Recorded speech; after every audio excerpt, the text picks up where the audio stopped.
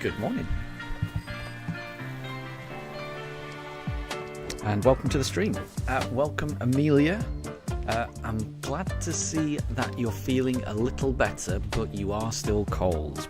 Right, so you just need to make sure you keep warm and fully recover, I think. And thank you very much. Yeah, we passed 400 subscribers the other day. So yeah, 401. It's pretty good. It's pretty good indeed. I'm very happy with that. So today we're going to be searching for a shining fossil. We've been looking for the fossil for a while. We've only just gone over full odds, so it's not too unexpected. So we'll see if we can find it today. I've got a good feeling about today. And Amelia, Daruk was looking at you. He was looking at the camera, wasn't he? He was looking at you there.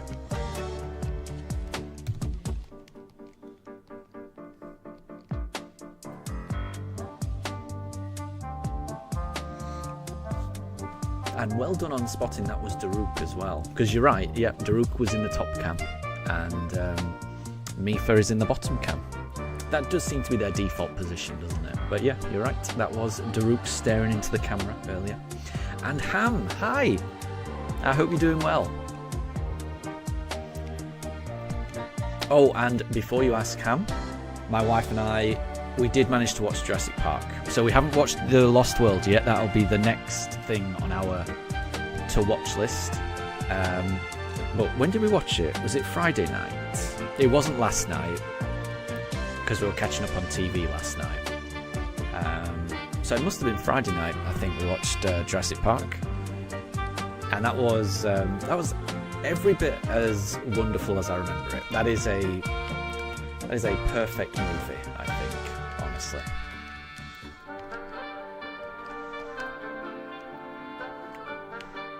I forgot how good the whole setup is, you know. It's all about insurance, and that's just a nice thing. And I thought I knew what you were going to say, Ham. I knew it. But yeah, it was well worth the watch, because I think there was bits I'd forgot. I think I'd forgot that it was all about the island, about an accident happening on the island, and because of that, John Hammond needed some expert opinions to get the insurers to say it's okay, and then that would calm the investors. And it was yeah, I liked it. Well, obviously I liked it. It's a wonderful film, but it was just nice. It was just a nice movie. Sam Neill's character, Alan, is it? He didn't want kids, and the whole movie is about him having kids. The safety of kids being thrust upon him, and responsibility and stuff like that, and having to deal with all of that, and learning to deal with all of that, which is kind of cool. You've got John Hammond always dealing with hubris.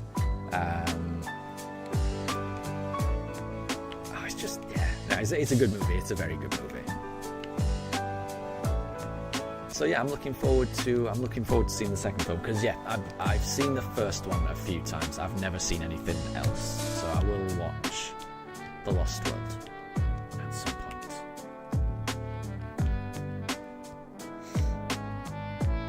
And Amelia, how are the Pugs? The Pugs are doing really well. The Pugs are great. They've been on their morning walk already. They've had their breakfast. They're a little bit snoozy. They've seen a couple of people walking their dogs go past the house, so they've had a good bark at strangers walking past the house. They're good.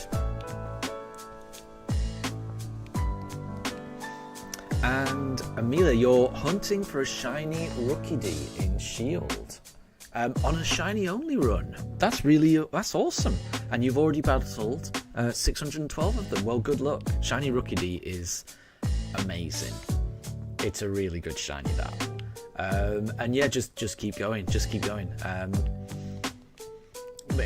Sword and Shield, it's similar to BDSP. You know, the odds you've got to deal with are quite high, 1 in 4,000. So don't, you know, as long as you're having fun, just keep going with it. And when it does shine, it will be worth it. That'll be amazing. But good going on getting through 600 already. Because that does take patience. And William, good to see you. I hope you're doing well. I hope you're doing well. And Amelia, you need some shiny luck? Well, all the very best of shiny luck from me, honestly. Because that will feel special when it does shine. Definitely.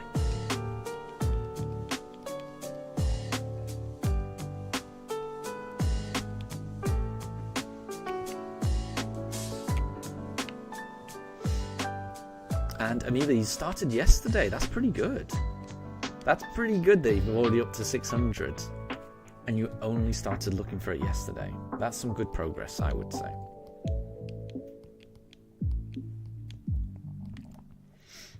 And Ham, you're glad we enjoyed it so much? Yeah, I mean, I knew I was going to enjoy it.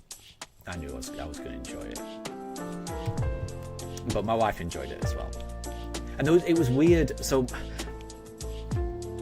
there was one scene that my wife remembered as we were watching it, but nothing else. And it was the scene where you first meet. I forget the guy's name. His surname's Nedry, and he's like the hacker who isn't being paid enough, so he agrees to steal the embryos. The scene where you first meet him, and he's kind of, he's off the island in a cafe outside having some breakfast. For some reason, my wife said that she remembered that scene, and that just seemed like such a fairly innocuous scene, like nothing else, but just that scene. So I think we're fairly certain that my wife had never seen the first one, but it was strange that she did remember that one unimportant scene. I would say it's an unimportant scene.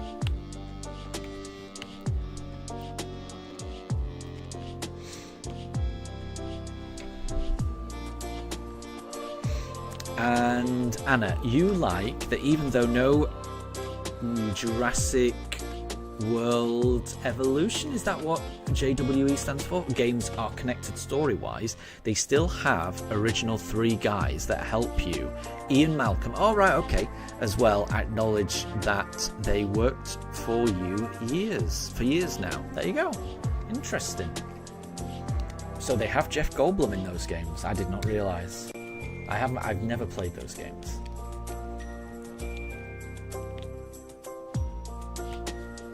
And Paranjul, good to see you. I hope you're doing well. And everything's good with me. Everything is good with me. We are we are continuing our shiny fossil hunt. It's a weekend, so I should be able to stream for quite a while. So I've got a good feeling, I think we might get it today. I think we might get it today. And if we can get it, then we'll move on to the next gym badge. I don't know if we'll have time to start the next hunt, because the next hunt will be what will it be? It'll be a Poke Radar hunt, and I've never done that before, so that might need a bit of prep. Because I've got some money, and I've heard that you need a lot of repels. So I've been farming as much as I can. How many repels have I got? Where are your repels? Here we go. So I've got 352, which is not bad, but I feel like I might need more, honestly. So I don't know if I'm ready for the Poke Radar hunt just yet. But I've been trying to farm as much money as I can. We'll see.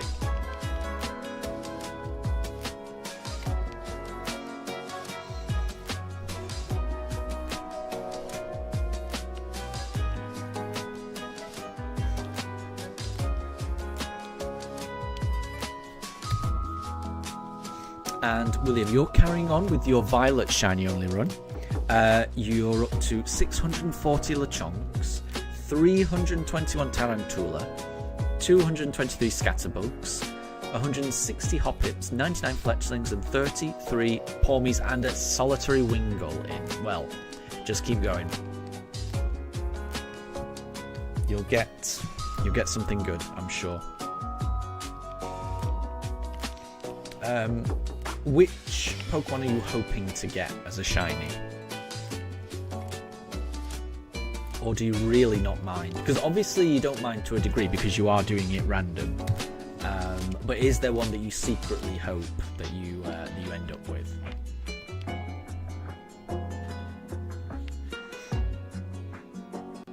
And Anna, you don't have Dr. Grant or Salter in as yet. Who's Salter? I know. So Dr. Grant, that's Sam Neill's character, right? Is it Alan Grant? Who's Salter? Is that his girlfriend? Ellie. Is it Ellie? I watched the movie a couple of days ago and I always forget the names. It's embarrassing. I'm rubbish with names. And William, you're hoping for either a Pawmi or a Fletchling. Nice. They both would be good. And Katri, welcome to stream. I hope you're doing well. Ellie. Yeah, right. Yes, gotcha. Yeah. So I forgot her surname. Right. Thank you. I forgot her surname.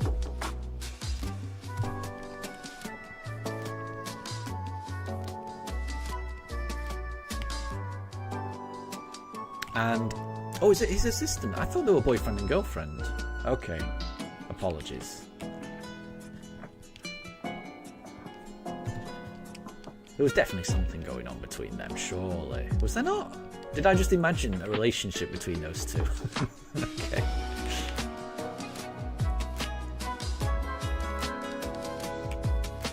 That would make more sense if they were not romantically involved, because Jeff Goldblum was getting quite handsy with Ellie doing that whole chaos experiment with the water droplet. Fair enough.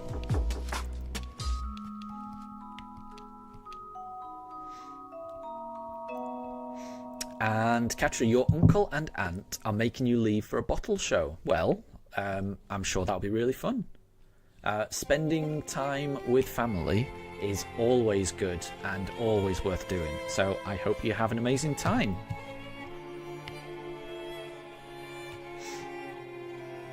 And William, you just found the largest scatterbug you've ever seen. So I mean, if it was me, I would be hoping for a scatterbug. Vivillon's one of my favourite Pokemon. So you know, I hope you get the Pokemon you want. But if you can't get the Pokemon you want, then my hope would be for a scatterbug. I just think they're great. But I know that not everyone likes them. Oh, we've run out of fossils. So let's reset and start a new batch. And Anna. Oh, they did have a relationship, but she was also Dr. Grant's assistant. Okay, fair enough. I thought they were just colleagues. I didn't realise there was a... I didn't realise was it. Are you sure she's an assistant? Because she seemed to have a completely different speciality. Like, he was a archaeologist and she was... I don't know what the word is, but it was to do with like the history of plants. It seemed very, very different, which is why I didn't think she was an assistant. I thought they were just colleagues in different, related but different fields. But fair enough. Did not realise. And Wolf, good morning. I hope you're doing well.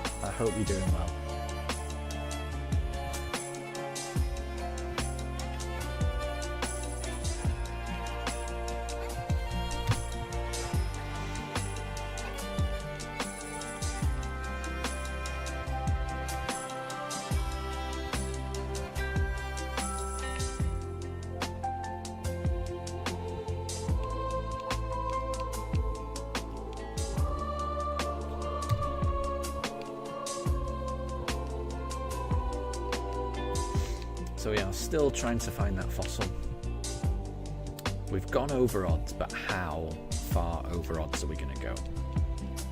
I was looking on Discord, I think was it last night, and I saw that Calamari had found a shiny Shieldon, but it took them 16,000 fossils to get it. 16,000. So, what I'm trying to say is, this hunt could go long. You never know. You never know in shiny hunting. It could be the next encounter, or it could be after another 12,000 encounters. William, what fossil am I hoping for? I'm hoping for a fossil that is not weak to ice. That's what I'm hoping for. And Pranjul, your comments are being removed. Oh.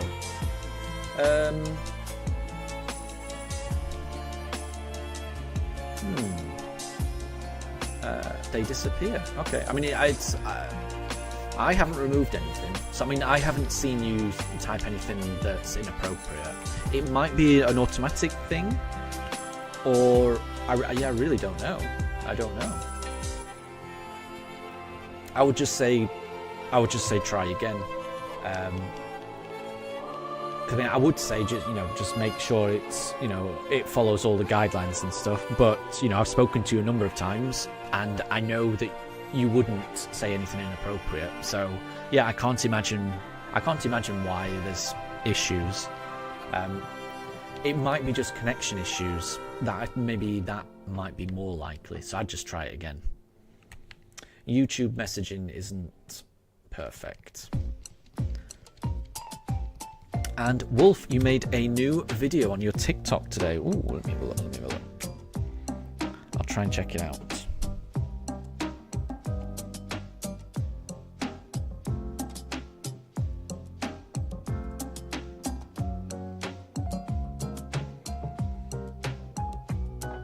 But I won't be able to listen to anything. I can have a look. Oh, I think you need to have sound, don't you? I'll check that out afterwards. So I don't think I'll be able to fully grasp it just by watching. And Amelia, the thing you were talking about on TikTok last time, it was like on a TV, a speaker that plays an audio of someone knocking on the door, and at the end it says FBI, open up it's over me. I do remember you describing that last time. I think I was a bit confused by it last time, honestly. That hasn't come up on my TikTok recommendeds, anything like that. But I'll keep an eye out.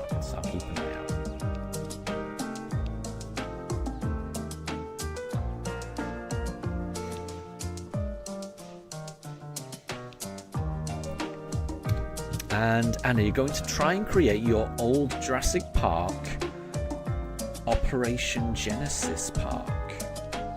That sounds fun. I mean, I like the idea of building a Jurassic Park theme park. That sounds like a good idea for a game.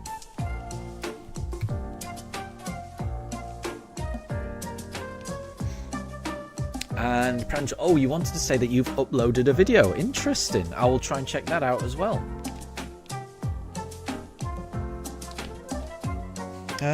Bear with me. I just want to make sure because I must say, Pranjal, I didn't realise that you made videos.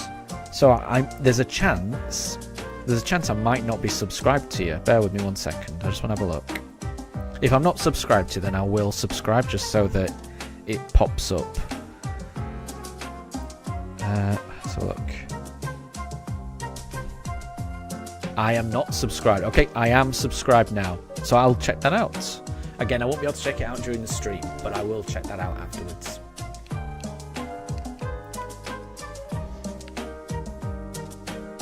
And Wolf, it's got music in the background, your video, and it's an epic video. It sounds great. Oh yeah, I will check that out afterwards. Or I may even be able to check it out when we take a break.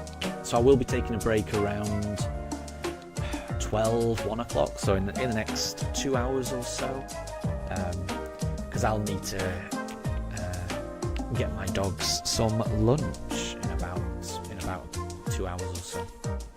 So I may even be able to watch it then. And William, you wouldn't say anything inappropriate either. I believe that. Yep. There's some streamers where you can do those types of jokes, but here it's exactly, yeah. I do try to keep things nice and chill, nice and calm, not offensive and not controversial. That's what I'm going for. I don't always achieve that, but that's the aim. So yeah. I really do appreciate how how calm and chill everyone is that seems to join the stream. I do appreciate that. And Pranjal, you just started your channel like 2 or 3 days ago. Nice. That's good. That's good. You just got to keep going. You just got to keep going with things.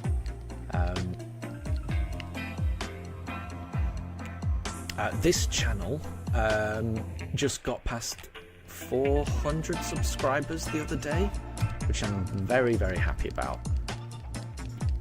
Very happy about.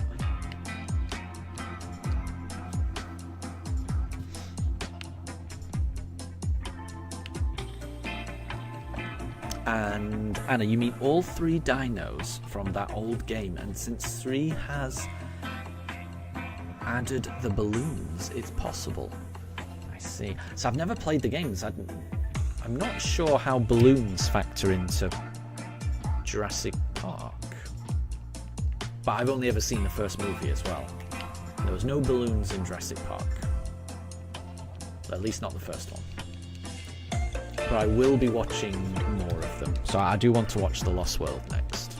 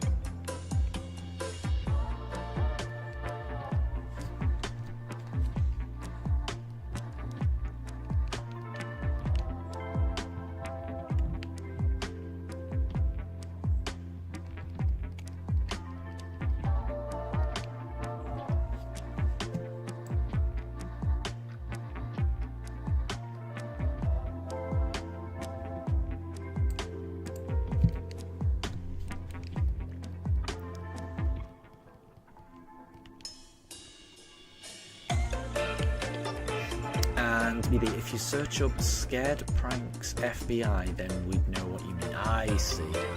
I'll try and have a look. Although I will say, I don't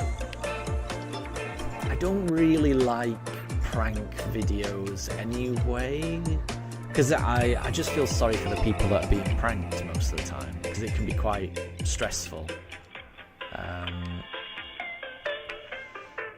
A lot of prank videos I've seen just seem a bit mean-spirited, honestly. I know that's not the case for all of them, but yeah, I'm not a massive fan of prank videos, and I don't blame people that do like them. It's absolutely fine, but yeah, I don't think it's something that I would like, honestly.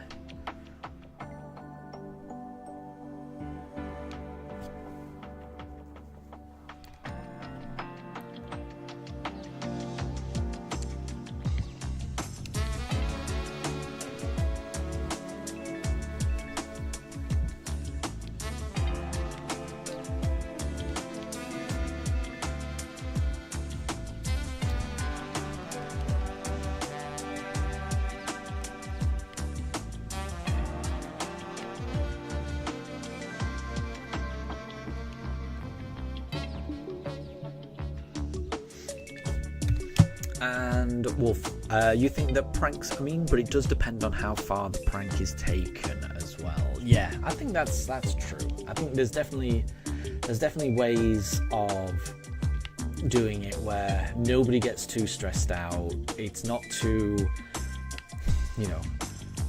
intrusive. No one put out too much there's ways of doing it, but the vast majority of prank videos I've seen online are not that, and it's just people being annoying or obnoxious to people just trying to go about the business. I don't know. I'm not a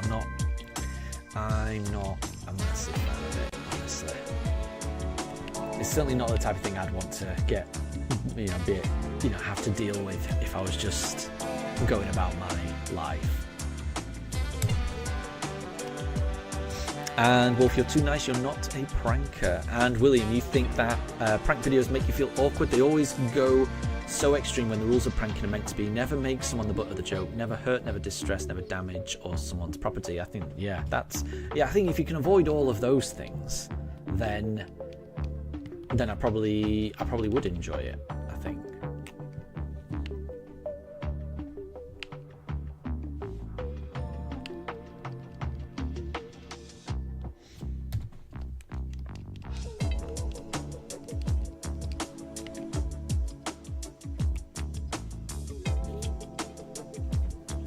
I think those are good rules to live by, actually. Yeah. So, William, I think you got it spot on there. And Wolf, there's some pranks that are taken too far, but you also think it's mean to prank animals as well. Oh yeah, I would agree with that.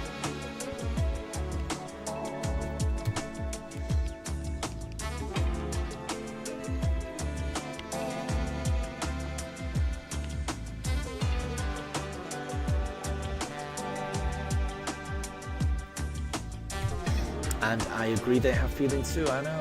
Yeah. Why would you want to stress out an animal? That's never good. That's never good. Animals are stressed out enough. Amelia says never prank the pugs. The pugs don't get pranked. The pugs are more likely to prank me than me prank them, honestly.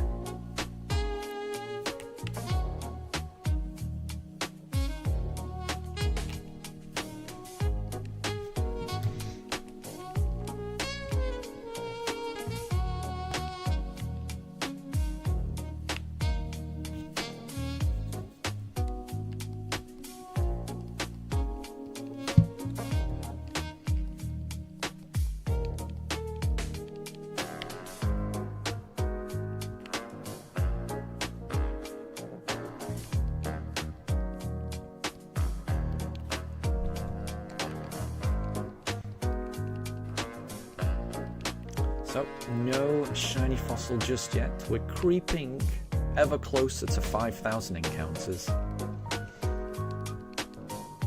Are we going to get it before 5,000?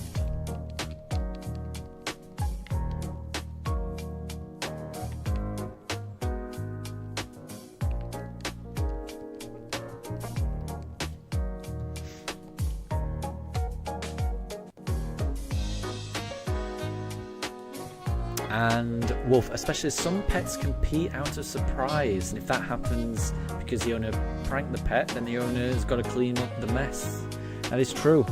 That is true. Mifa, when she was younger, she would pee when she was, I don't know if it was surprised, but it was when she was really, really happy. So when I would go to work, when she was a puppy, when I would go to work, she'd be at home, with Daruk and my wife. Then I would get home, and then she'd, jump up, paw at me, and then I would fuss over her, and then I'd just realise that she's just peed everywhere. And it happened quite a few times. So I got into a habit of, whenever I would come home, I would just run to the kitchen because it's easier to clean up in the kitchen, and then kind of ignore her until I got to the kitchen, and then play with her, just because I was worried she was gonna pee. She grew out of it quite fast, but there was a good 3 or 4 months where I just when I would come in from the house, I could not greet her because she would get too excited, and I'm assuming that's a fairly normal thing for puppies because she did grow out of it.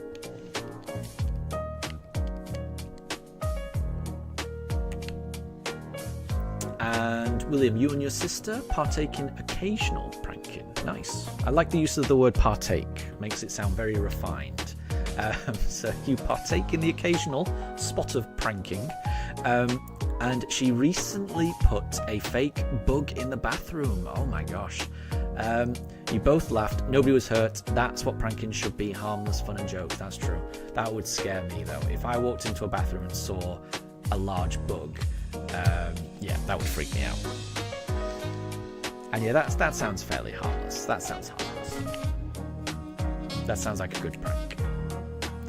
And Wolf, well, if it's not taken too far and you understand the other person and they can tolerate being pranked and it's a fun prank, then it's all fine. That is true. I think you have to know the person. I get very worried around pranking of strangers, things like that, because how do you know how they're going to take it? You know. But yeah, I guess it's better if it's someone you know and you understand them.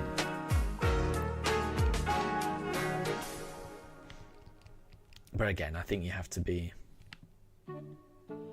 I think there has to be a certain type of relationship there. And I don't know.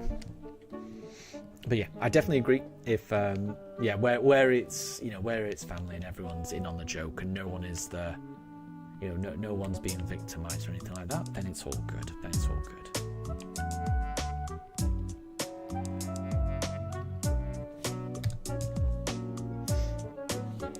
And William, coming from an autistic person with sensory issues, sudden loud noises can make you break. Yeah, and you should never prank strangers. Exactly, you should never prank strangers. I agree, especially on the streets, like you've seen. And Wolf, you don't like getting jump scared either. Exactly. Yeah, no, I would imagine no one likes getting jump scared. Oh wait, I've just realised that I do prank my wife actually. And maybe I should stop.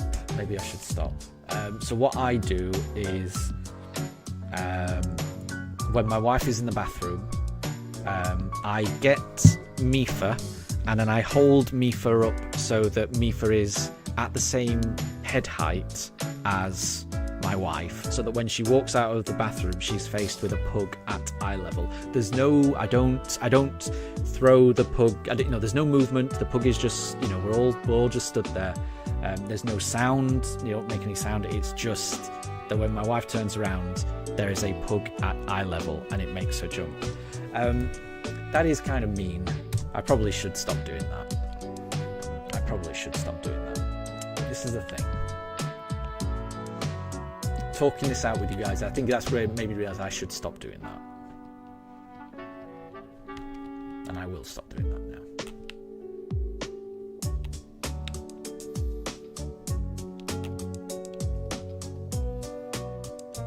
And Wolf, getting jump scared annoys you, you don't like it? No, exactly. Yeah, I don't think jump scares are a good thing.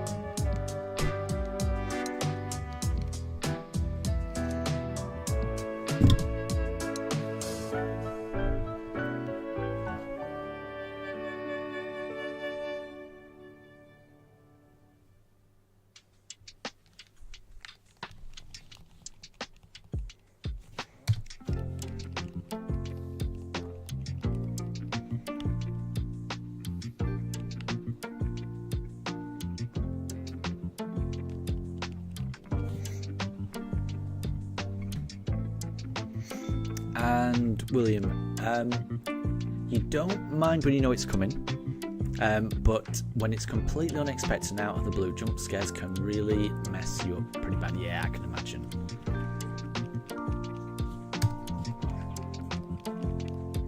Yeah, it's not the best.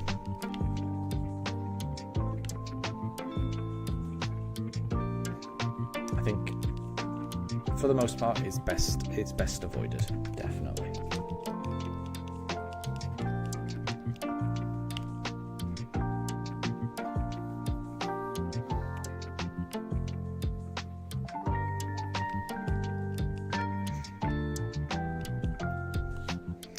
And Mr. Rubgrub, welcome back. I hope you're doing well. But it sounds like you're ready to give up. You're almost 3 times over odds for the starter.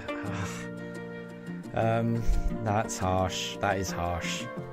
3 times over the odds is harsh. I don't know what to say. Because it is a difficult situation to be in. I think it's all about whether you're still enjoying it, because I think you've got to keep going. I think you've got to enjoy it.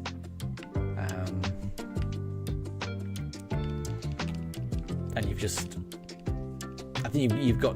got to weigh up: are you enjoying the hunt?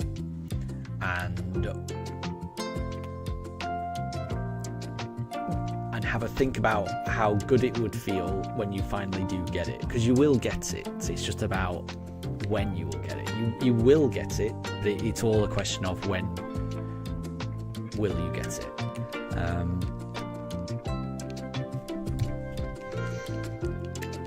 And at the end of the day, it's all about what you will enjoy spending your time on.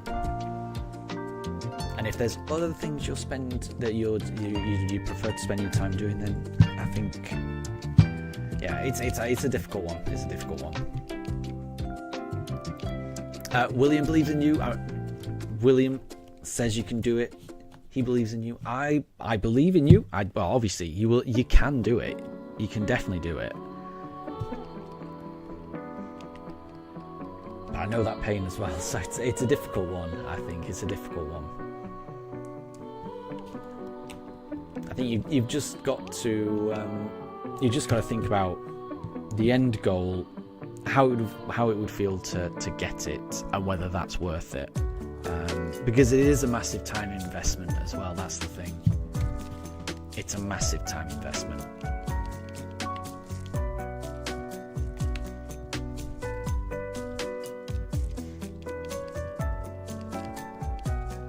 I mean, my start hunt only went 2 times over, but I mean, I would say that was worth every second that I spent on it. You know, it was, you know, there wasn't a part of it that it crossed my mind to give up. And William, you just found a shiny tarantula. That is a good shiny, isn't it? Well done. That is a really good shiny. I do love that.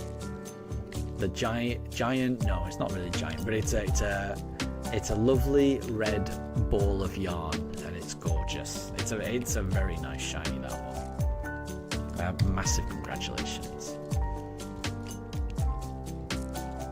That's a really good starting team member, I would say.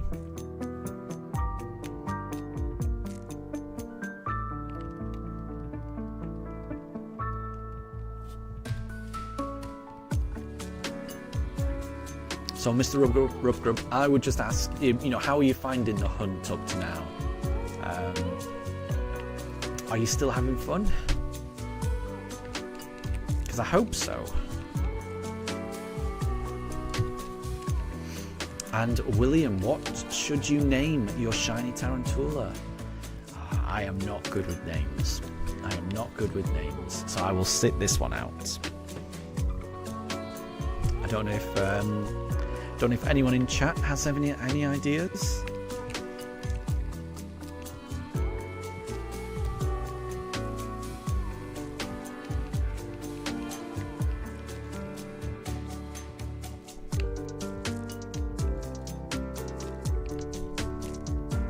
Wolf suggests Weathercat, yeah.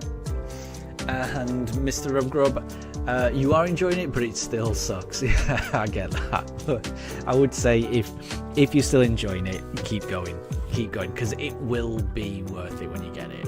And I know it sucks. It definitely. And then in that case, then I know how you're feeling. Then yeah, I mean, I think it's worth going. because it will happen. You've just got to keep going, and it could always be the next encounter. It's a cliche, but every encounter, you know, it could always be the next one. The shiny could always be around the corner. You've just got to keep going to find out whether that's the case, and it will feel amazing. The longer it takes, in my opinion, the bigger the emotional payoff when you do get it.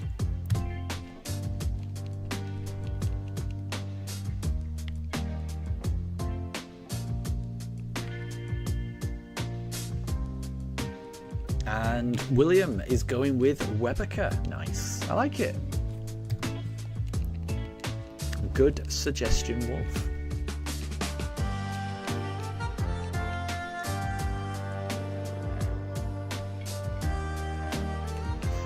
And Amelia, you're up to 645 rookie Ds. Keep going. Keep going. And you'll get the shiny. And Anna, you're going to try and beat Eevee in Let's Go Pikachu and Eevee. Nice. I do like Let's Go. I do like the Let's Go games.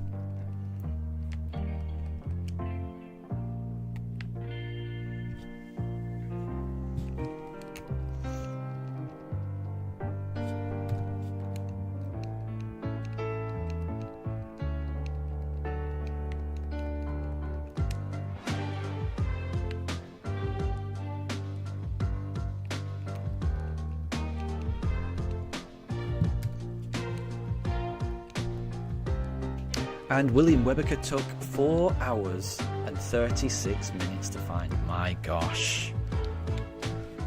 Oof. And it's a different kind of difficulty, shiny hunting in Scarlet and Violet, in my opinion. Because it's not just 4 hours, you know, because I'm going to be streaming for 4 hours now. But I'm not, like, my eyes are not focused on the screen intently the entire time. Whereas in Scarlet and Violet, those same 4.5 hours, you've got to be eyes peeled, concentrating the entire time. Is there a shiny lurking in that grass? Is that shadow cast over that Pokemon a shiny, or just, you know, just the light reflecting a different way? There's a different level of concentration that you need for those hunts as opposed to this, and it just means that I could imagine that those 4.5 hours will have felt a lot longer, because that's a long time to keep your attention and your concentration up. So yeah, well done, William, well done. And Anna, you need the Pikachu exclusives though. Oh, I can't remember which ones they are. I won't be able to help because I've only got my Switch 2 on me at the moment. I think everything else is downstairs.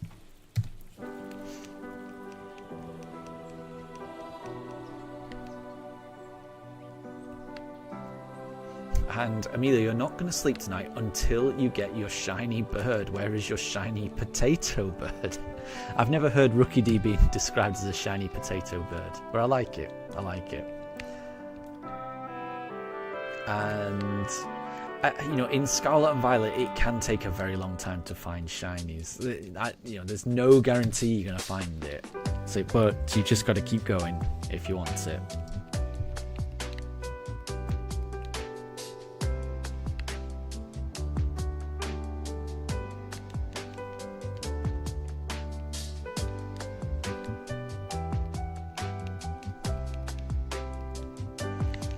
Bear with me.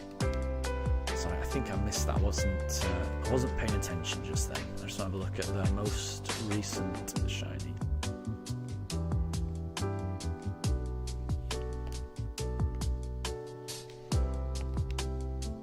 Nope.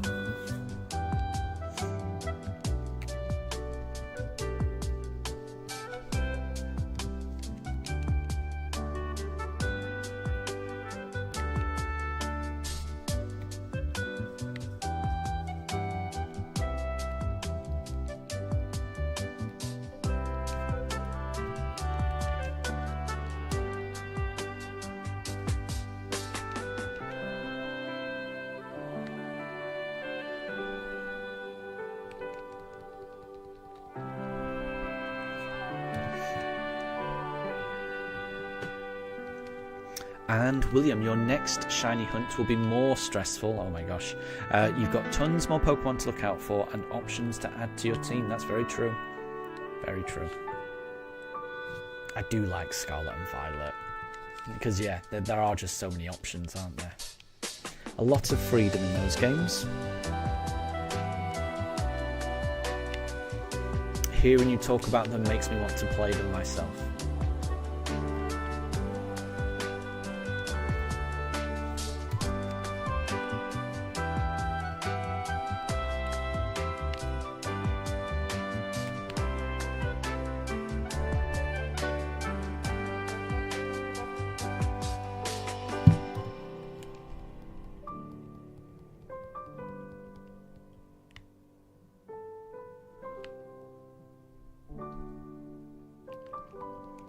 And William, your plan is to hunt for around an hour in one area, then move on to another to help break up the hunt. I like it.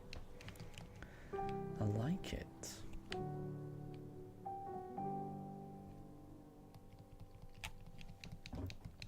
Well, I hope you get a Pokemon that you're hoping for.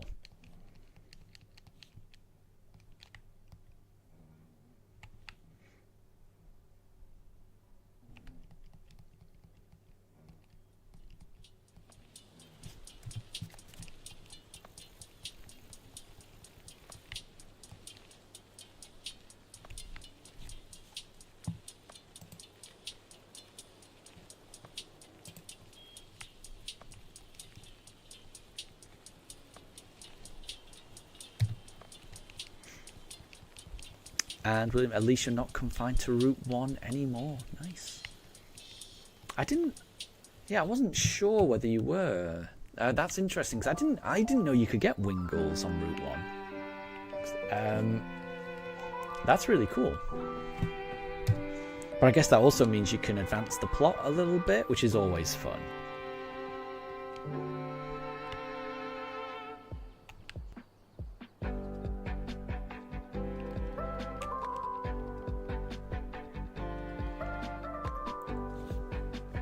And the camera zooming on Daruk sleeping is very cute. It is. Well, yeah.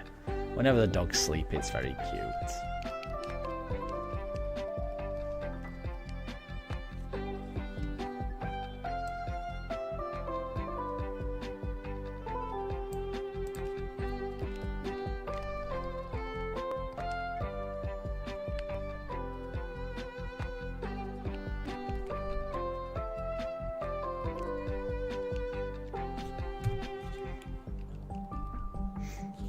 And William, there's not a lot that you'd not want to find. The ones you're trying to avoid are Wiglet, Scatterbug, or Sunkern. Fair enough. Fair enough. I feel bad about poor Scatterbug. Honestly, Scatterbug, don't write off Scatterbug. When it evolves into a Vivillon, it's a gorgeous Pokemon. It's a gorgeous Pokemon.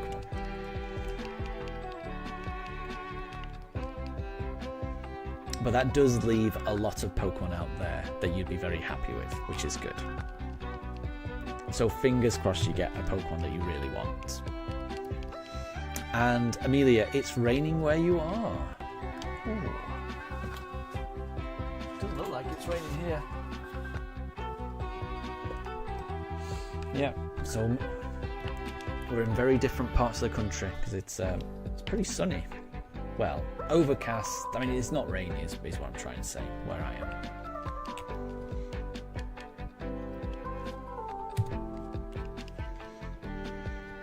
It didn't rain all yesterday. I managed to get a lot of housework done yesterday, which I was very happy with.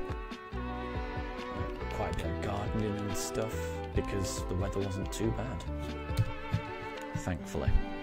And William, Magikarp, Fletchling, Ralts, Squovert are high on the want list. Ooh, yeah, there's a couple of good ones there. Now, you mean you can't really beat a shiny Magikarp, in my opinion. It's just it's like the classic. It's like the original shiny. A shiny Magikarp, a shiny Gyarados, that's like, to me, that is the original shiny. So that's a classic one. And having a Gyarados on your playthrough is a wonderful thing. Oh, we've run out of fossils yet again. Try again. Amelia, you've battled so many Rookies that your score bunny has evolved. Yeah, that will happen. That will happen. It may evolve all the way into a Cinderace. That can definitely happen.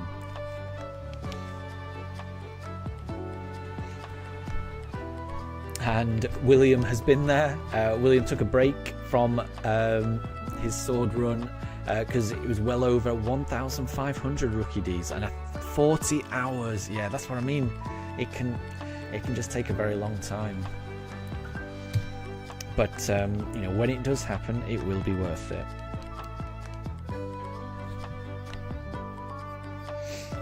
And Anna, you got 2 Japanese Eevees and Riolu, which evolved into a Lucario. Nice.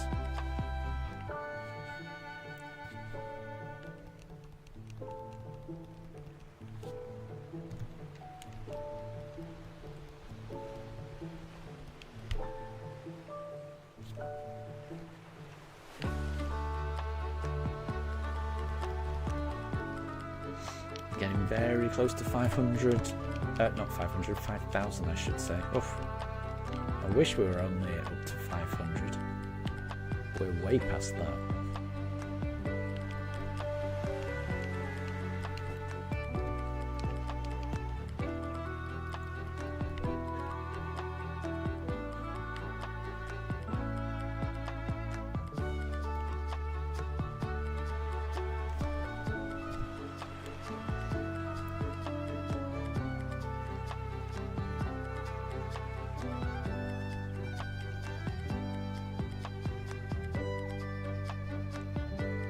And hi there, Ironixie. Welcome to stream. Thank you very much for stopping by. I hope you're doing really well.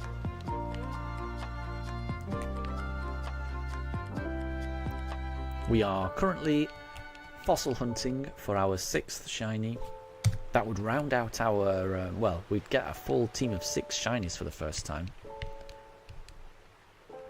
But we're doing a shiny badge quest in Pokemon Shining Pearl.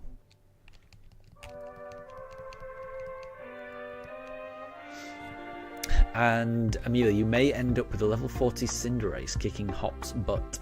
Yeah, that is very possible. That is very possible.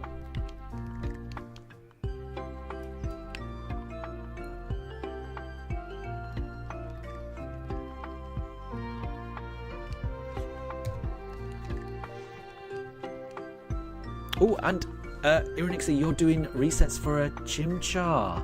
And you're almost at 500. Are you in BDSP as well? I mean, either way, whether you're doing resets for a Chimchar in BDSP or in the original Diamond and Pearl or Platinum, whichever game you're doing it in, the very best of luck. It's a long hunt in any game. But yeah, I wish you all the best. It will definitely be worth it when that Chimchar shines. I know exactly how you feel. If you're doing it in BDSP, I know exactly how you feel. You know, it took me 8,700 resets to get my Turtwig. And you are doing it in BDSP, then yes, I know exactly how you feel then. So yeah, you just got to keep going. You just got to make sure you're enjoying yourself while you're doing it. You're keeping yourself occupied, and it doesn't feel like a grind. And then, you know, then when the shiny comes, you know, it will come whenever it comes, and when it comes, it will be amazing when it happens. So just stay in a positive mood while you're doing it, is what I would say, and just enjoy the process. And Moondrop, good to see you. I hope you're doing well. I'm doing really well. We are looking for our 6th shiny team member. It's the weekend. It's a nice day outside. I had a very productive day yesterday. Got loads of housework done. I feel a lot better at having done all of that. So, yeah, I'm very much looking forward to having a nice, chilled out Sunday. Trying to find a shiny Pokemon. And maybe we'll find it today, you never know.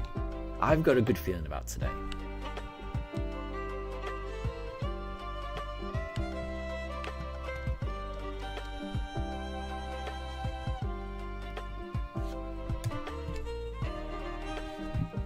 And Annie, you're still doing brief in your playthrough. Does that mean you're still at the briefcase stage in your playthrough? The briefcase, in a shiny only run, the briefcase stage of BDSP is the longest stage. I can attest to that. Yeah, it's the most difficult thing, and it's the first hunt. It's crazy. Every other hunt afterwards, it's not as bad. That's the difficult one, definitely. Oh, and Irinixie, you're also playing a shiny badge quest. Nice one. I swear, just keep going. You will have fun with it. If your goal is to do a shiny playthrough afterwards, then yeah, the first hunt, it feels bad. It does feel bad, but you've just got to keep in the back of your mind that when you get it, it's going to feel amazing, and it's going to allow you to progress the game. So, everyone's gone through it, It's, yeah. The first hunt is always the most difficult, but just, if you can get through that, then you can get through anything, is what I would say.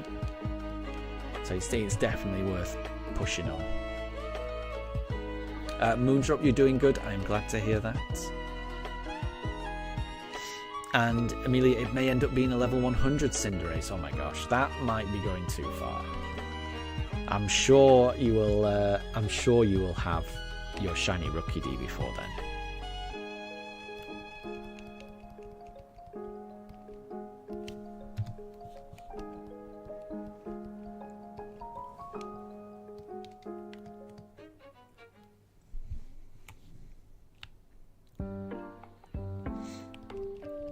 And Irinixie, you wish you could stream the process, but you're on a long hiatus due to your current living situation. Yeah, I can imagine. It kind of does need to be... streaming does require a bit of space and stability, doesn't it? Which life doesn't always throw at you sometimes. So I get that. And I know what you mean, because it is more fun to do these kind of hunts with other people, if you know what I mean. So I mean, the reason I've been able to go so far in this run is because I've had all of you kind of keeping me company through this run. I think it does help. It does help to either stream or to just join someone else's stream. It just helps. Just to know that there are other people going through the same thing. And for me, it also helped me just to know that other people were still finding shiny starters in BDSP. It got to a stage, once I went past double odds, we've run out of fossils. But once we got past double odds in the starter hunt, I did start to wonder, had there been a stealth update to the games where they'd actually taken out the ability to get a shiny starter. So being able to watch other streamers get the shiny starter, and knowing for a fact that there wasn't some glitch which was preventing me from getting a shiny starter, it made me feel a lot better.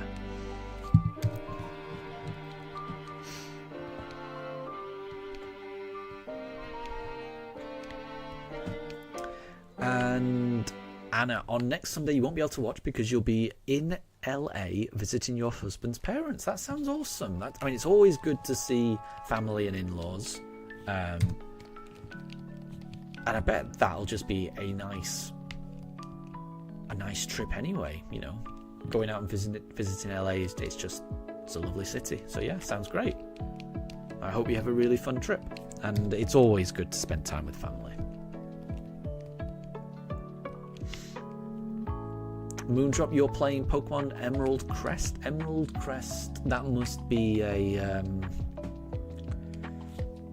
ROM hack, right? So I've heard of Pokemon Emerald, I haven't heard of Emerald Crest, which makes me think it must be a ROM hack, right? I haven't played many of those. games. I don't think I've played any of them, but they always sound really interesting. Oh, and we've gone past 5,000. I wasn't even paying attention there. Amelia, your reboot is already at level 23. And Amelia, thank you very much for the shiny look. Yeah, I just breezed past encounter 5,000 there. I got to encounter 5,000 before I even knew what I was doing. I'm kind of on autopilot at the moment.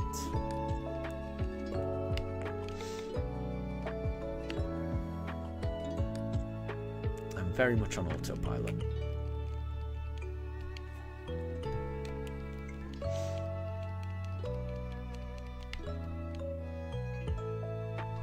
And Moondrop, yep, it's an emerald ROM. It sounds fun.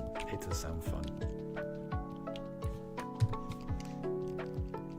I wish there was a way to play stuff like that on the Switch.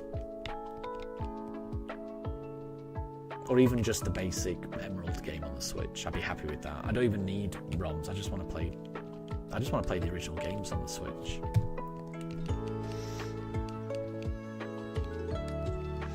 And William, you think it'd be fun if we got it on 5,555? Well, I think we're going to get up to that today, honestly. I don't know how many we're going to get through, but I've got a feeling we might. I've got a feeling we're probably going to get through at least another 500 today. So I would be happy with that, very much so. And Moondrop, you're doing randomized moves, types, abilities, Pokemon gym leaders. Oh, and gym leaders have full teams and random items. Nice. And that, yeah, I wish that was just a standard thing, honestly, in Pokemon games. I've never quite understood why gym leaders don't have full teams and stuff. Or at least why they don't get... You know, at least the later gyms have full teams. It just seems strange.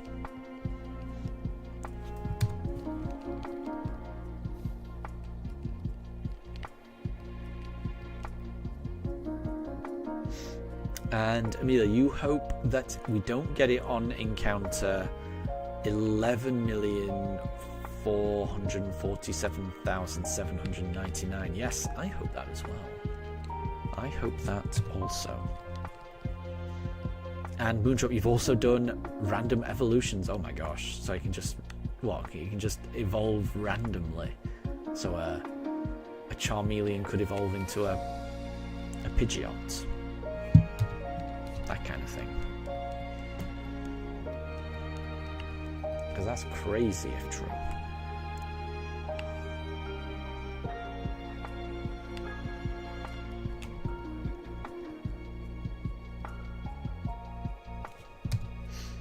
And William, were you going easy on him or something, says Nimona. And all William's got is a level 4 discoloured spider that took 4.5 hours to find. Oh my gosh. Yeah, it's not fair, is it? It's not fair.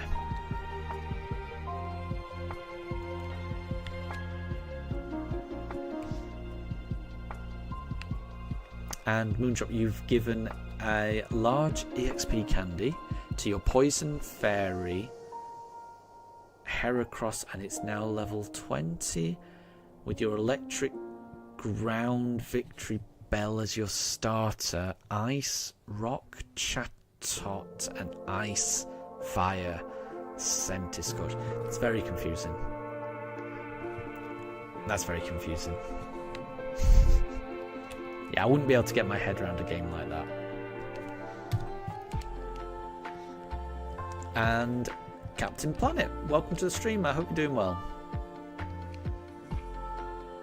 It's hard for me to tell. Is your profile picture Hank from King of the Hill?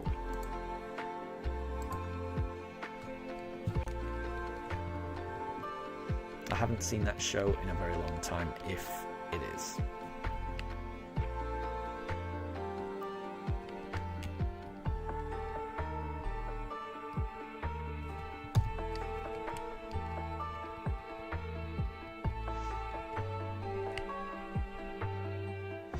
And William, Arvin Scrover only used Tail Whip and you won with 2 HP to go.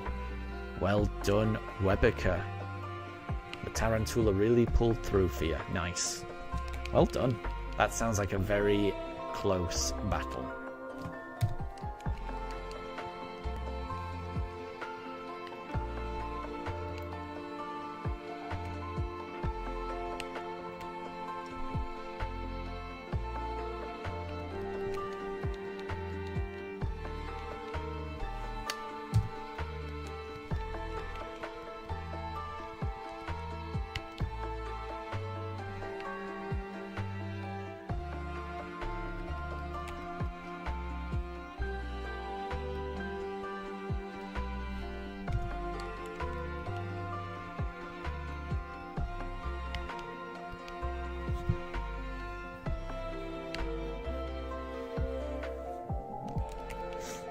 And it is King of the Hill. You just watched the new season of King of the Hill and it had you down in laughter. Are they still making new seasons of King of the Hill? I haven't, honestly, I've not watched that show since, I don't know, probably, I feel like since 2000 is probably the last time I watched that. I did used to enjoy it. I really did used to enjoy that show. Is it written by, what is that guy called? It's written by the same guy that did the original Beavis and Butthead. I think they may have also done Silicon Valley and Office Space as well. Is it Mike Judge? I forget his name. I can't remember the guy's name, but he's a very talented writer and creator. But I had no idea they were still making King of the Hill. I definitely did not know there was a new season. I'll have to watch that. And Calamari, welcome back. Thank you very much. Thank you. I hope we get the fossil soon, and I'm sure we will. You know, we've gone a little bit over the odds. We haven't gone as over the odds as your shiny hunt went. So massive congrats to you for getting your shiny shield on. Oh, we need to reset. Yes, it was 16,000, right? That's a crazy amount to go through. It's that is a big achievement to get through a hunt like that. So massive congratulations, Calamari. It must have felt amazing to get that shiny shield on. And Amelia, when you find the shiny, Hop will be like, where have you been? It's been 11 hours and 22 minutes. It will feel great when you get the shiny Rookie D, honestly. Trust me. And Captain Planet, so he made season 14 2 years ago, and it's only just coming out, and it was Mike Judge. I thought it was Mike Judge. Good, I'm glad I got that right. I was only about 60% sure on that. But interesting. I'll have to maybe try and catch up on that. It's a very funny show, or it definitely used to be a very funny show. But again, I had no idea that it had been. I mean, it must have been resurrected, right? Because it's clearly not been going. Because I remember watching it in the late 90s, and it must have stopped, because if it had kept going, and since then it would be on a lot higher than 14 seasons. So there must have been quite a long hiatus for that show.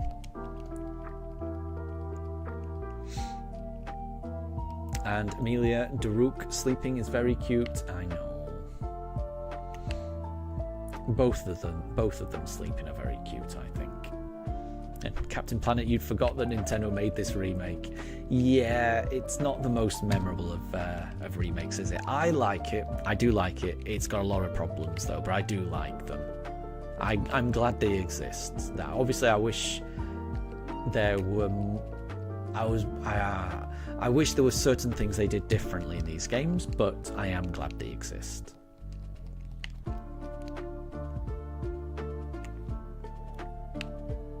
And Calamari, to be fair, you've been really lucky with your other full odds hunts, so something this long is warranted. That might be true, but that doesn't make it any easier to get through, I would say. That is still a challenging hunt to have done, so well done. And hopefully that means you're due quite a few under odds hunts as a reward for getting through that, in my opinion. And Moondrop, why are we talking about your least favourite Pokemon's pre-evolution? I don't know. Which Pokemon is that? Which Pokemon are you referring to, Moondrop?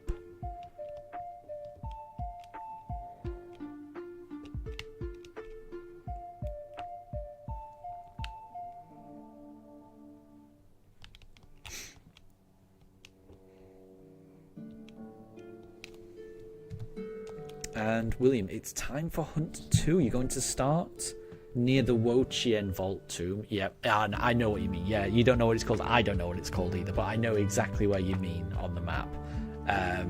Hunt for an hour, then move on to just below the lighthouse. Fair enough.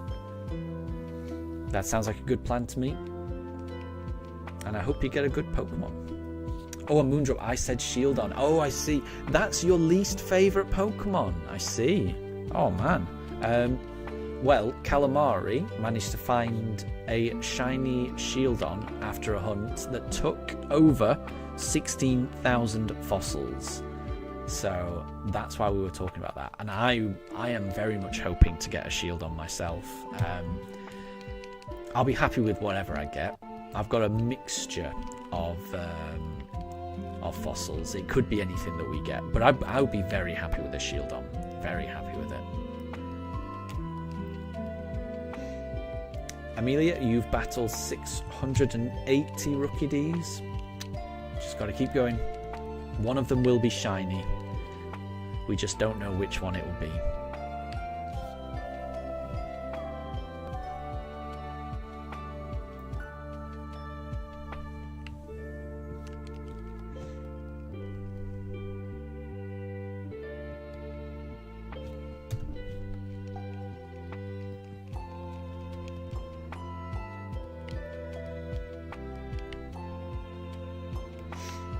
And Moondrop Bastiodon is your least favourite. Interesting.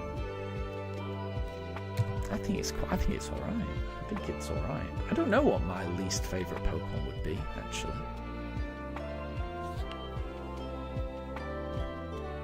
Probably one of the Pokemon that I struggle to pronounce, like a Lomomola or Lomomola. I'm not a fan of that one because I can't say it.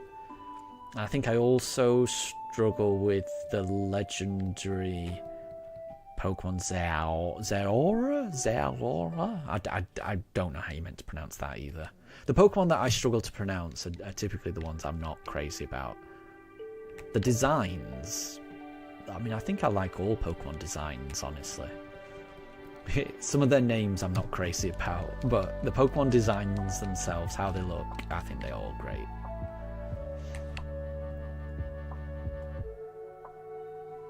And William, you're not knocking out Pokemon anymore, you're just running around, fair enough. Your least favourite is Jinx. It makes you a bit uncomfortable. Yeah, fair enough, actually. And while it's not your favourite, you do kind of love Trubbish. There you go. And Amelia says Zeraora. Yeah, I just struggle with it. I always worry about saying it. I always feel like I'm saying it wrong.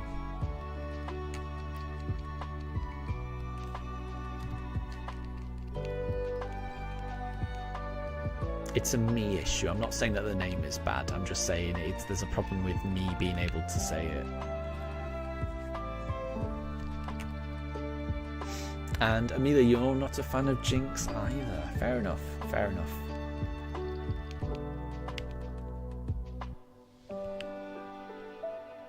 It's definitely not one of my favourites. But I definitely wouldn't say I dislike it or anything like that. I mean, if only because it's a Generation 1 Pokemon, so it's a Pokemon that I don't know. I've got very fond nostalgia for like the first generation. So I'll always like all of the designs in the first generation.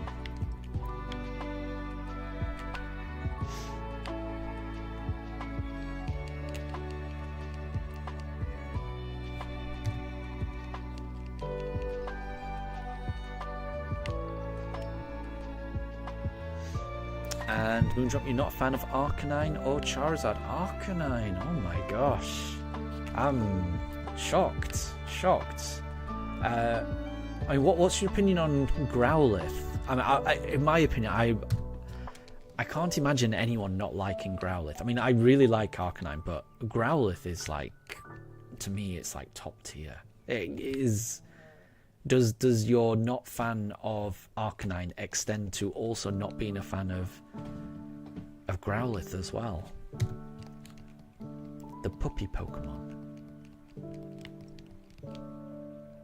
The Pokemon that always, that often accompanies Officer Jenny in the anime, and who James had a little puppy called Growly when he was younger. It's adorable.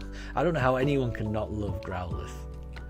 And I think Arcanine's a great evolution, but Moondrop, you're saying Growlithe is not great? Oh yeah, I'm shocked. I'm shocked. That one shocks me. There's not many Pokemon opinions that shock me, but not liking Growlithe, that one shocks me.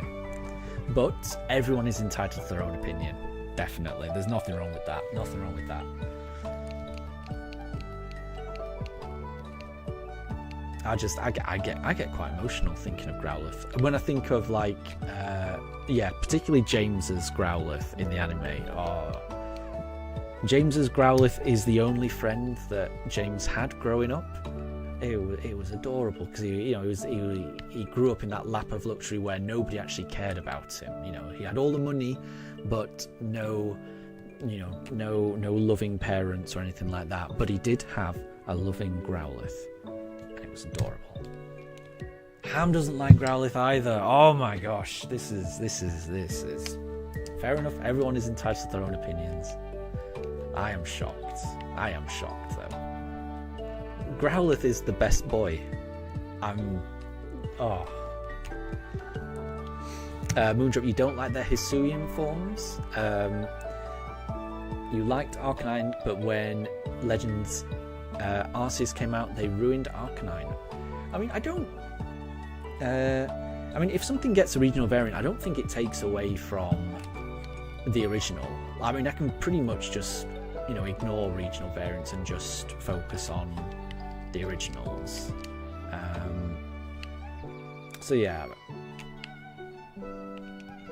just because something has got like a mega evolution or a different variant or even a is it a convergent? What is the difference between like Quagsire and Clodsire? They're not regional variants there, but they're regional equivalents or something. I don't know what the deal is, but I don't think Clodsire takes away from Quagsire or anything like that. But I think Clodsire is adorable, but just because something has got like a new updated version, I don't think it takes away from the original, personally.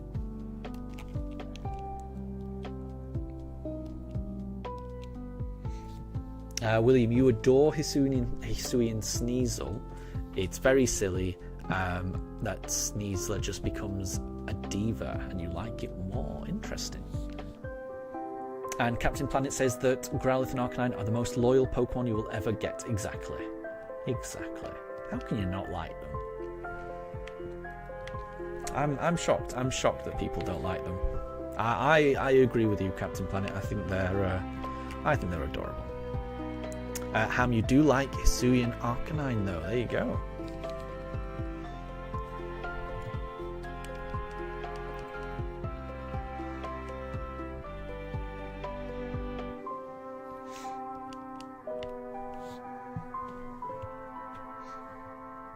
So, Captain Planet, you like the design, just not the typing, really. Who designed rock, fire? It's not a very smart combination.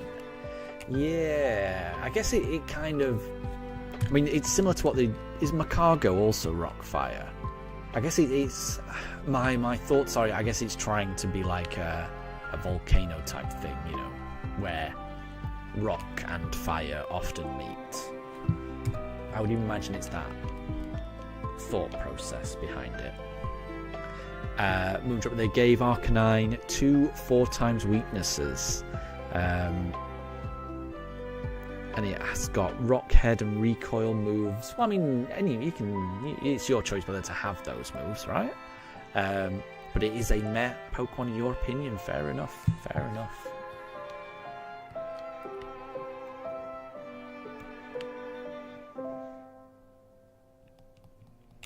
And William, it's seen a fair amount of competitive use, though. I have seen some people using Hisuian Arcanine as in place of Incineroar. It's not I'm not going to say that Hisuian Arcanine is as prevalent as Incineroar in competitive. It certainly isn't, but I have seen some people running it in place of it, because you still get that Intimidate.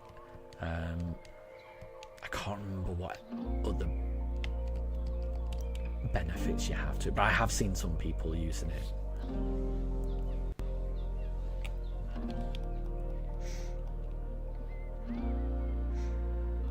And Ham, you really like the one-stage Pokemon, the ones that do not evolve. You think every single one is great. Nice.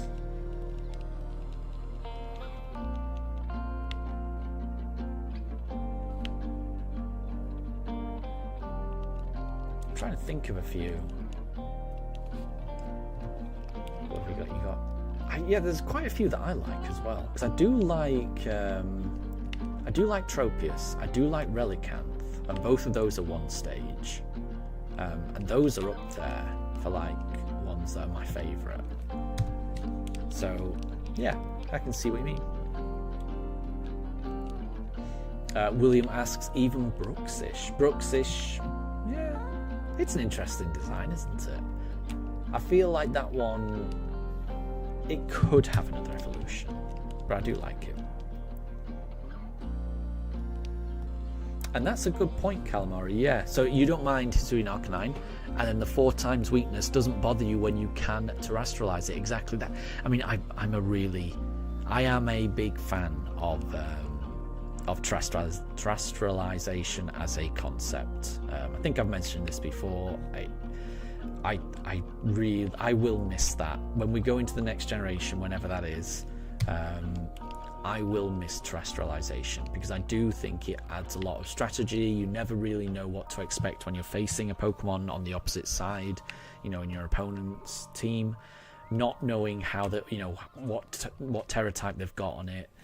It just completely changes everything that you think you know about how the battle might go, and it's just a wonderful mechanic. I will miss that when it's gone. Yeah, but I'm sure the Pokemon company's got other ideas, and equally as good.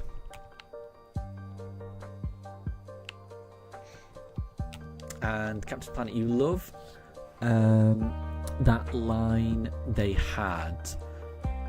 You think her generator Hisui or something. You don't know what the number or something like playing in the newer games. I'm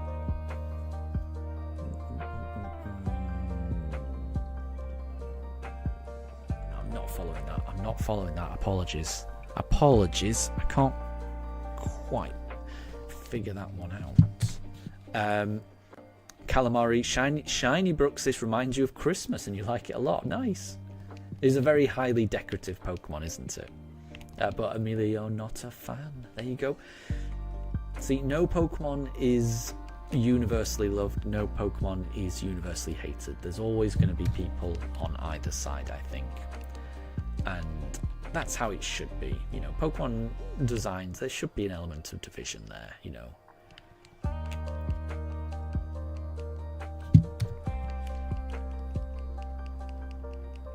if something is just universally liked, then I think that tends to say that the design is a bit tame, and they've just gone on the safe side. The ones that are a little bit divisive tends to be the more interesting designs. That's generally how life works. If you want just something down the middle that will not offend people, it tends to be quite plain. But when you go out there and make a bit of a interesting design choice, you're going to get people that really like it, and you're going to get people that really hate it. And for me, I prefer interesting design choices rather than just playing it safe.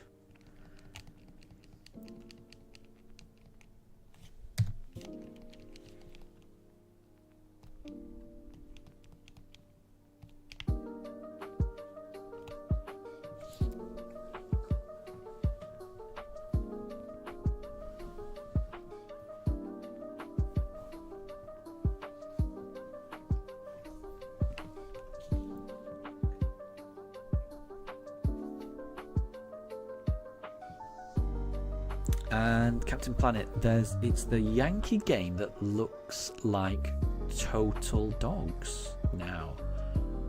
You're sorry the game doesn't look good to you. You think Nintendo's losing their touch? Interesting. I don't know. Is this Legend ZA, do you mean? Or I'm not quite following the game you're talking about.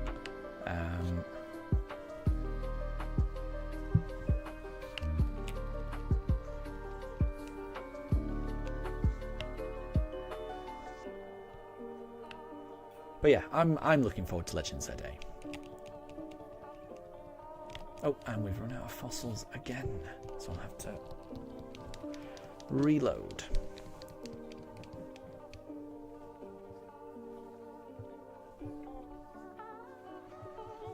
And it might, yeah, I think YouTube has a lot of autocorrect, doesn't it? And there's lots of autocorrect around. It can make it a bit tricky.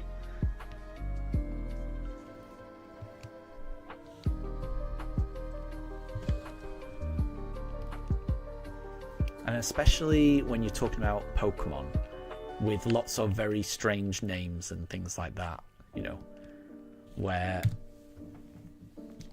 yeah, when you're trying to describe Pokemon things, autocorrect will have a heart attack and think, oh no, you've blatantly spelt that wrong, even though you spelt it exactly the way that it's supposed to be spelt in Pokemon. They'll just say, no, the person blatantly didn't mean to type that, let's change it to something completely different. So yeah, that's definitely happened to me before. And Amelia, your next shiny hunt is Zigzagoon. Is that after the Rookidee, or are you moving on from Rookidee and just going? Are you going to Zigzagoon now, or do you mean you're going to do that after you've found your Rookidee?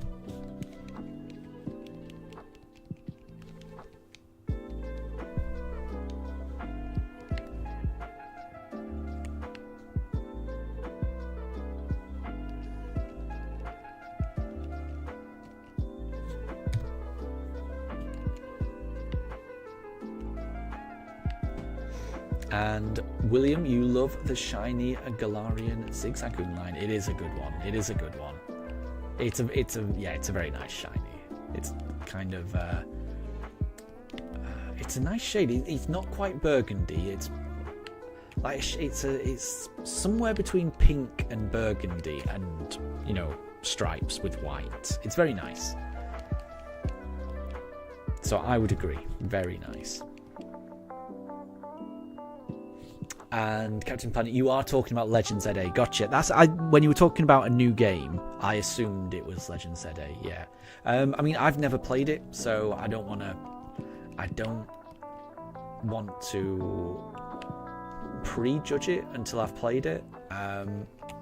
So we'll see. I mean, I've definitely got my concern, but I mean, I've got the same concerns I had right from the start. Like, the things I really liked about Legends Arceus is creeping around in the wilderness, catching Pokemon, things like that. And I was worried it might not feel the same doing that in a narrow city. And obviously it will feel different, but I think I'm going to miss that, just being in the wide open area. But there may be other things that compensate for that. I think I'll only know that when I play it. And yeah, I think it's worth reserving judgment until you've played it. And Amelia, did I get a shiny Miraidon Coridon? I did not. No, because I mean, I think Amelia, you're in the UK as well. So I mean, yeah, the UK hasn't had that as far as I know. So I would imagine the UK will get it eventually. And when we do get it, I will be going to, you know, whichever shop they want me to go to, I will get it.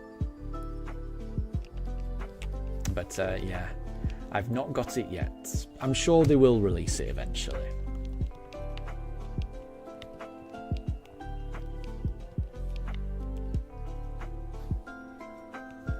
And Amelia, you're going to be getting the shiny Zigzagoon after Rookie D. Well, good luck on both of your hunts, because that will be a very nice start to your team, definitely. And Amelia, you got them. Nice. How did you get them? Because they're not in the UK, right?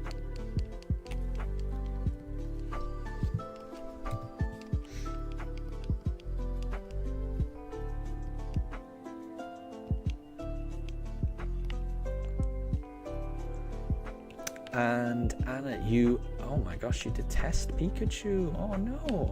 That's because when you were younger, you were upset you were forced to get Pikachu when you really wanted the Eevee. Oh my gosh. Oh. I mean, it would have been a gift either way, right? It's, but then I guess kids aren't rational sometimes. But it's, yeah. I can see what you mean. I can see what you mean, but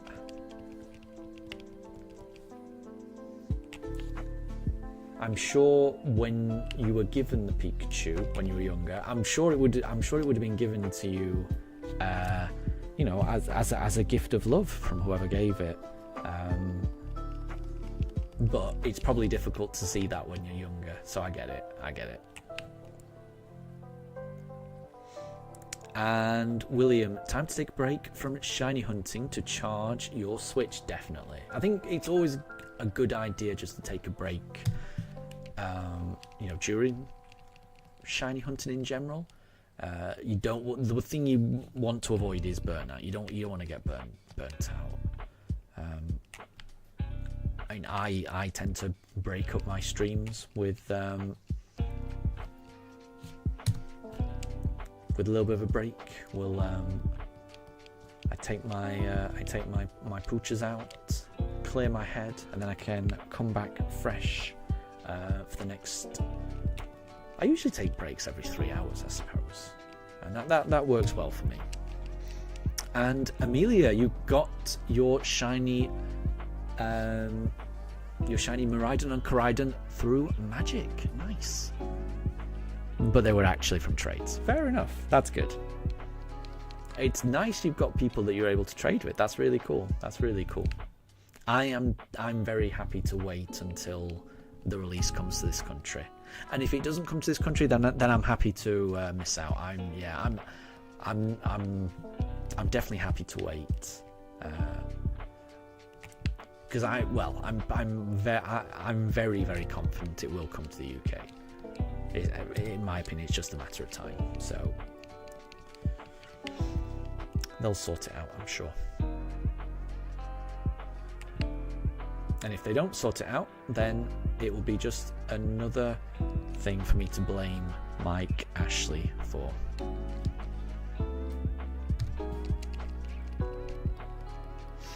And Amelia, your Switch is dead. No.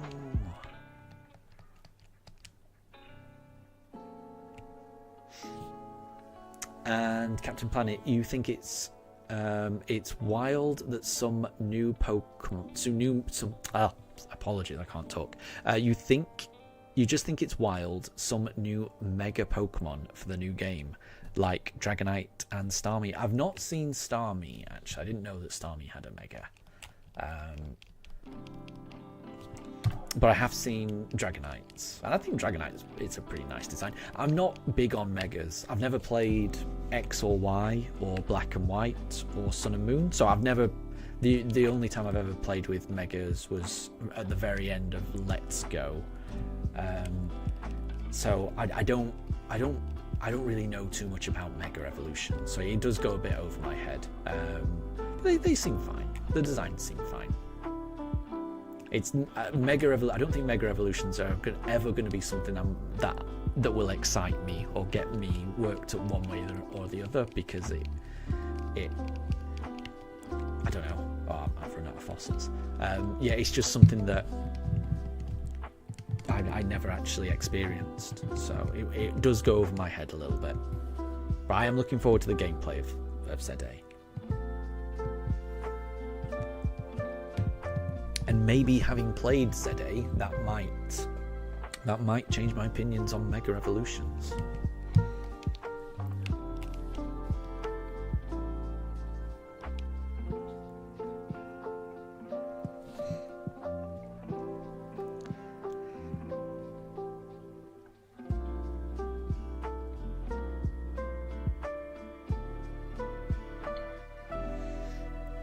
And yeah, yeah, that's a good point, Calamari, as well. Yeah, if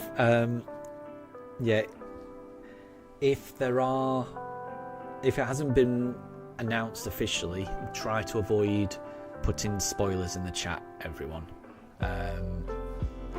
because yeah, other people won't know about stuff. So yeah, try to avoid spoiling it for other people, definitely, if it's not been officially revealed. So try to avoid talking about it if that's the case.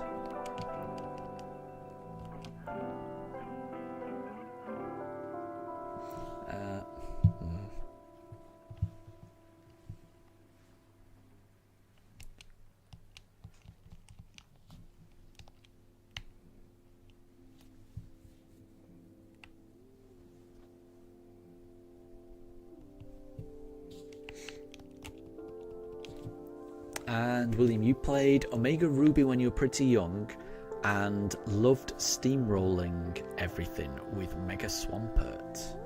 Nice. I've missed out on so many games. I've never played those games either. But I did love Ruby and Sapphire, the originals.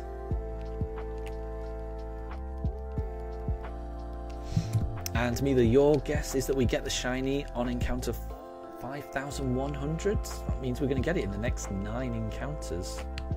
That would be pretty amazing. I hope you're right.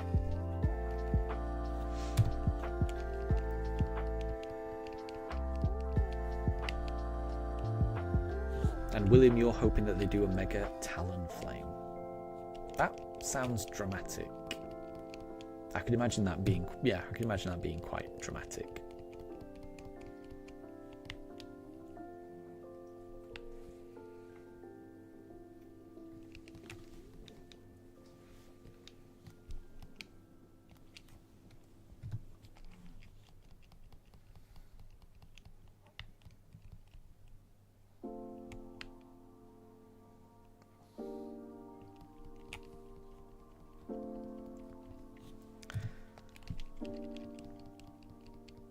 No shiny yet. We're getting very close to 5,100. I hope you're right, Amelia. I really hope you're right.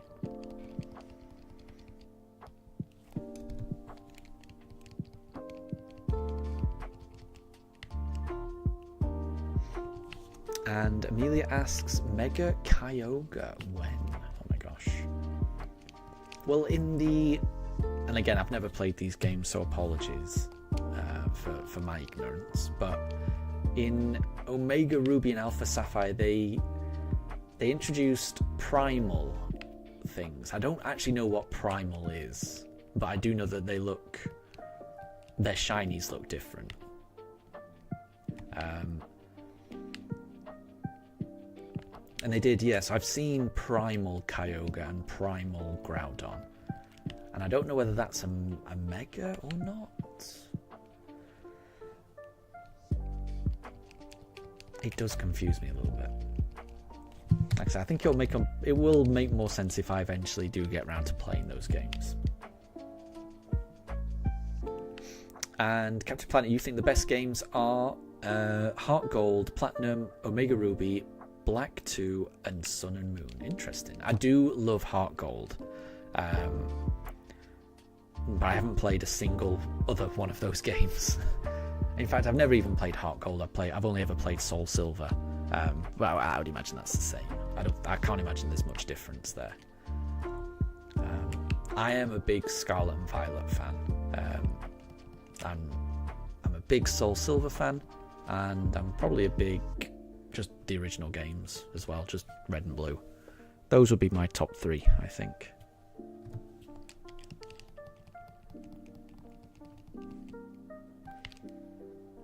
And Amelia, you've managed to charge up your Switch. Nice.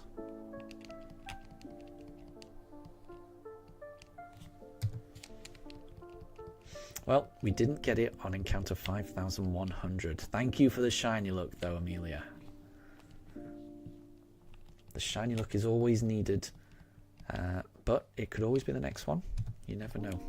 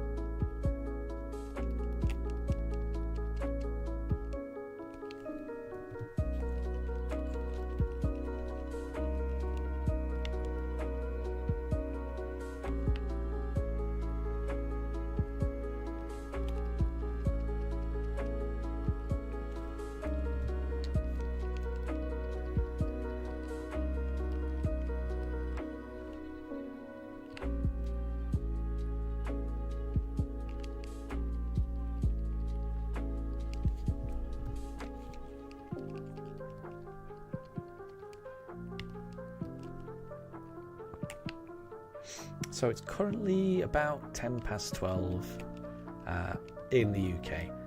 I'm going to have to get my dogs some lunch, but they seem very settled at the moment. So we're not going to take a break just yet, but probably in the next hour we're going to have to take a break. Or when my dogs just decide they're hungry and start barking. And when I say dogs, I mean Daruk. He's far more likely to kick off and start throwing a tantrum.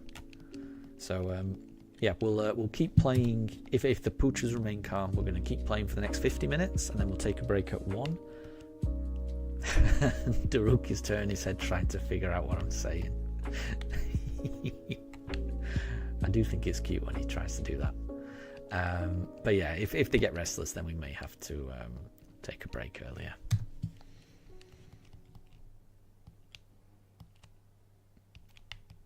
Okay, I think this is the last fossil before we need to restart.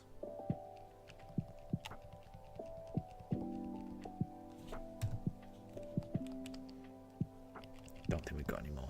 Yeah, we've run out. Okay, let's try the next batch.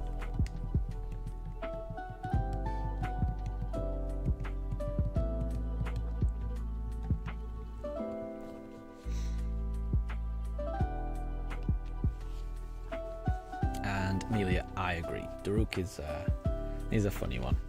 He's a funny one. But he always does that head tilt when he's trying to understand something.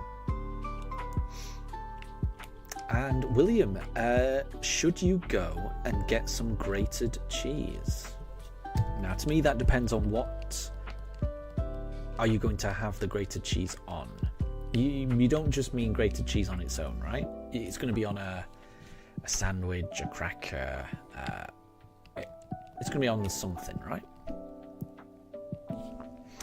And calamari. Oh, do I want some of the armor fossils? You've got loads. That's really kind of you. I think I'm okay. I think I've got a decent number, honestly. I think I've got about 20 4. I've got 23 in my bag and 1 behind the counter each time I reset. And that feels like a decent number. So, and I've also got quite a nice mix as well. So if I had a whole load more armor fossils, I think it would skew the randomness a bit. It's already, I mean, I don't have an equal number.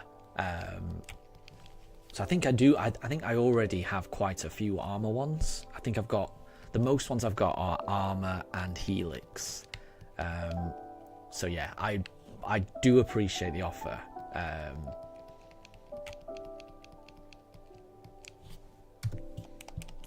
Because that is, because fossils are really rare in these games. So I do appreciate the offer of handing them away, because like I say, they are not easy to come by. So thank you. But I think I've got a good number. That would be different if I made a mistake and lost all of my fossils, which I have already done twice on this fossil hunt. But luckily that hasn't happened recently. So I haven't made a mistake and lost all my fossils for quite a while now. So I feel like I'm in a good rhythm. But that did happen early on quite a lot. So yeah, it's nice to know that if I were to make a catastrophic mistake, that I might be able to contact you to maybe get some to help mitigate that. But I'm not planning on making that mistake for a third time. I've made that mistake twice. You know, twice is too many. We should be okay from here on out, hopefully.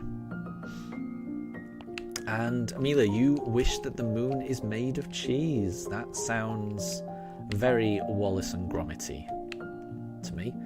That sounds like you've been watching A Grand Day Out, where Wallace runs out of cheese and then looks up at the moon, realizes that the moon is made of cheese, and then builds a rocket to go up and has a little picnic on the moon with some cheese. But is slightly disappointed with the quality of the cheese up there. It's a great little movie.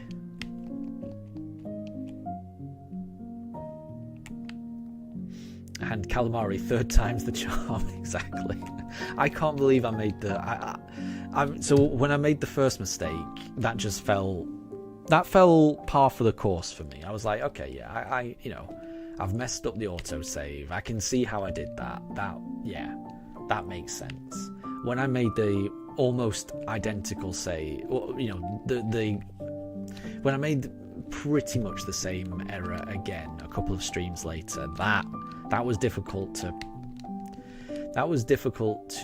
reconcile with my perception of myself as not an idiot. So, I like to think of myself, but I don't like to think of myself as smart, but I at least like to think of myself as not an idiot. But making that mistake the second time, that really made it difficult for me not to come to that conclusion.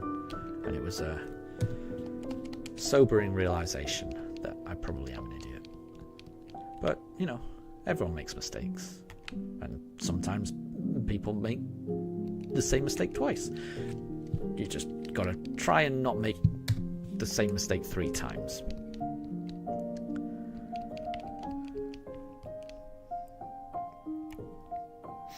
And Moondrop, you've already defeated 2 gym leaders. Nice one. Keep going. Good job. And Moondrop, also you don't wish the moon was cheese because you don't like cheese unless it is cheddar. Cheddar is nice. Yeah, Amelia, cheddar is nice. It does sound Wallace and Gromit like. Agreed. Yeah, I'm a big cheese fan of any kind. There's very few cheese that I do not enjoy, and I think we're very lucky in the UK. We got there's not a lot of food that I would say the UK does right, but the UK does cheese very well, in my opinion.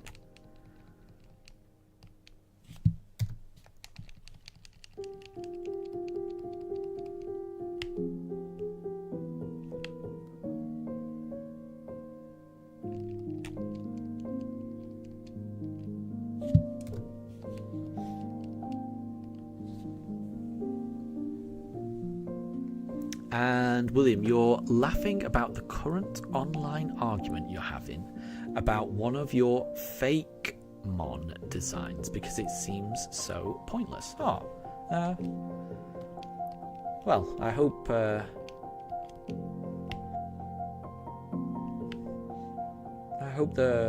all the criticisms are constructive and not just mean-spirited.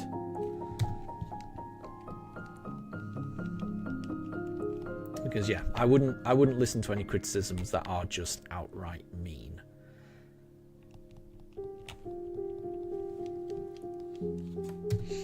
And Amelia, you once ate a vintage cheese and it made you ill. Oh no. Fair enough. Yeah, I'm not sure I've ever heard of a vintage cheese. But I guess it must exist.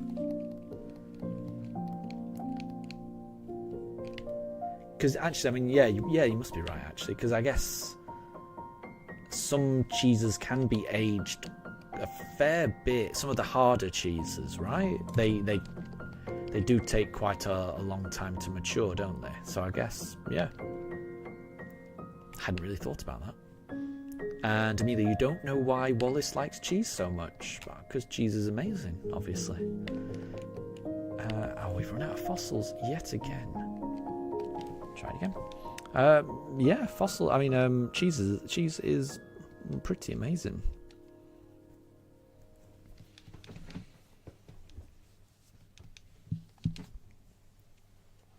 I do like a good Wensleydale. I think both me and my wife we're not a fan of the Wensleydale that you often find that has like cranberries in it. But some of the Wensleydales we've seen recently have got nice fruit, in it, like maybe apricots or a bit of ginger or something. That's very nice. I do like a Swiss Gruyere. I think that Swiss Gruyere might be my favourite type of cheese. Honestly, that is a banging cheese right there. But even just in a sandwich, I do like red Leicester. I think you can't beat that. Or cheddar, that's nice.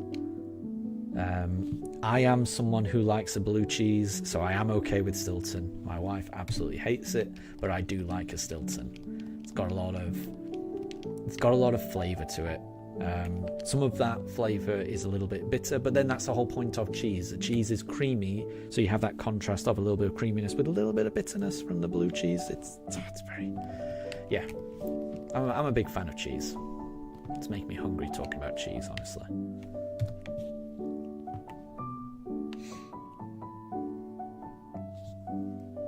And Anna, you think you'll do Legends Arceus before you do a briefcase run, so that you can shiny hunt Arceus as well? That is the right way of doing it, honestly. I wish I'd done it in that order, Anna. That's a good idea, because yeah, I can't shiny hunt Arceus in this game because I have not encountered Arceus in Pokemon Legends Arceus. So doing a Pokemon Legends Arceus playthrough first would have been the smart thing to do. Because I'm playing this on my Switch 2, and I don't have any other save files on it.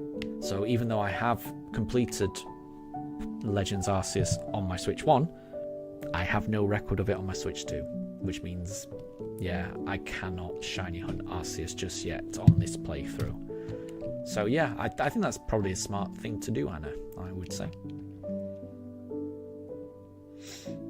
And Amelia, you ate the stuff around the cheese that made you... Oh, okay, yeah. Yeah, sometimes you shouldn't eat the rind. Sometimes it doesn't really matter. It does depend on the cheese. So, yeah.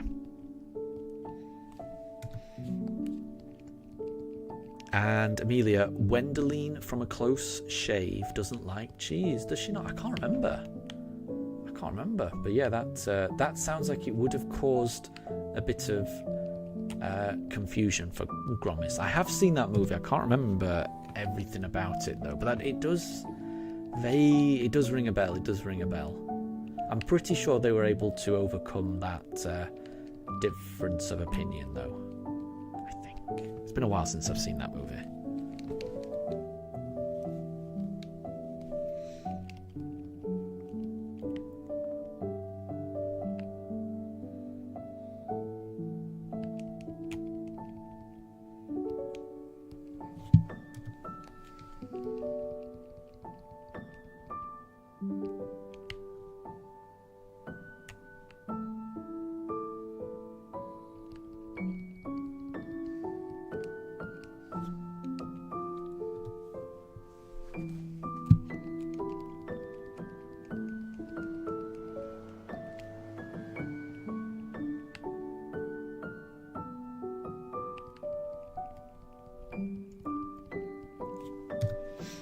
And Calamari, you're heading out now. No problem at all. You may pop in later. No problem. And thank you very much for the shiny look. Thank you. And once again, congrats on getting your shiny. That must have been amazing.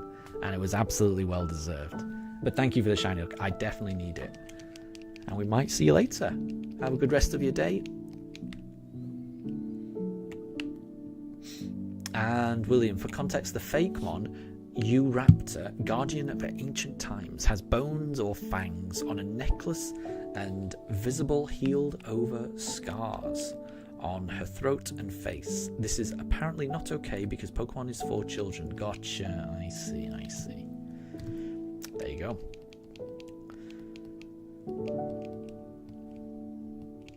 And Amelia, at the end of a close shave, Sean the sheep eats all of Wallace's cheese. Aw, poor Wallace. Poor Wallace.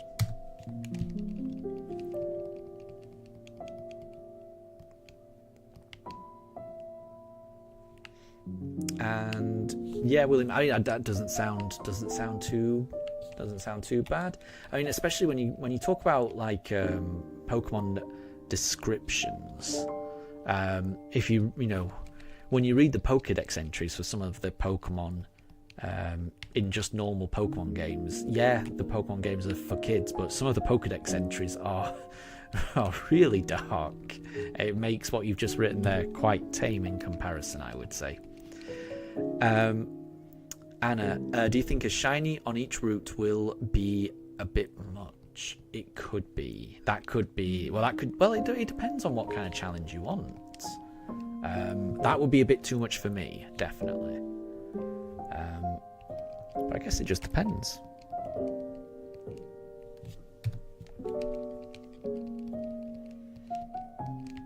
But for me, I think that would be too much of a challenge. But I think it just depends on what kind of challenge you're after.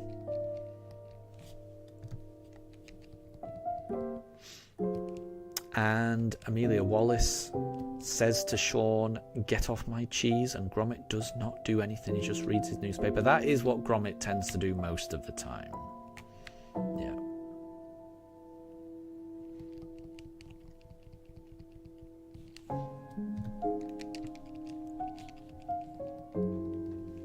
And Moondrop, evolutions are randomized. Your snow runt that you were using has randomized into a Masquerain. Oh, that's... I'm not sure how I'd feel about that. I think I might feel a bit disappointed with that evolution, honestly. But I guess that is the thrill of the unexpected of doing a run like that.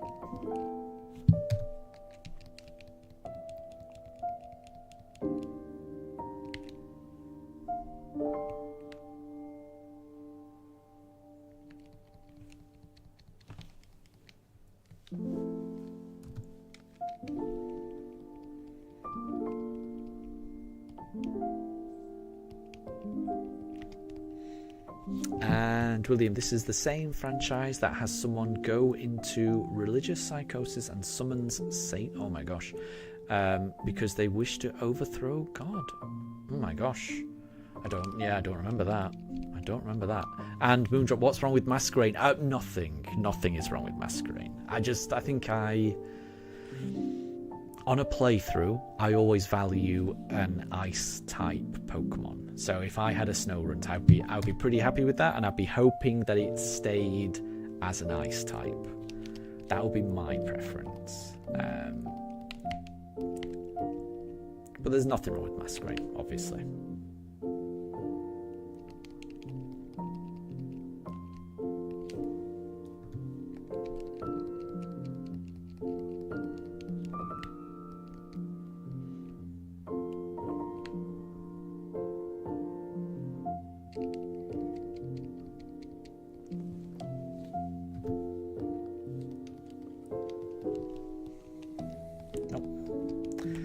Fossils yet again. Nope. There we go. Amelia and Wallace is asking Gromit to go get him. Yeah. I mean, I can almost picture it now, actually. Yeah. Yeah. Sean eating the cheese, Wallace getting upset, Gromit not paying much attention, and then Gromit getting a little bit frustrated that Gromit. And then Wallace getting a little bit frustrated that Gromit is not backing him up. Yeah, I can imagine that. And like I say, I have seen it. It's just been a while since I have seen it.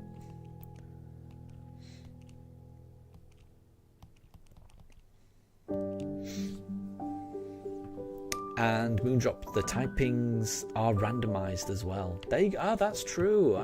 Yeah. So what typing is the masquerade actually? I had forgot about that. You're right.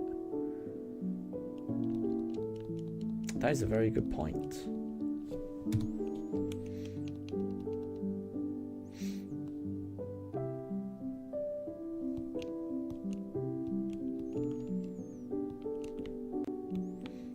And Anna, is that you don't want a shiny Shinx and you don't know about a Starly or a Bidoof? Is that what you were saying? Because I will say a shiny Shinx is an amazing shiny. You know, the golden Shinx looks very good.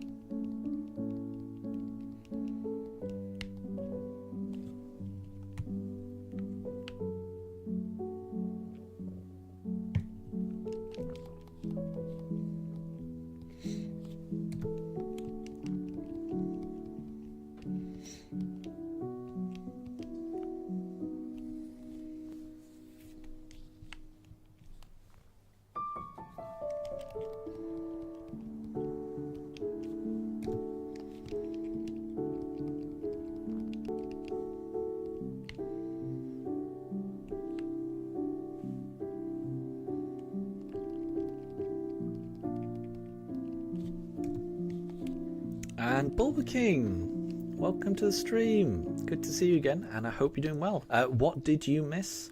You have missed nothing, my friend. We are still trying to find a shiny fossil. And it's good to see you back in your old name as well. I can't remember what the other name that you were forced to have was, but I remember it was not Bulba King, so it's good to have you back. But yeah, we are still trying to find a shiny fossil. We've gone over odds, but nothing has shined as of yet.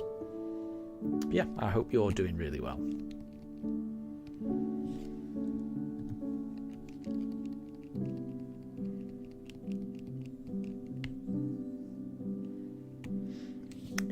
I thought it was something like that. Yeah, I thought it was something like that, and it was a bet, wasn't it?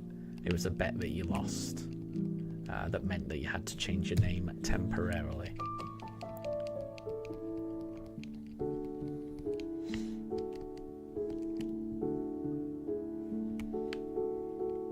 But yeah, we are still trying to find that shiny fossil. We're going to be streaming for the next half hour before we take a little bit of a break.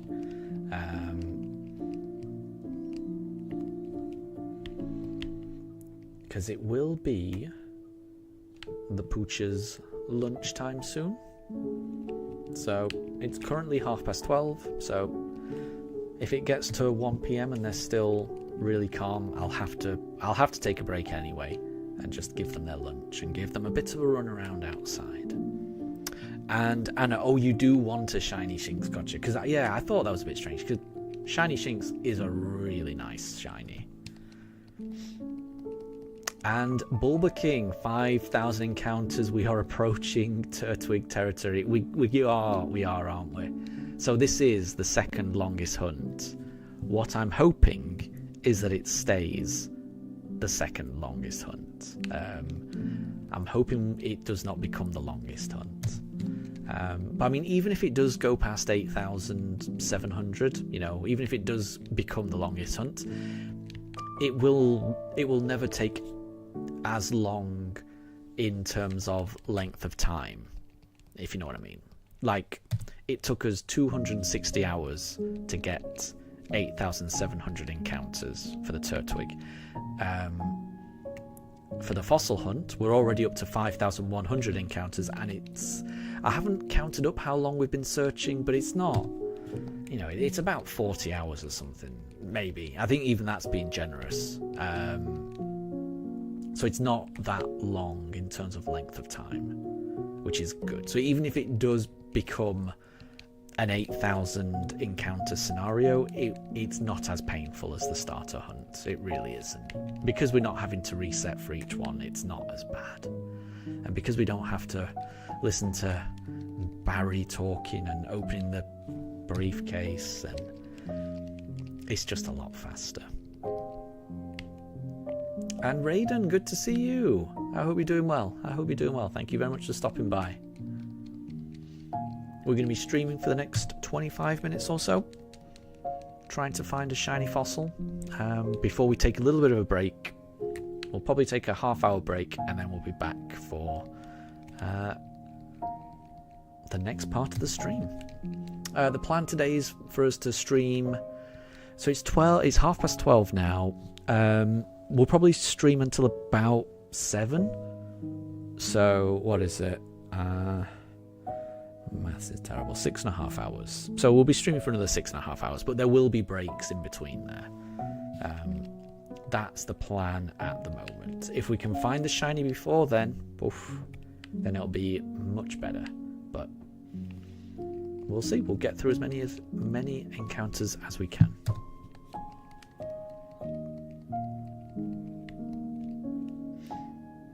And Raiden, you got the new Silent Hill game yesterday. Nice. I've never played a Silent Hill. I've never played a Silent Hill or a Resident Evil. They both seem a bit scary for me. I've never played either of them. But I hope you enjoy it. Those games, they feel a bit too scary for me, honestly.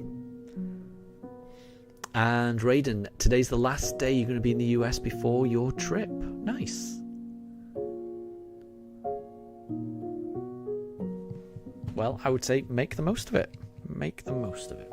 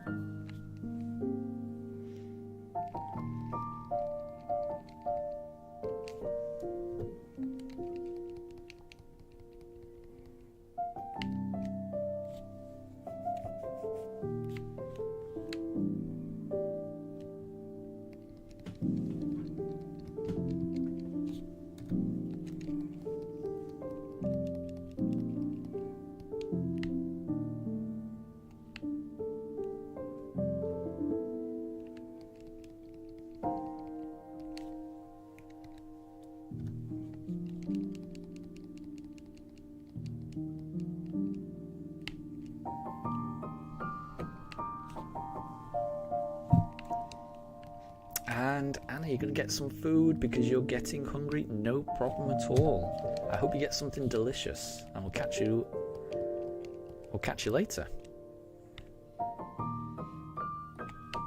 I suspect my poochers might be getting hungry soon, but at the moment their sleepiness is outweighing their hungriness, so they're both still quite chill.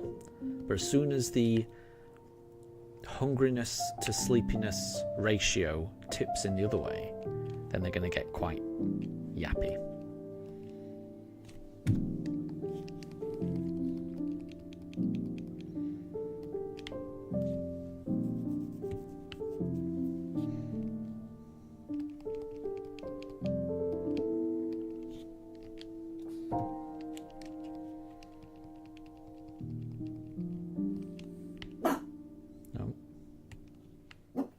Those are the first woofs of the stream. I told you it'd be Daruk. I told you it would be Daruk. That would be the woofs.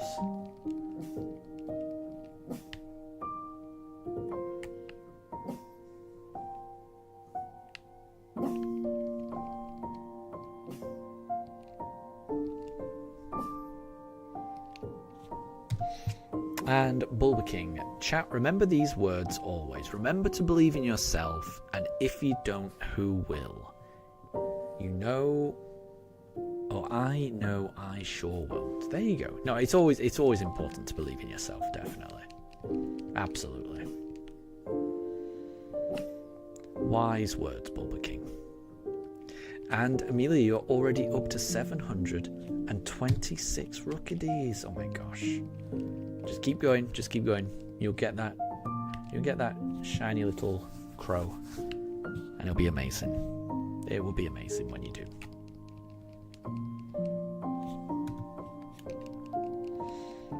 We're getting very, very close to 5,200.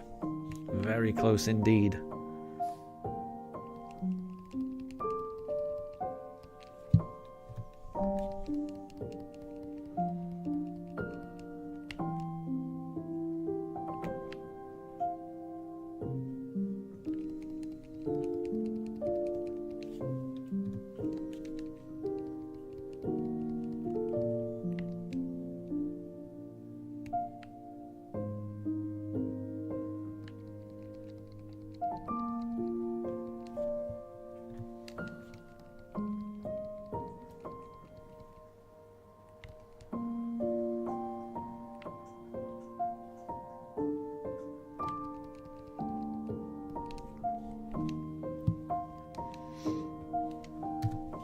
Bulba King says, those poor rookies. Oh my gosh, I know. It's a Rookidee cemetery in Amelia's Sword and Shield.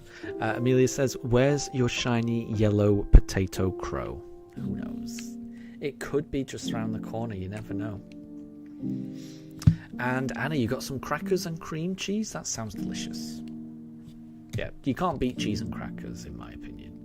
You just can't. It's a perfect combination. Perfect combination.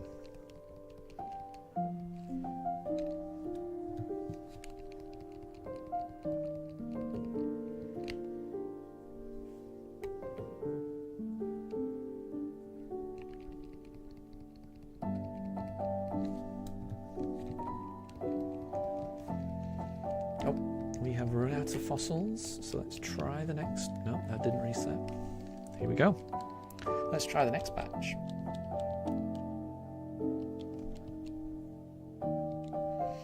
And Amelia says, Wallace and Gromit vibes. I agree, actually. Cheese and crackers is very Wallace and Gromit. In the best possible way.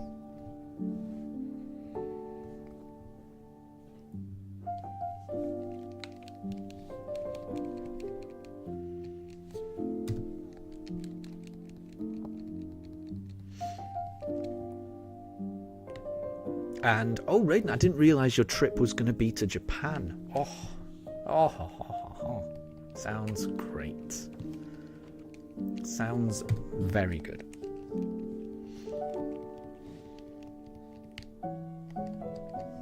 I've always wanted to go to Japan. It's probably the place I'd most like to go to in the world.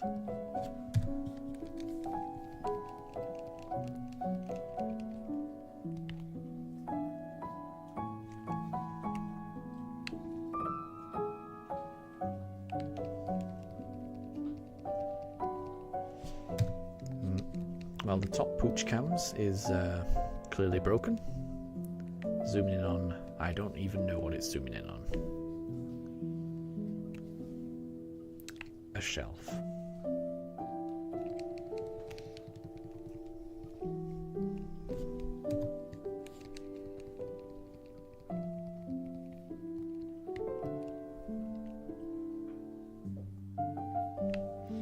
And Raiden, speaking of cheese and crackers, you loved getting the Lunchables as a kid that they usually had the cheese and crackers in them. Nice. I've seen them. I don't think I've ever had one. I think that at least in the UK they came out. I don't remember ever hearing about them as a kid. I think they came out when I was a teenager or something, and that was past the age I would have taken packed lunches. But I do remember hearing about them, and I have definitely seen them. And yeah, they're little. You've got like little sections where you've got like slices of ham maybe, and a little bit of slice of cheese and crackers, and you kind of put, build your own little cracker sandwich type thing. They do look quite fun, but I've never had one. And Raiden, it's no longer pooch cam, it's shelf cam. Pretty much. The top pooch cam has a mind of its own. I've tried to control it. If you waggle something in front of the lens, it does affect the zoom temporarily, but then it just goes back to doing whatever it wants to do. The top pooch cam has a mind of its own.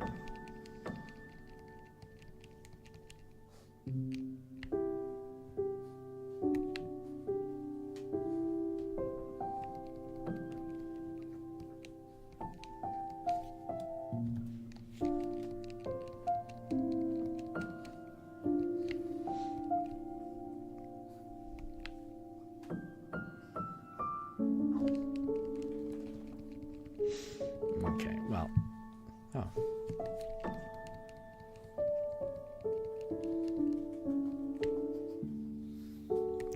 see, both of the pooches are starting to get a little bit restless now.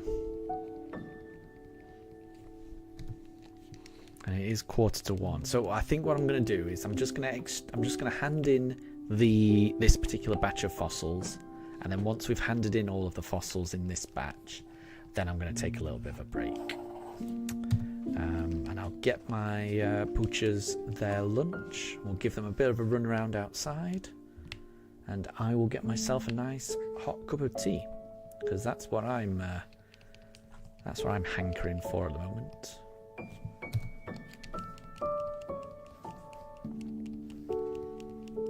And then we will return. So if anyone needs to head off during that little break when we'll be away, thank you very much for stopping by so far. Have a wonderful rest of your day. But for anyone that might be around in about half an hour when we return from the break, I will see you then, because we're almost done with this. Just a few more. Yep, Daruk's getting restless. They're both getting restless now. So I think they're both in the mood for some lunch. I'm still quite full from my breakfast. We had blueberry pancakes for breakfast, which were very filling. Blueberry pancakes with sausage and bacon as well. Oh, there's so much. So I'm still very full from breakfast, but I do want a cup of tea. Daruk, what's the matter? I know, we're going to get you lunch soon. Okay, lunch? Soon? Just a couple of minutes. I wasn't paying attention there, sorry. I just want to have a look at that Pokemon we just got.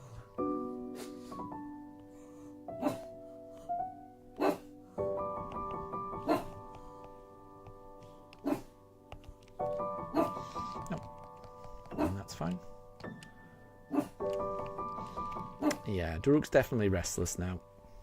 So let's just hand in the last of these fossils and then we'll take a break.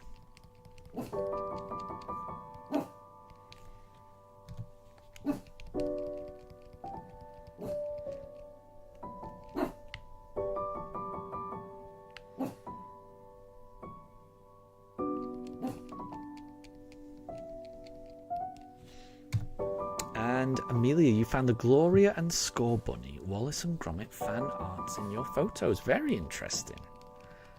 And Cookies is Infinite. You made it back to another stream. Good to see you again. Pokemon with Pugs strikes again. What is that little fellow woofing at? We never know. We never know. But I will say that we're probably likely to take a little bit of a break in the next minute or two, Cookies. I am sorry to say that, with you just joining. But it is 12:48 now, and my dogs do like to have their lunch between 12 and 1. So whenever they get restless around that time, I tend to have to take a little bit of a break. So we're just going to hand in the last of these fossils, and then we're going to take a half-hour break where I will be getting my dogs some food. They're going to have a run around outside. I'm going to get myself a nice cup of tea, and I might have a biscuit. Who knows? I might have something. But yeah, that will probably take about half an hour, and then we'll be back. Cookies, you're currently doing productive Minecraft things. Nice. That sounds pretty fun. I like that. Well, I hope your Minecraft farming goes well.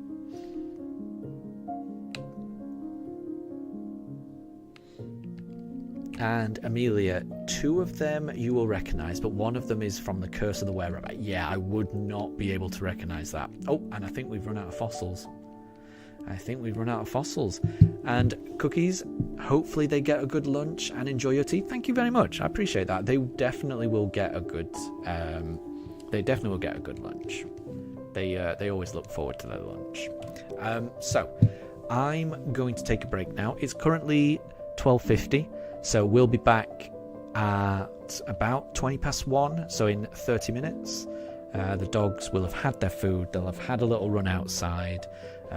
I'll be all nice with a cup of tea in front of me, and then we can continue for the next portion of the stream. We'll be streaming for about 3 hours. There will be another break around 4 p.m.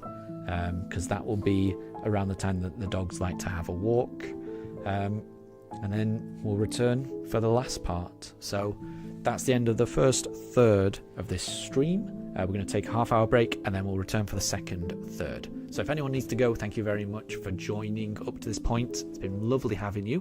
And for anyone who will be around in the next half hour, I will see you in a bit. Okay, bye.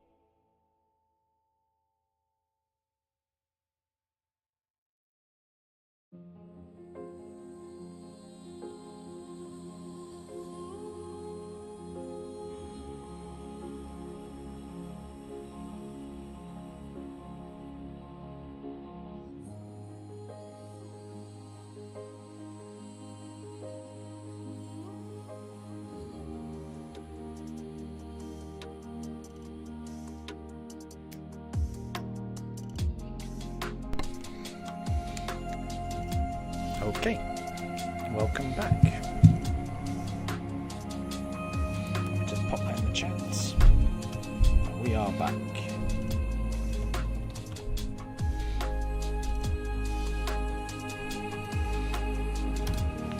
Okay. I hope everyone's doing well. The poochers have had their lunch, they've had a run around outside. I've just given them a dog biscuit each. And I've got myself a nice cup of tea. Which I can just show off. Lovely cup of tea.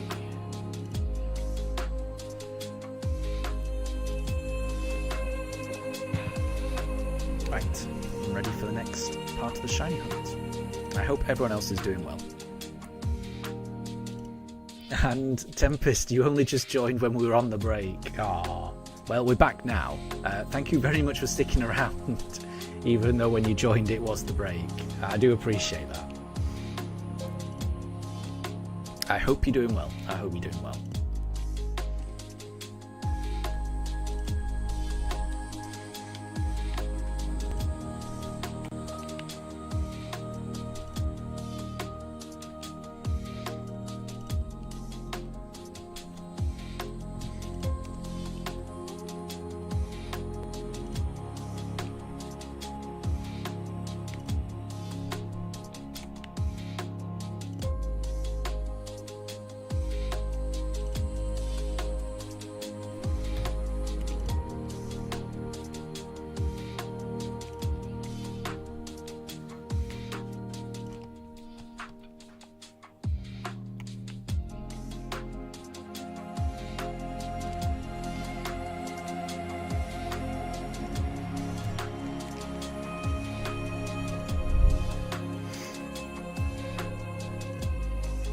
And Anna, the Sabrina gym is confusing. It is, yeah. Where is that again? Saffron. It's in Saffron City, isn't it? It is. It always confuses me as well. The Team Rocket hideout and the Saffron City gym always confuse me. It's just there's too many teleporters, in my opinion. So yeah, I know how you feel. Tempest, you're gutted that the shiny Miraidon and Koraidon event is a disaster. You still don't have it in the UK. That is true. But you know, I'm still confident that we will get it in the UK. It's just we may have to wait a bit longer.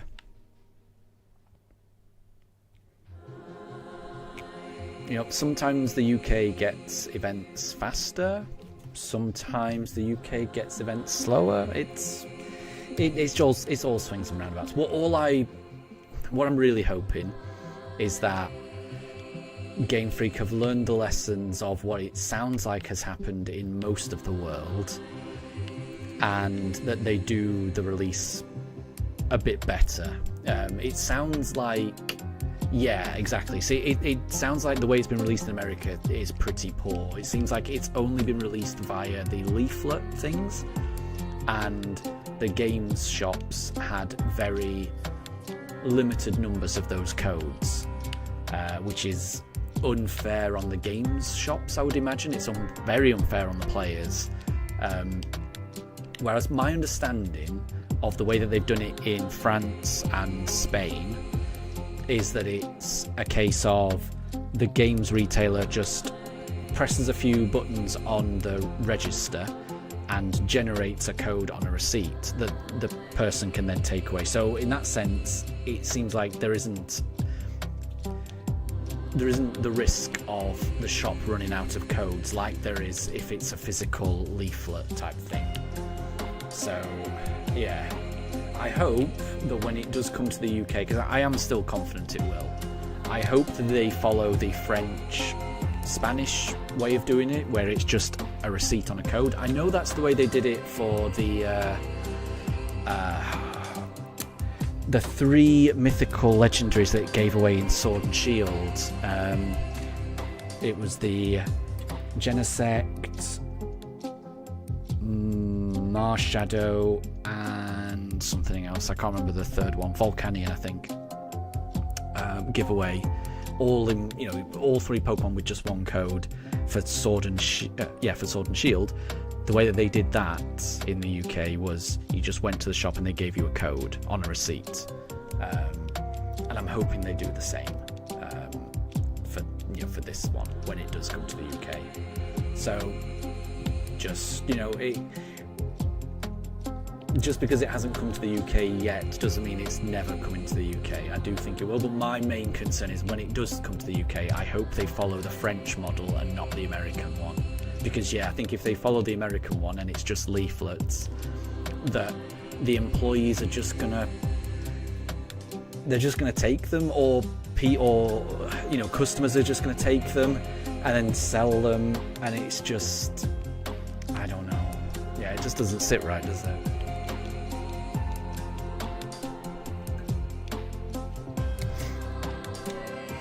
And Tempest, most people are just turning to trading cloned ones. Yeah, I'd rather just wait for an official one. I'm not, it's a shiny's nice, but to me, I'd rather wait to get it legitimately, if you know what I mean. So I'm happy to wait. I am happy to wait. I'm sure they will come out in the UK. And like I say, the thing I'm not sure about is how it's going to get released in the UK. Because I think if it gets released in the same way that it got released in America, then even if it came to the UK, I don't actually think I'd be able to get it, because I think it would, I wouldn't be quick enough, and that would feel worse, honestly. I don't mind, if it never comes to the UK, then that's fine. But if it comes to the UK and then it gets scalped and then I'm not able to get it, that's going to feel worse, honestly. So I'm really hoping that they do it properly. We'll see. We will see. And Amelia, you've battled 767 rookies. Well, keep going. Good luck. I really hope you get that shiny bird. And Tempest, you went with the bot way, but you are keeping an eye out in case we get it. Exactly. Game's pretty much dead, so maybe Smiths or Argos. Maybe, yeah. Yeah, exactly. I mean, that might be why it's taking so long to come here, because of what Mike Ashley's done to Game. Yeah, who knows? Yeah, it's a shame what's happened to Game. But yeah, I mean, if you get bought out by Mike Ashley, it's your franchise is as good as dead.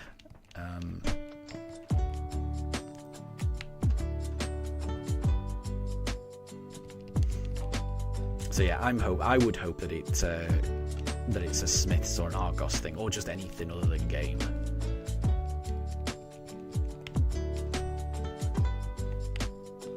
But who knows? It is crazy to me that video games are. It's the biggest.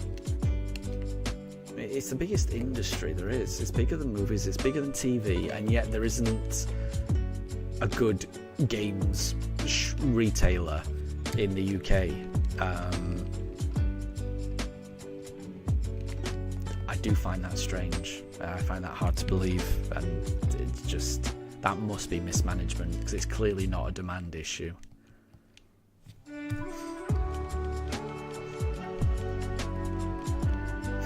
And Tempest, you're hoping it's Argos. You're not sure if there's a Smiths in your town. I get the feeling that Smiths isn't as widespread. Yeah, Argos, I feel like there's definitely a lot more Argos around. But you never know. We just have to keep an eye out and see what happens.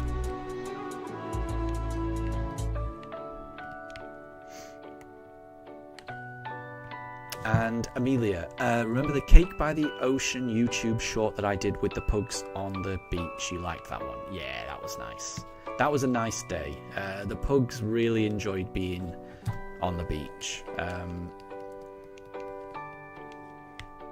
Yeah, we were there for a whole week. It was on the Isle of Wight, and we were in a static caravan, like right in a caravan park that was right on the beach front. It was. It was so lovely. Like, it was a 5-minute walk and we were on the beach, and it was an empty beach. Yeah, the dogs loved it. We'd love to go back at some point. Oh, we've run out of fossils once again. Anna, in Australia... Oh, Australia got a bunch. That's good. I mean, I really everywhere should get a bunch. It's it's a shame that it's been done the way that it's done. And I'm hoping the territories that got the leaflets that sold out immediately, so there was no more leaflets to hand out, I really hope they either print a whole load more, or they go the receipt route where the game shop can just generate a receipt by pressing a code on the till and then hand out the receipt. That way there's no way for it to run out. So you can't. Yeah, it just seems silly to limit it. Honestly, it's just creating bad will. And Tempest, if the UK gets the ride-ons, it has to be any day now. Any later is running too. What do you mean running too late? There's no deadline, is there? It's fine. I mean, if it comes up, a couple of months down the line, it's fine. It won't. I don't think there's a time limit, is there? Because the codes would be, they could just generate codes with new deadlines. I'm sure that they wouldn't have the same deadline or whatever. I would imagine each code that gets generated will have a different deadline. So that, I don't think you have to worry about time. Like, if it's going to come, it will come. And Tempest, this event ends in the 16th of October. That's what I mean. I think the event that's running now, every event is different, right? So the American event will end at a certain date. If the UK were to get an event, it would have a different end date, presumably. Or if it needed to, it wouldn't be difficult to have a different expiry date on codes. Code redemption, and yes, that's what I mean. So I think, the codes that have already been generated will have a deadline, but if they're generating new codes, they're the ones that determine what the deadline is on any new code, presumably. But again, I mean, who knows? I mean, I don't work for the company, so I can't say for certain, but I'd be surprised if that was a limiting factor, but I really don't know. And James, good to see you. I hope you're doing well. I hope things are going well with you.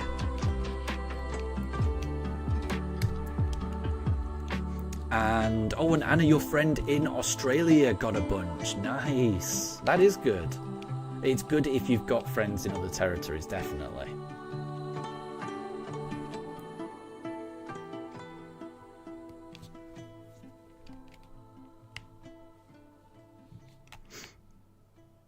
And Anna, if GameStop has extras on the 30th, you may end up getting more. That's pretty nice. I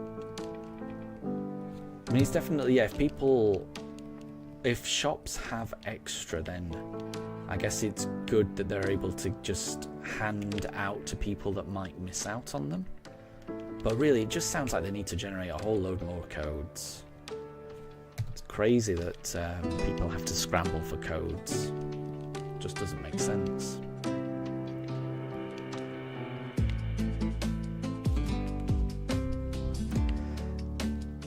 And Amelia, the 16th of October is Legend ZA release date. It's creeping up, isn't it? It's getting closer and closer.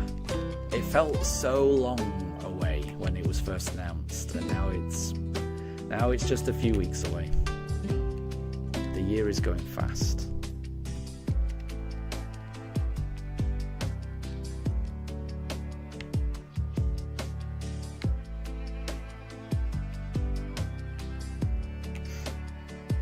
They should just do it how they've done it in Europe. Do you mean like the receipt way, where the game shop can just generate a code on the receipt? Because if so, I completely agree. That is, in my mind, that's the perfect way of doing it. And I think in France and Spain, where they've done that method, they're also asking people to show their Switch with the profile, so that they can see which copies of the game they've got, so that they're not just handing out to randos, they're handing out to people who actually have the game. Which again is good, then it guarantees it's going to people that play the game, and have a save file for it. And Anna, they had a deal at the store where you could purchase up to $2,000 and get something for every 20. Okay. Yeah, I mean, shops do have deals every now and again, definitely. That's a lot, though. Purchase up to, I mean, £1,000 sounds like a lot. Or $1,000 sounds like a lot to me. That sounds like a pricey deal. But if you're definitely going to spend that no matter what, then maybe it's a good deal. And Tempest, the receipt way is basically scalper proof. I definitely prefer the receipt way, yeah. Yeah, I remember that's how they did it for the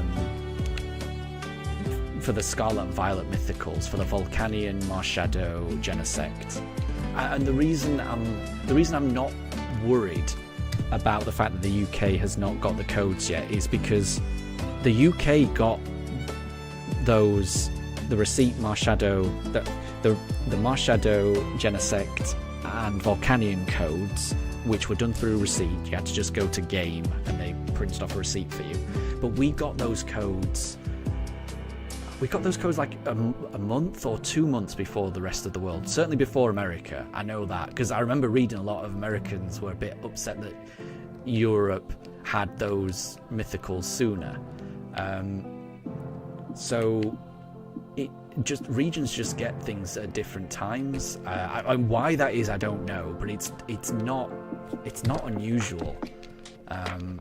What is unusual is the fact that in some territories they've done it through leaflets, which are going missing, appearing on eBay, and people are going to the game stores and not being able to get a code in the territories where it's released. That is a problem. The fact it hasn't been released in all territories, I really don't think is a problem, because I think it will do eventually. I'm just more concerned that when it does get released, it needs to be a better method than leaflets. Leaflets are the wrong way, definitely, in my opinion. But like I say, I could be wrong, and the UK may never get the codes, which it would be a bit annoying, but it's fair enough. The UK gets a lot of good stuff. We've got our own Pokemon Center. We've got my Nintendo store. I think it's pretty good in the UK. I think the UK gets it pretty good for the most part. If we miss out on one thing, I'm not gonna cry about it.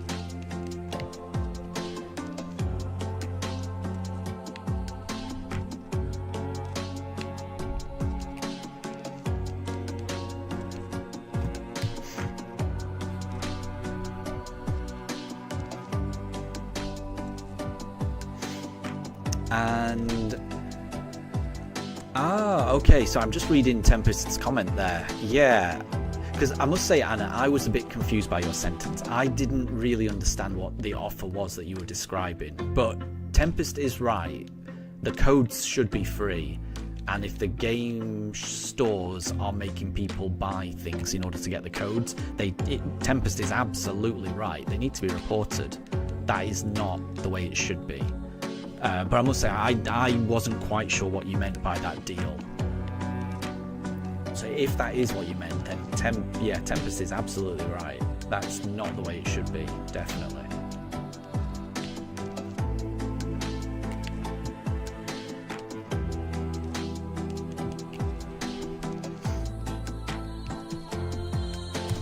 And James, you found a shiny Steenie while hunting via a Pinecoat outbreak. Nice one. I'm trying to think. I don't think I've got a shiny Steenie. I've certainly never used the Steenie in a playthrough. That's really cool.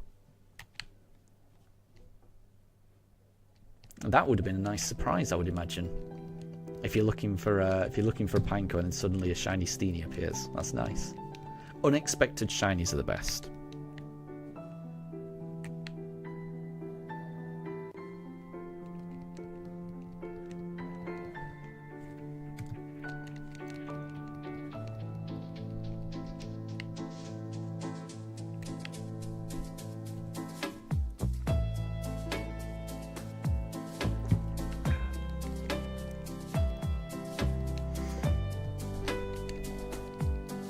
Oh, we're out of fossils once again. We're up to 5,276.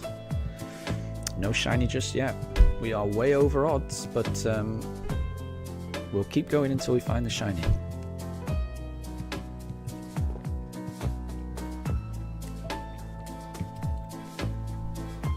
And Amelia, you're up to 789 Rookies. That is a lot of Rookies. Surely one of them will shine soon. Certainly hope so.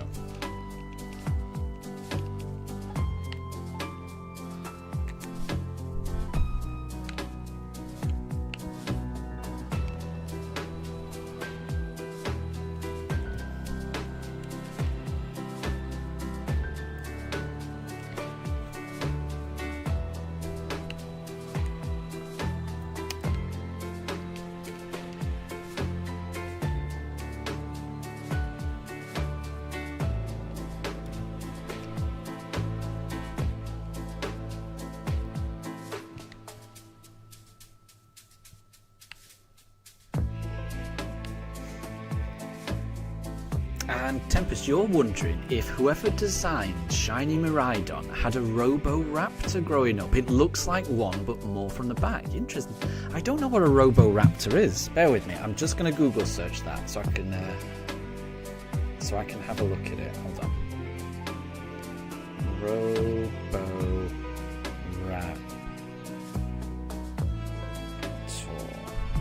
Let's have a look. Oh, okay, yeah. Well, I mean, it's certainly the right colour, isn't it? Silver or white, right? Yeah, I see what you mean. I never had one of those. I've never seen that before. But I can see what you mean.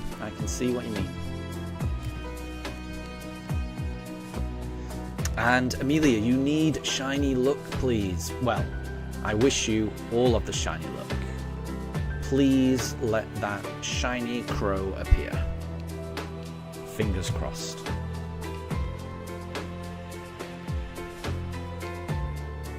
And thank you, Tempest, for the shiny luck as well. I think everyone needs as much shiny luck as we can get. The colours are a good... Yeah, the colours, they're not far off, are they? They're not far off at all. And Tempest, you had a Roboraptor and even a Roboboa.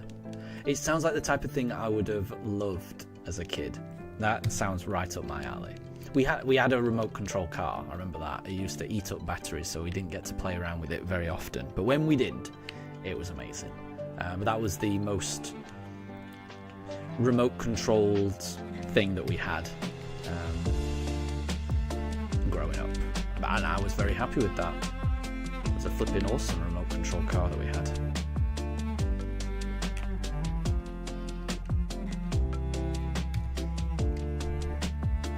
And Amelia, you need your shiny yellow potato crow. Well, fingers crossed, you just got to keep going, and I'm sure the crow will shine. You've just got to be patient, and just know that the next crow could be the one that you need. And Tempest, as a kid it was good times. Cyber Shocker existed, then you had Robo Animals. Nice. I don't remember Cyber Shocker either. I think all of these are a bit more recent than my childhood. I'm a very old man.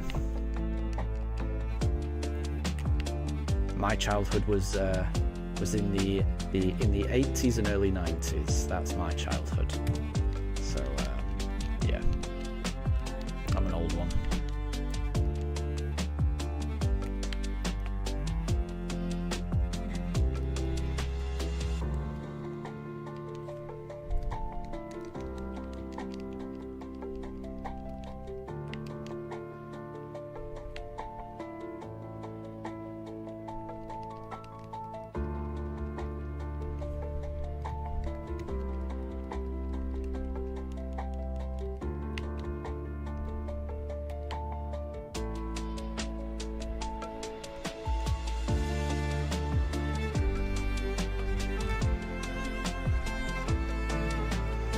And Tempest, from your niche childhood stuff, you only have Cube World, and that's because you bought them one by one from eBay. Okay. But that is kind of cool that you're able to do that. That's not, I mean, it's nice that you're able to go on eBay and get a few things that you either had when you were a kid or that you really wanted as a kid but were not able to get. I think that's, to me, that's like the perfect use for eBay.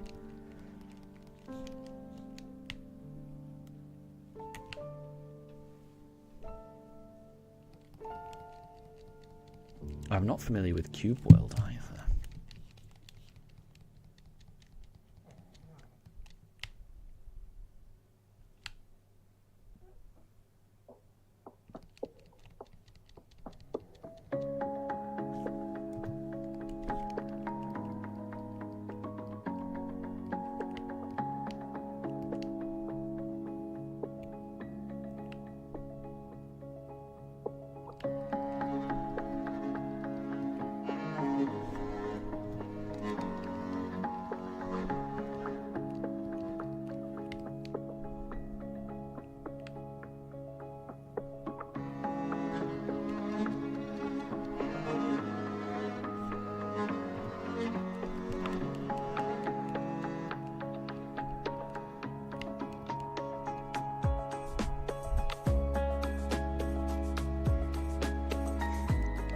And Tempest, it's an interesting thing where you'd buy a cube, it had a stick figure in it, and he had a hobby, like being a firefighter or a musician, and there was multiple, and you can make them interact in various ways. So you buy a cube and it would have, would it be a random figure? So would you know what was inside it, or was it like a mystery cube? So like a, yeah, you wouldn't know what was inside it. Or did you know the figure, what the figure was before you bought it?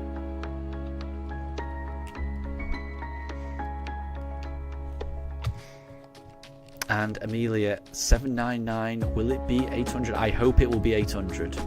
I hope you're able to get to it on 800. It's always nice to get it on a round number. So it wasn't. Oh, I'm sorry to hear that. But yeah, you just got to keep going. It could always be the next one, Amelia. It could always be the next one. And, oh, you would know what you were getting, I see, Tempest. And Sparky was the firefighter. Nice. And Anna, it sounds like, have you finally beaten the Saffron Gym? I hope so. And we've run out of fossils on encounter 5299. So the next fossil will be encounter 5300.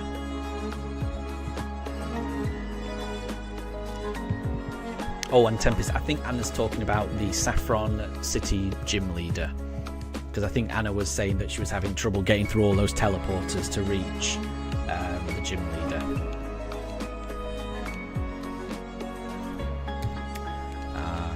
Well, we didn't get it on encounter 5300. Maybe it'll be the next one.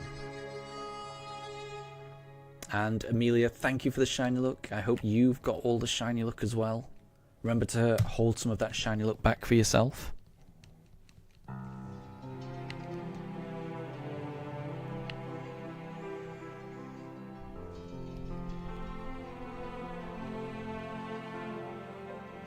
And Tempest, this is the second longest hunt right now. It is indeed.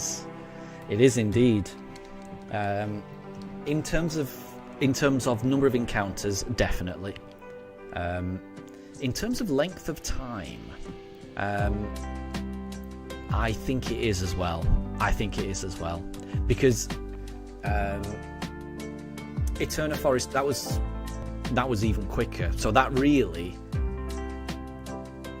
getting up to 3,900, we were getting 2 at a time. So really, it was almost, we had to get through about 2,000.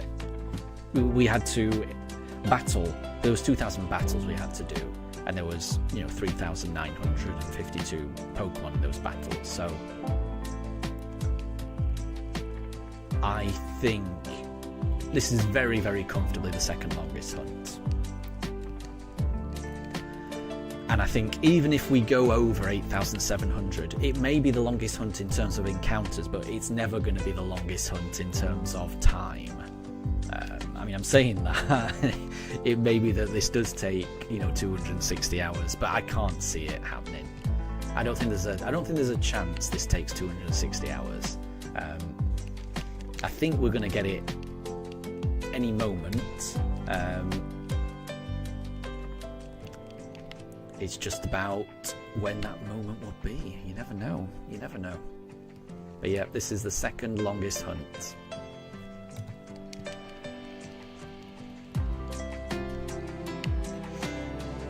And I'm hoping that means that maybe the next few hunts go well.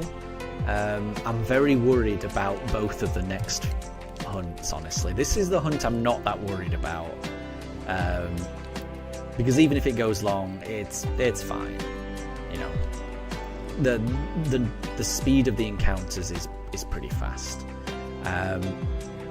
But the next hunt is going to be a Poke Radar hunt. Oh, I did not see what that was. Sorry, I'm going to have to look at my Pokemon there. It kind of skipped past the Pokemon. Right, let's have a look. I'd be a bit annoyed if this was a shiny. Nah, it's not shiny, is it? Nope, that's fine. Good. I pressed the button one too many times and I did not see it.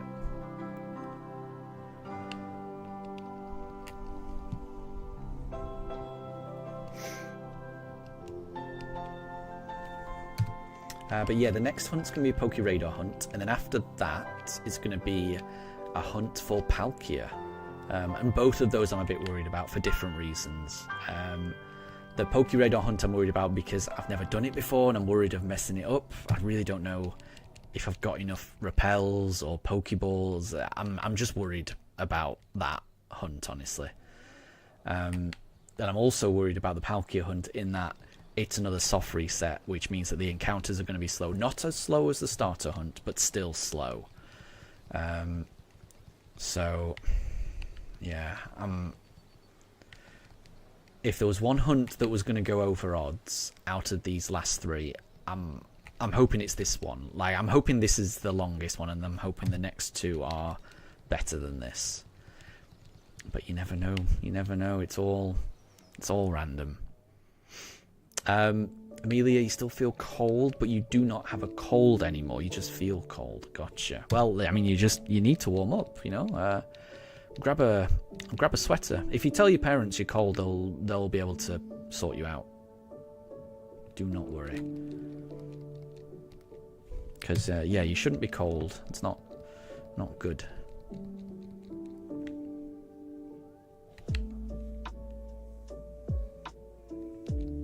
You should never be afraid to tell your parents that, if you're feeling, if you're not feeling great, if you feel uncomfortable, if you should always just, if you're a kid, always speak to your parents.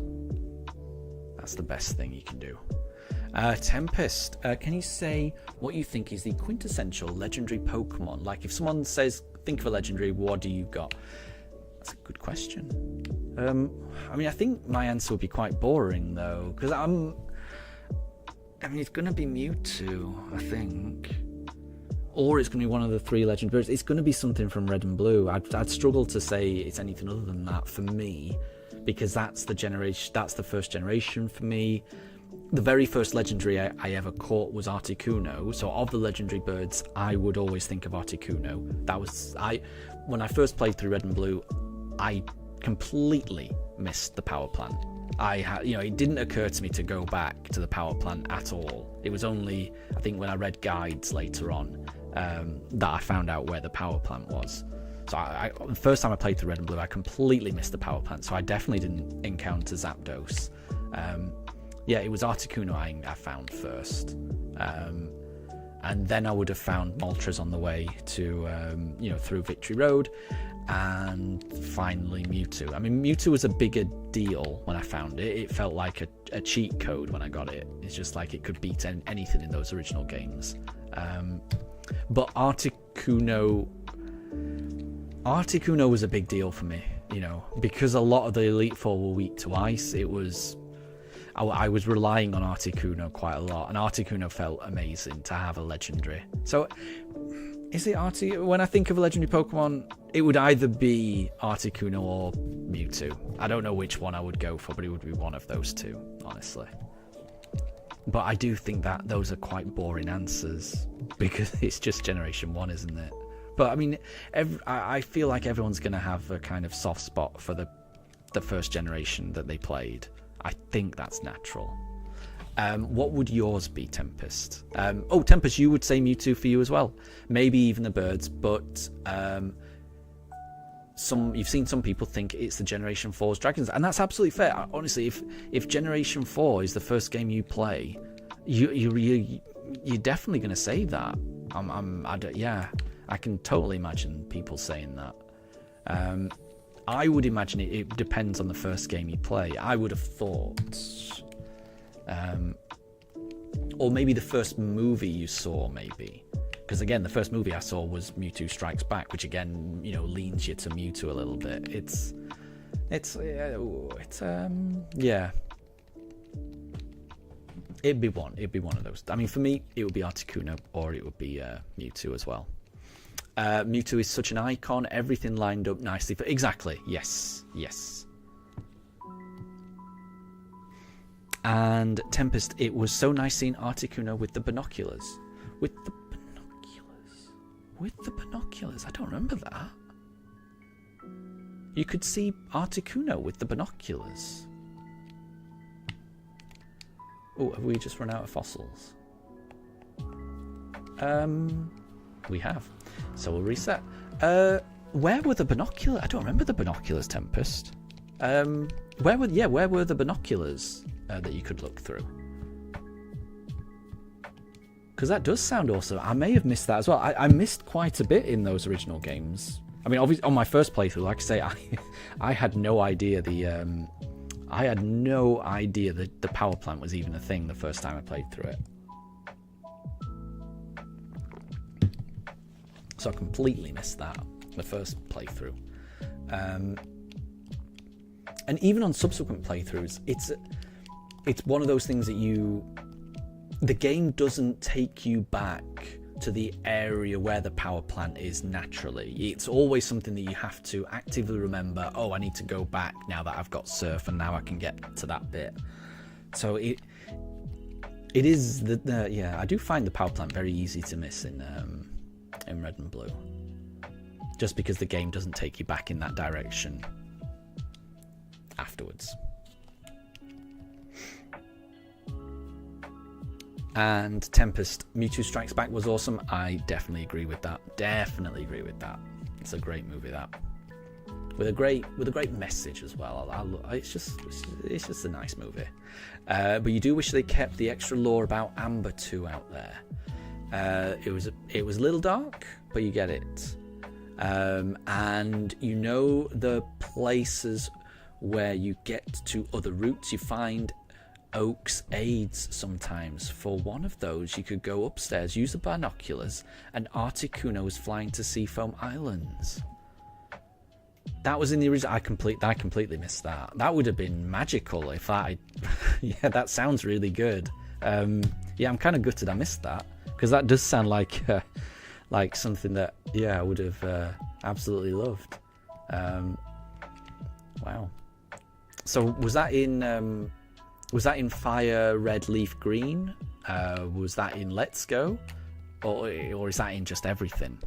I mean, it sounds great. I'll have to...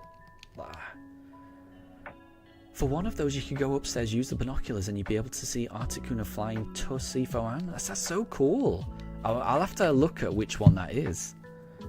It was definitely in Fire Red Leaf Green. Nice. I'm trying to... I mean, I did play them a little bit, but I guess I didn't play them as much as the originals. That's awesome. I will have to... So what I'll do is I'll see if that is a thing in Let's Go, because that's something I can play. Because I'd love to see that. And you're unsure about Let's Go as well. Gotcha. So yeah, so you know it's definitely in Fire Red Leaf Green. I really hope it's in Let's Go. I really hope it's in Let's Go, because that sounds like a really nice feature to add.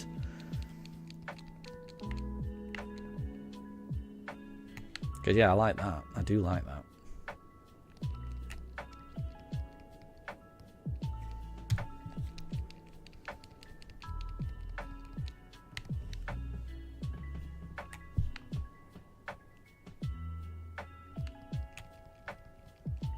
Because yeah, I wish Pokemon did more things like that.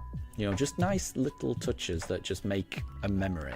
You know, that don't impact the gameplay too much. It's just something that you can just tell that someone really cared about the game, and the game playing experience. Just little touches like that really add to something, I think.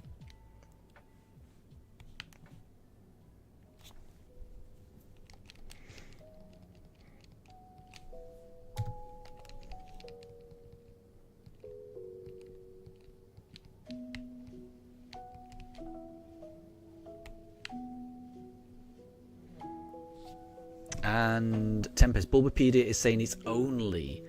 Oh, so it is in red, blue, and yellow, and fire, red, leaf, green. So it is in the originals, and I just missed it. Again, that's what I mean. Clearly I've missed it. Yeah, that's really cool. That is really cool. And it's a shame they didn't carry it over to Let's Go, honestly. That sounds like a really nice feature. But yeah, clearly I missed that in the originals.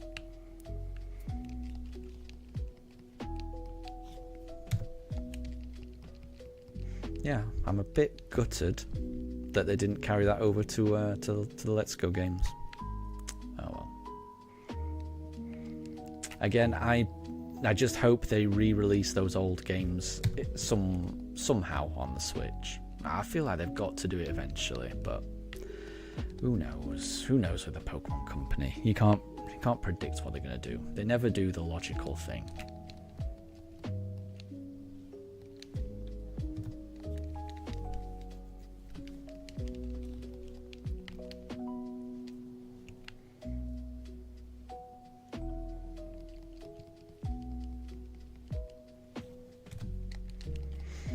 Still no shiny fossil. Still no shiny fossil.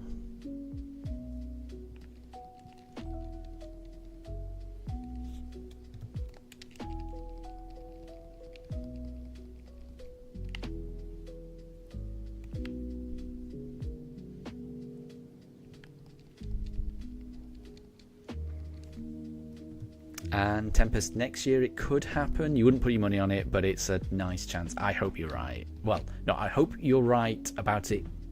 It could happen.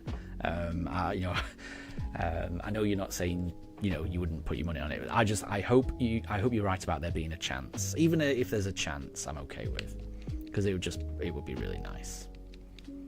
And Anna, you're off to fight Blaine. Well, good luck. Good luck in that fight. Hope it goes well. And I hope the quiz goes well as well, Blaine's quiz. I'm assuming you'll prefer that to the Saffron Gym maze.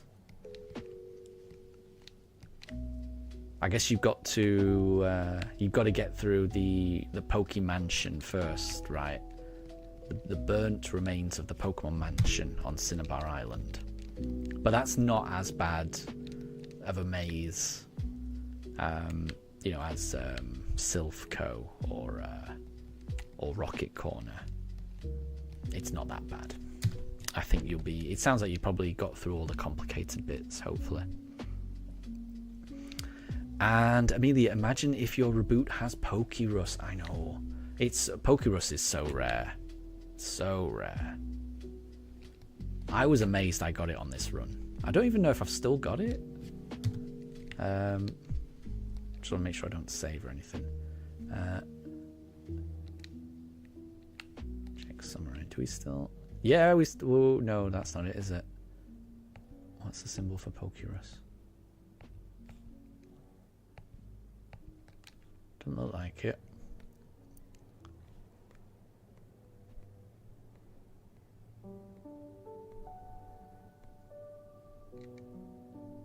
Oh yeah, we've still got a little bit of Pokerus going. And yeah, the Combi still got it. So we've still got a little bit of Pokérus going around in the party. Not a lot of it, but just a little bit. Yeah, I'm still amazed that we got that.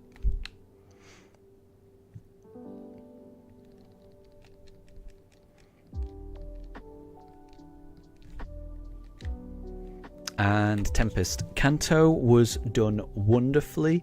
Legendaries felt more than just a world-ending god. They felt like real forces of nature. The world was really nice and better in Johto games.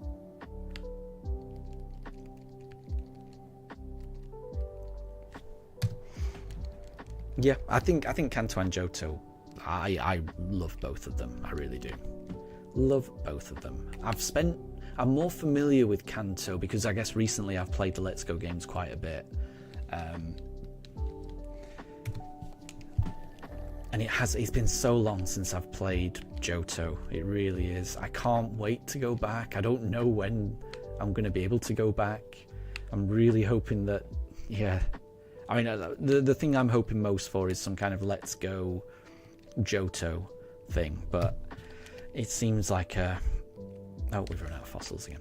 That seems like an unlikely hope, but I will still hope. But yeah, I want to be able to go to Johto on the Switch too. Somehow, we will see.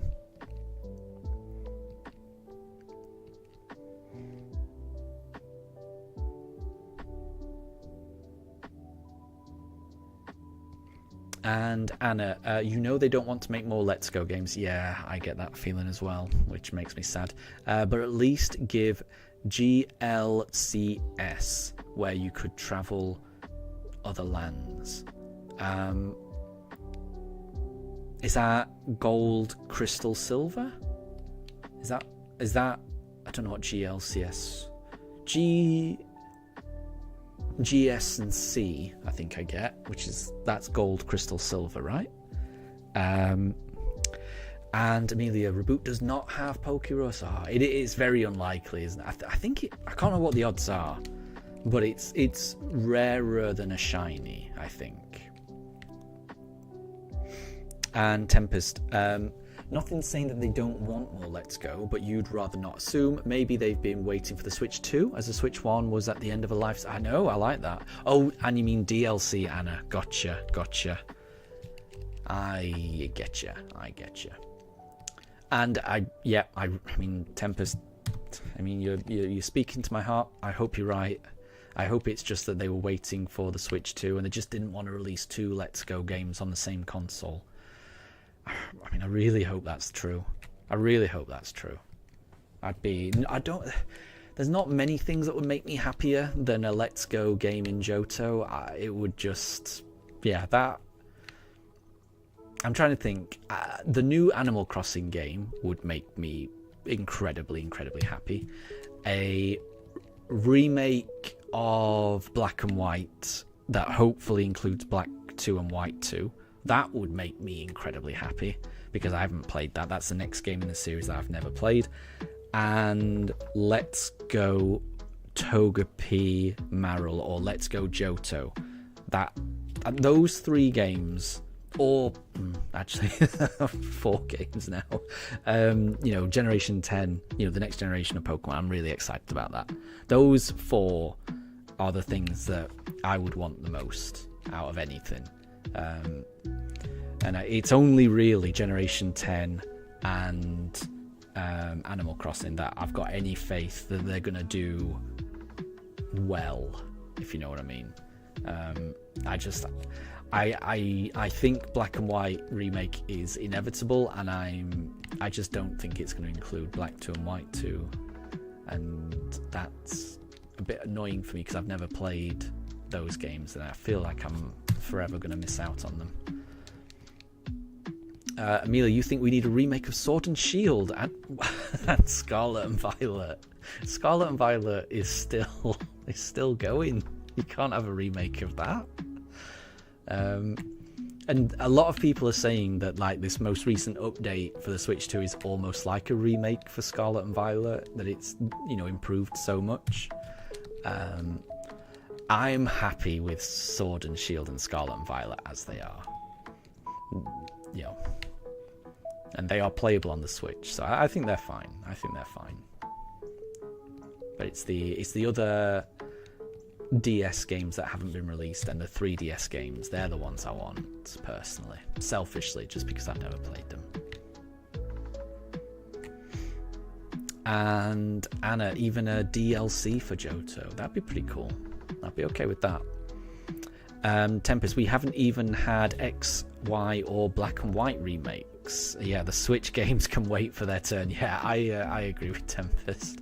It would be that again. You can't predict the Pokemon Company, but I must say that would, if they announced the remake for Sword and Shield before they remade Black and White, X and Y, Sun and Moon, that would be the strangest decision that I think they've ever made. But you know, you cannot predict Pokemon. Oops.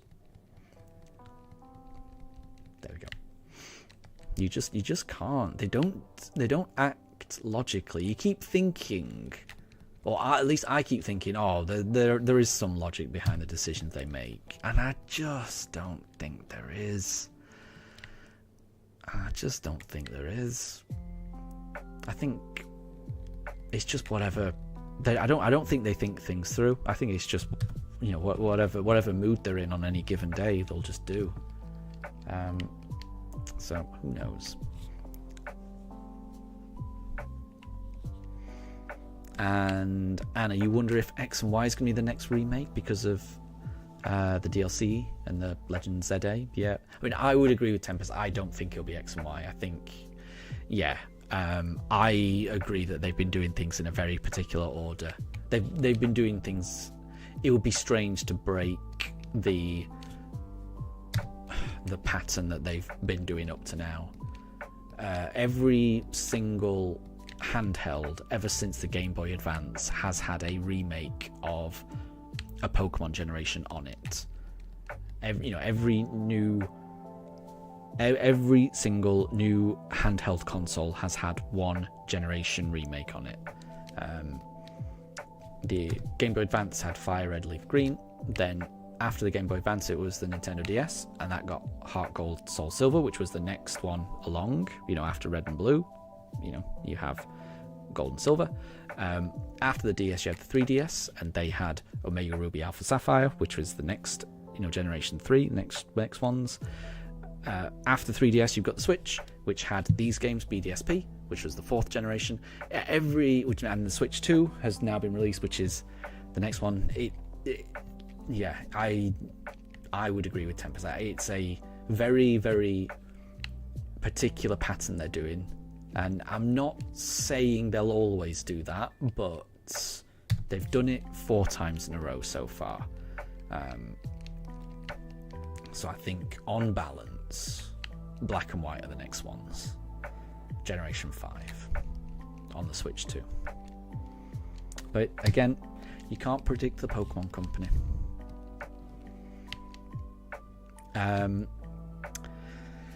Tempest, you think that they'll do the DLC, remake Black and White, and that will all be a hold me over until X and Y is remade? Interesting.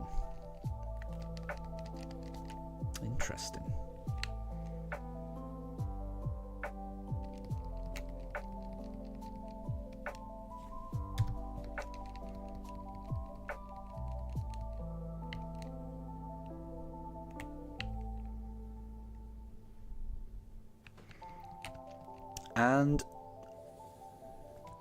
Electabuzz brackets Zakroa, welcome to stream. Thank you very much for stopping by, and I hope you're having a good day. We are currently trying to find a shiny fossil. This would be our 6th team member in our shiny only badge quest run in Pokemon Shining Pearl. But I hope you're doing well.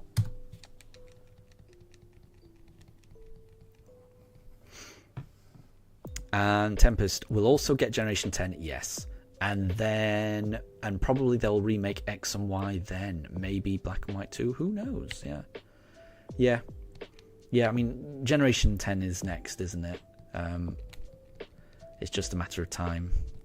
It's just a matter of time. They usually, well, not they usually. I can see them announcing Generation 10 early next year when they do a Pokemon Presents on Pokemon Day. That's when I'm expecting it, but who knows? Who knows?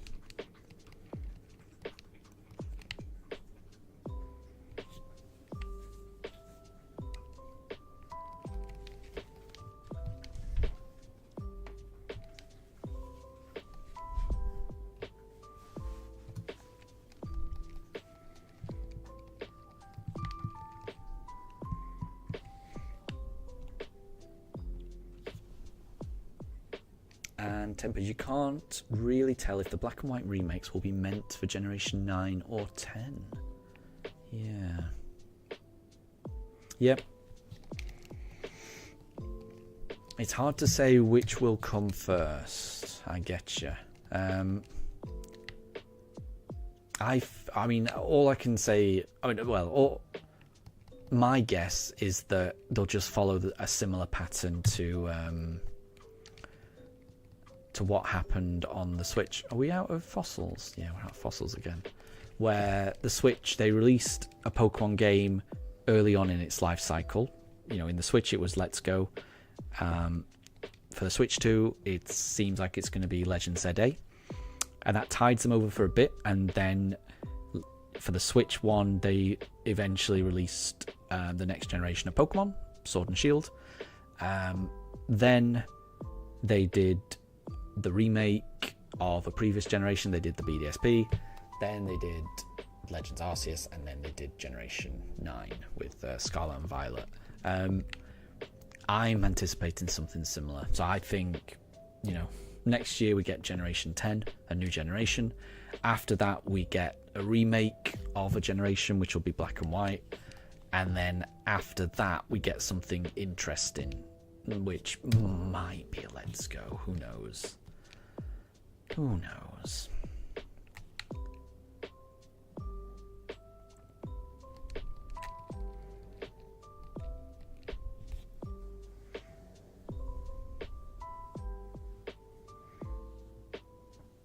And Tempest, the upcoming Presents will be special. Is it going to be Pokemon's 30th? I don't know. I don't think so. Maybe I'm... Did it come out in 96? Maybe. Yeah, you might be right. You might be right, actually. I'm trying to think. I mean, it must have been either 96 or 97.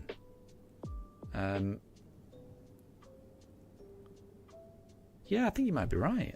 I'm not sure.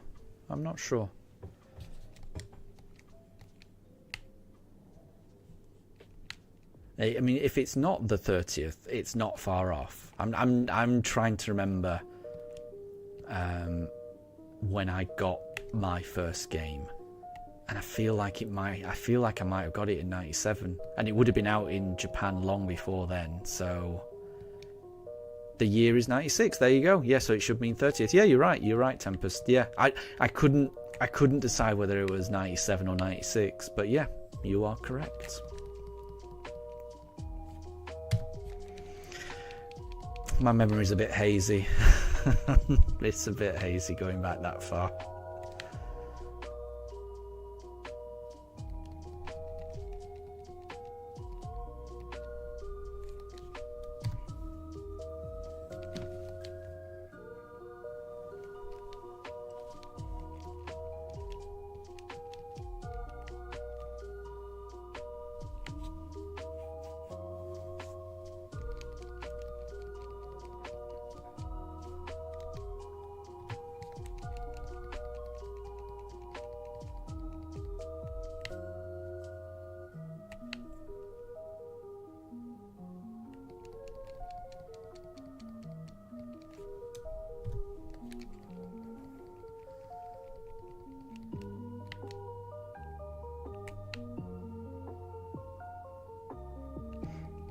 And Tempest, the presents is going to hopefully pretty meaty then. Yeah, you'd think so if it's the 30th anniversary.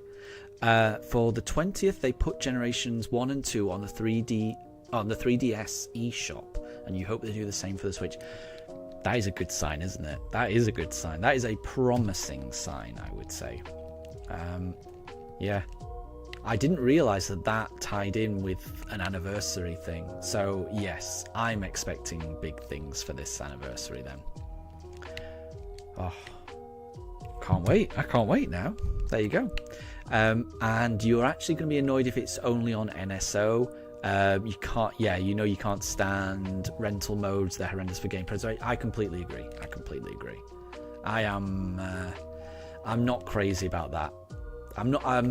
So yeah, there's been a lot of discourse around, Legend ZA's DLC thing being announced before the game is even out, and my concern is not that they're making they're withholding content and they're making us pay for it. So it's like they've already made the game, they've carved out part of it, and they're saying, well, if you want this part, you're gonna have to pay an extra £20. That, it doesn't feel nice, but I don't necessarily have a problem with it. What I've really got a problem is the fact that they've not just carved out a bit of the game, they've taken it out, and it will not be on the game cartridge. It's something that you're gonna have to download separately. It's going to take up storage on the game console, and in 20 years time when I come back and play this game, that DLC is not going to be on the cartridge, and if they've shut down their eShop, I'm never going to be able to play that DLC again. And I want everything to be on a cartridge. I want them to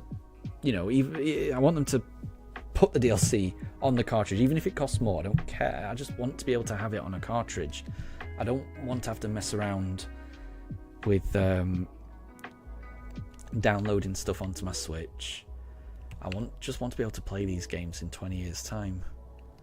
And that's my biggest issue.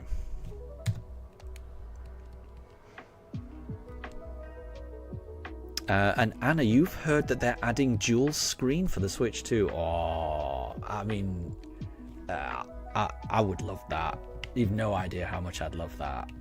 So then it would be almost like a DS or 3DS, right? And then you could properly have all of those games. I mean, I don't know how they would do it, but oh God, I would love that so much. I would love that so much. Yeah, I would love that so much.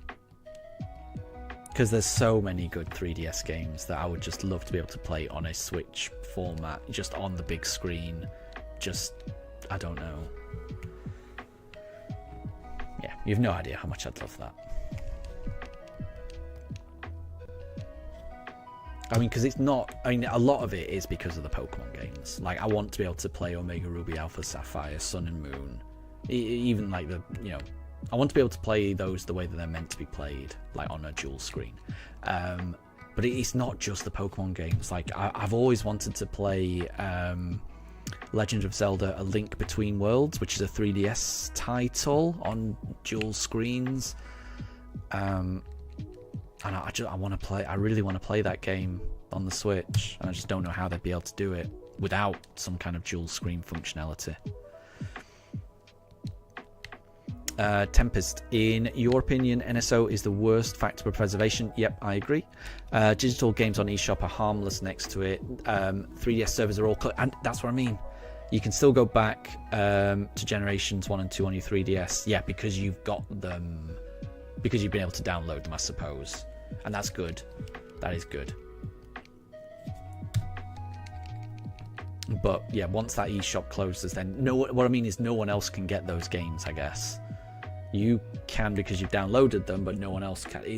I just don't like eShop. I mean, obviously it is better than the rental thing. I take your point. I just don't like either model. Game key cards are weird, but Legends will not be one. Yes, I'm not a fan of game key cards either. Yeah.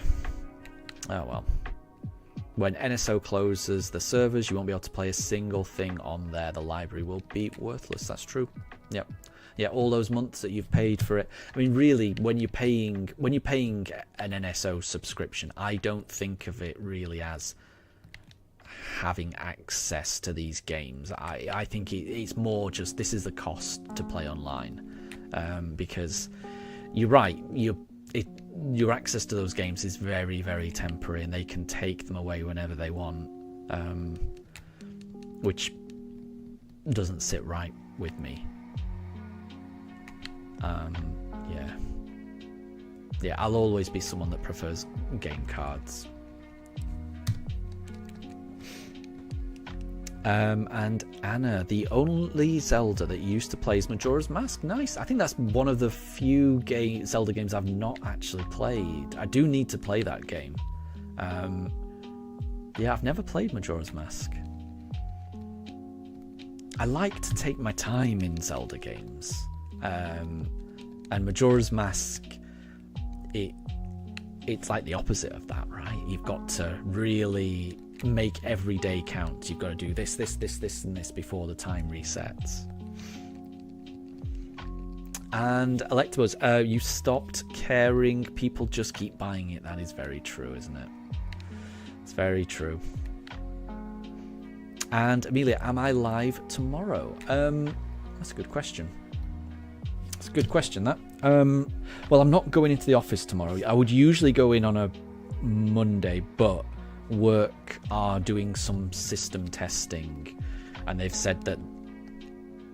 Oh, yeah, we've run out of fossils. And they've said that there's a chance there might be issues logging on from the office tomorrow, so they're advising people to work from home anyway tomorrow. So that does mean that I could stream.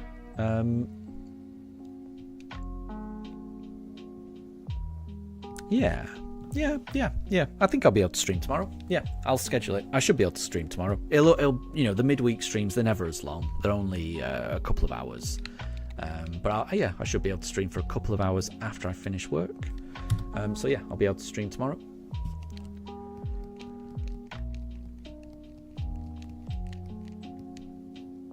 Hopefully we can find the shiny before then, though. And Tempest, I am missing out because Majora's is such a blast. Nice. I've heard nothing but good things about that game. I must say, I've heard nothing but good things about that game. Oops, forgot to give him a fossil. There we go. It's one of those games that I will play eventually. I guess maybe it's one of the games I'm just waiting for a remake. Although I will say I think it's more likely they kind of remake Ocarina of Time first. So really, I probably should play that on NSO. Just get it. And Tempest. Oh, you didn't mean me, but you meant. Well, I mean, I've never played it either, so I think I'm missing out as well. I think, yeah, if I haven't played it, same goes to me, exactly. Yeah, I think it does apply to me. I think I didn't play it when it came out because, when I heard about the concept, it stressed me out a bit. Just the idea that you've got to play the same day over and over again, you've got to make every day count, and you've got to... it felt a bit stressful, honestly. And I might be wrong. I think it also required the expansion pack for the N64, which I think I did get eventually. But for I only got it right at the very end of the N64's life. So when Majora came out, I did not have it. I think eventually I did get it, but at the time it came out, I didn't have it. And again, I might be wrong on that, but I think Majora needed the expansion pack for the N64, which is another reason why I didn't get it. So I think it was those two. It was the stressful thing and the fact it needed an expansion pack, and that was enough for me to just I'll skip that one. But I do want to go back to it.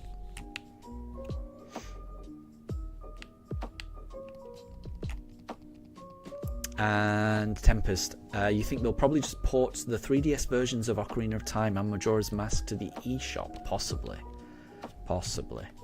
Yeah, I think they do look nicer. Is that right? I think they look nicer than the N64 originals. I think. But you know, the N64 originals, they are on the eShop. Well, sorry, they are on NSO, aren't they? I think so. I could go back and play it, and I probably should do. Again, it's just finding time to do it. I mean, I could play that on stream, honestly, but I've got a feeling I'd be a bit terrible at it. But after all this time, going back to N64 Zelda, but I think I would have fun playing it. Majora's is interesting. You believe it's like half of the scrapped URA Zelda game. The other half is Ocarina of Time's Master Quest. So if you played those, you've experienced URA. Okay. Fair enough. And Draven, good to see you. You've just got no way. Draven, you've just got Tapu Koko Shiny on Pokemon Shield. So you've just been doing some Dynamax adventuring, and you've just got a shiny legendary, a Tapu Koko. That is amazing.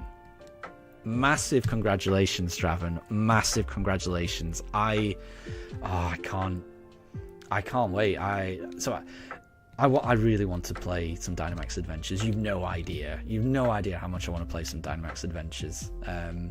But I want to do it. Well, I've got to get this run out of the way, and I also want to do Legends ZA. But I do want to play Dynamax Adventures so bad.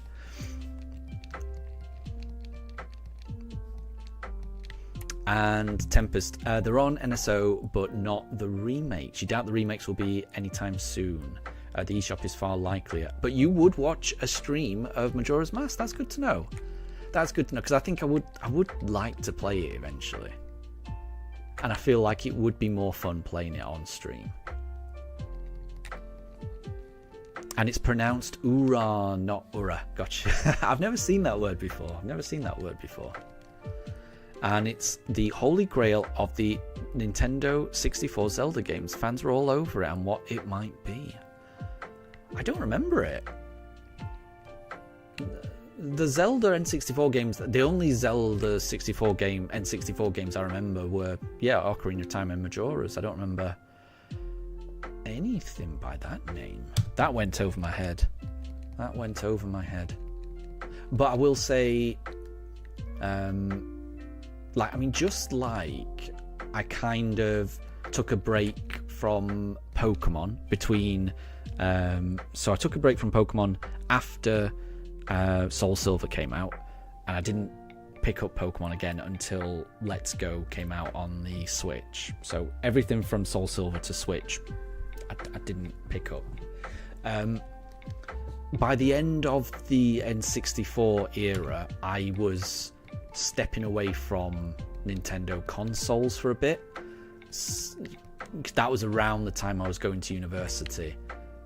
So I didn't pick up a GameCube when it came out, so I basically had stopped playing Nintendo console games towards the end of the N64's life and all of the GameCube era. So I kind of missed out on any news around that time. It never came out, so there's little by Nintendo about it. If you look it up, you'd learn to... Oh, okay, yeah, if it never came out, there's no way I would have known about it then. Yeah, gotcha. It was meant to use the disc drive, but that was a commercial flop, yeah, so they didn't bother. What they did was split up the concept up and sprinkle it across Majora's and Master Quest. Gotcha. Yeah, Master Quest... did they release that? I remember... So I did pick up a GameCube secondhand after the fact, and one of the Zelda games for the GameCube had Ocarina of Time Master Quest on there, as well as I think a couple of the NES games as well. So I'm I am vaguely familiar with Master Quest because I think they did release that as a GameCube pack-in. Like I think there was like one. It was like a Zelda collection type thing on a GameCube disc. I vaguely remember that.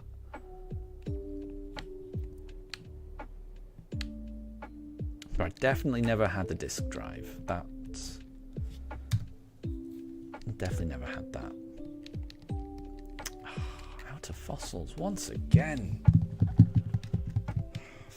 5,412. This is we're going long here. We're going long.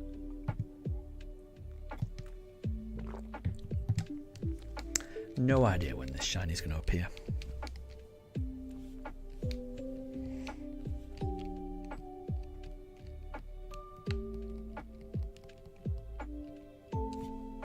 Nope, it's not Aerodactyl.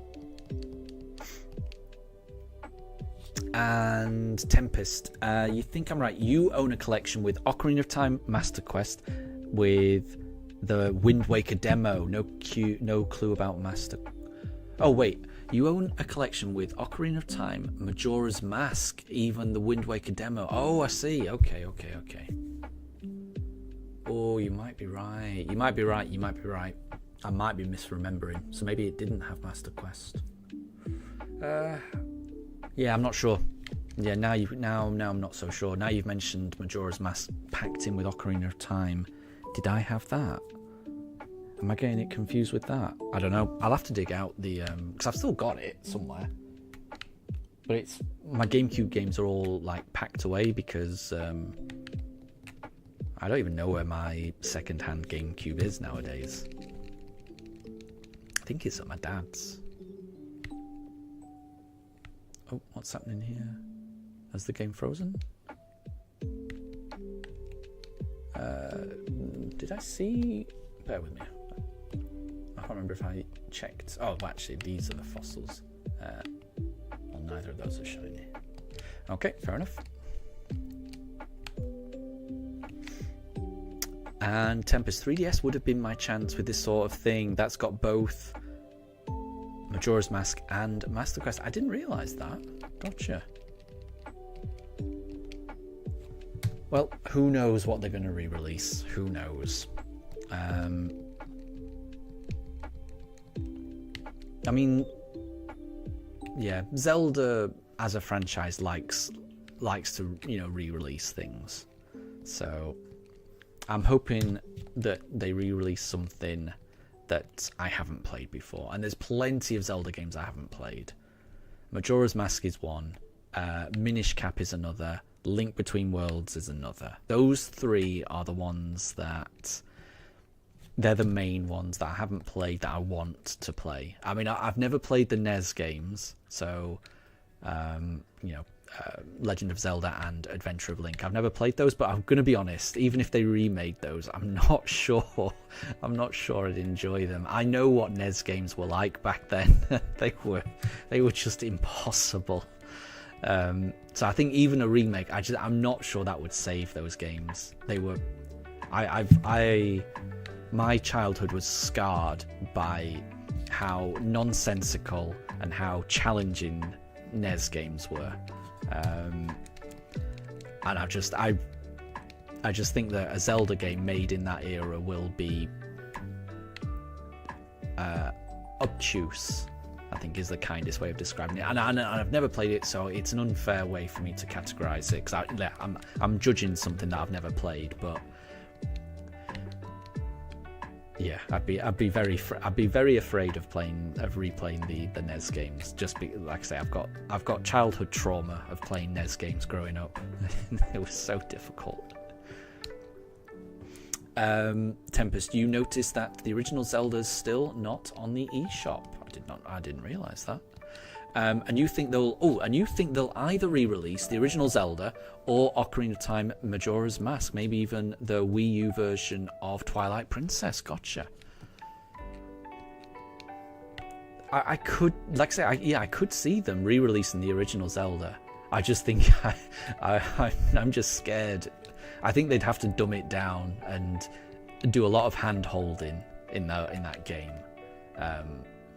again, I'm just assuming. I'm basing it on what NES games used to be like, and I would imagine it's a nightmare. I would imagine that game is a nightmare to play. But it's the original game that, you know, sparked a genre, so it's worthy of respect, even if it petrifies me.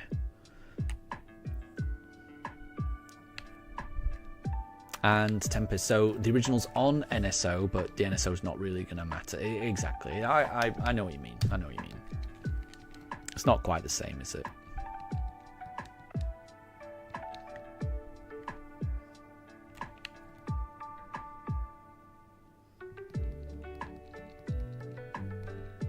But yeah, I was surprised that Twilight Princess and Wind Waker, you know, the HD remakes that they did on the Wii U, that they never made it across to the Switch 1. I was surprised about that. But I guess their position was that the Wii U was good enough, which I've got a Wii U, so I've been able to play those games, and I do think they're wonderful games.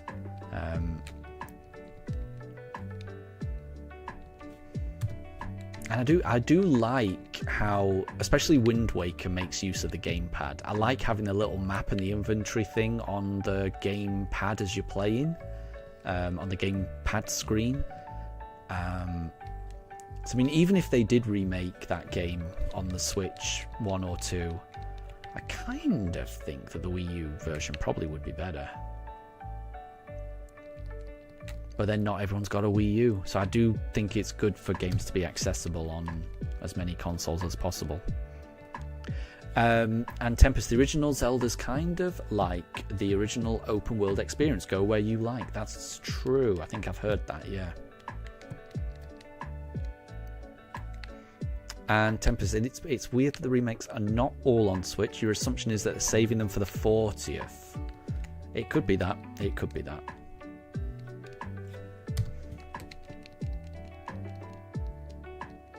When I don't even know when the 40th would be, honestly.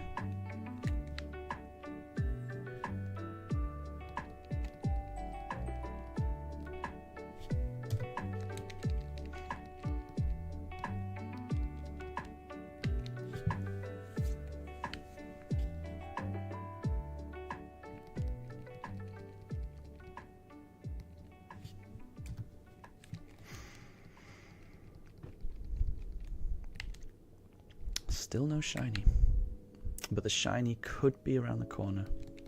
It could always be the next one, but it's not.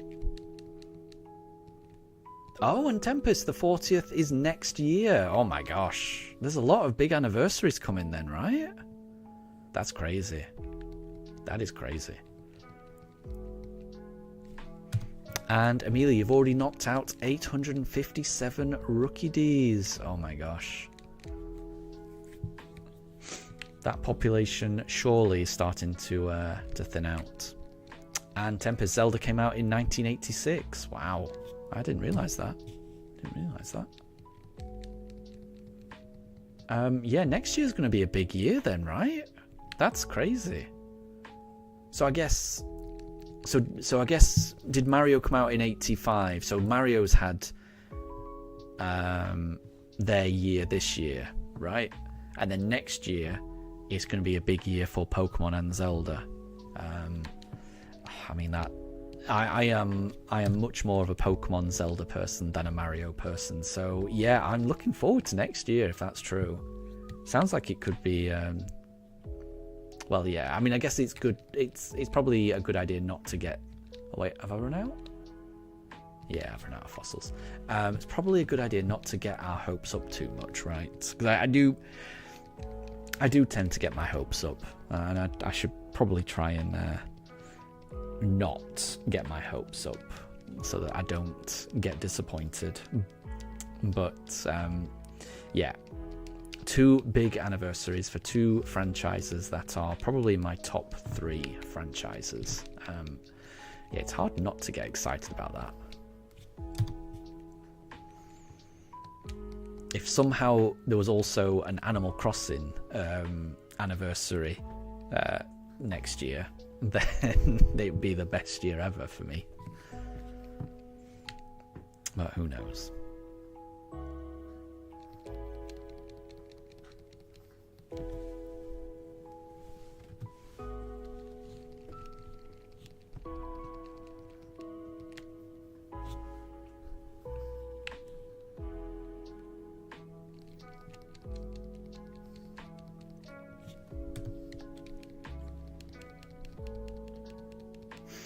And Amelia, the pugs are so cute. They are, aren't they? Yeah.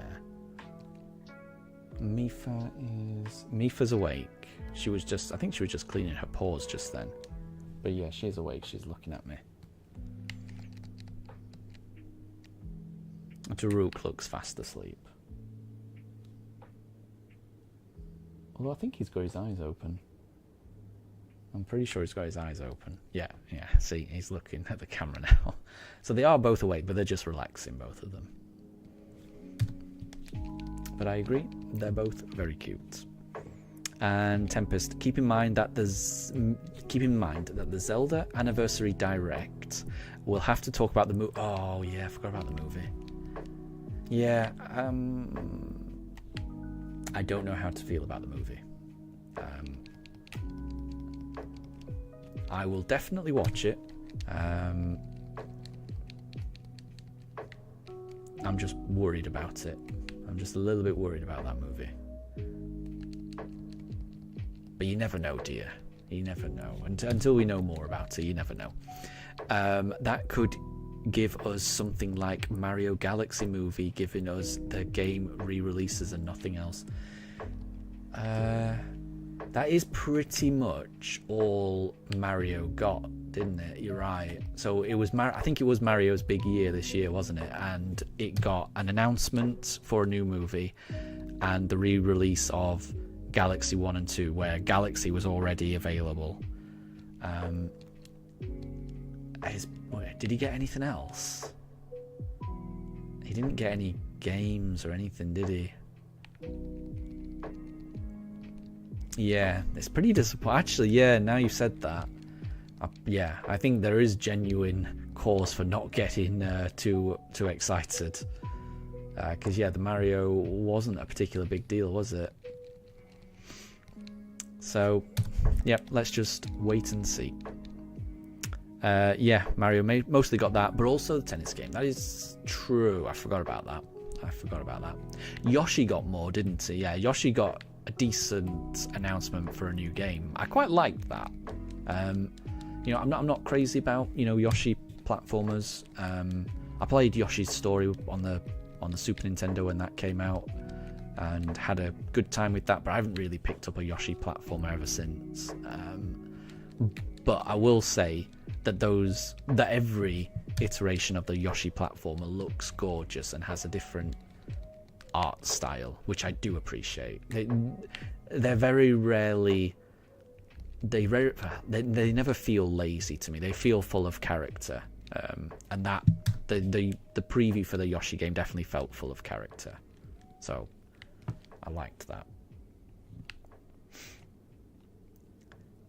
And Tempest, yeah, for the 40th, it was not really what you would have thought. Yeah, I know what you mean, actually. And I had kind of forgot that it was, you know, the 40th. Because, yeah, it does feel like maybe they should have done a bit more. Yeah. It didn't occur to me until you've just mentioned it now. But, yeah, I agree.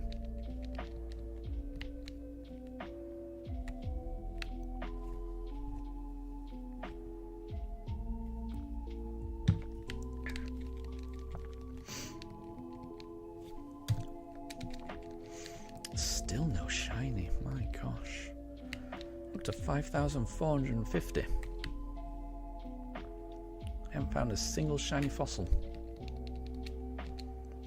Surely it's got to be around the corner.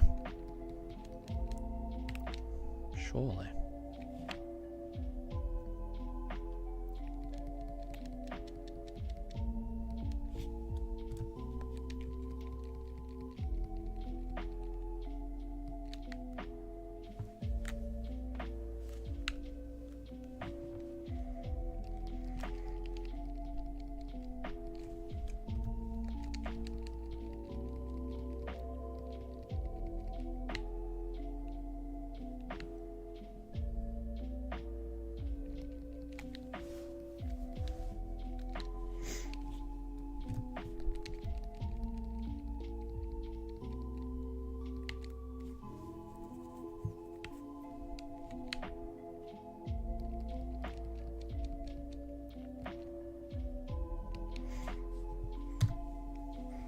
And Tempest, major anniversaries like ones ending in a 5 or a 0, you pretty much expect to make common wish lists come true. That is true.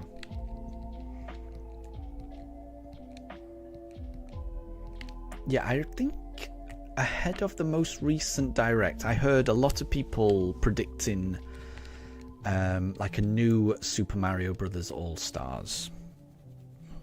Like, for the Super Nintendo, they did Super Mario All-Stars, where it was like Mario Brothers 1, 2, 3, plus the original Mario Brothers game, packaged as Super Mario Brothers, which I loved when that came out. I played Super Mario All-Stars so much on the Super Nintendo growing up. I had a NES, but I only ever had Mario 1 and 2 on the NES. I never had Mario 3. So playing Mario All-Stars and getting to experience Mario 3 for the first time was incredible. I loved that so much. And then they did the 3D All-Stars, didn't they, for the Switch 1, which was Mario 64, Galaxy, and the GameCube one, Odyssey. Odyssey? No, Odyssey's the recent one. What's the GameCube one called? Oh, I've got a terrible memory. But yeah, they did the 3D All-Stars, and then I heard rumours that they would do... Oh wait, we're in our fossils already? Oh yeah.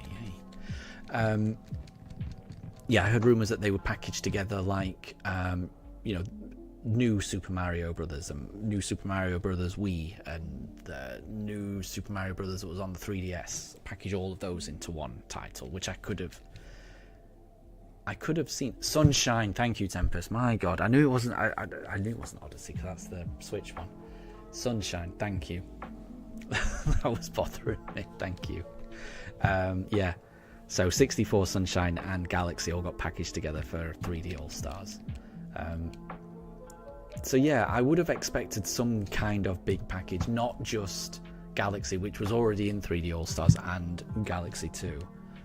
So it was a bit strange. It felt a bit strange. So who knows what they're going to do next year for Pokemon and Zelda's anniversaries. Maybe they will do the bare minimum like they did with Mario. You never know. I live in hope. I live in hope that they do far more than that.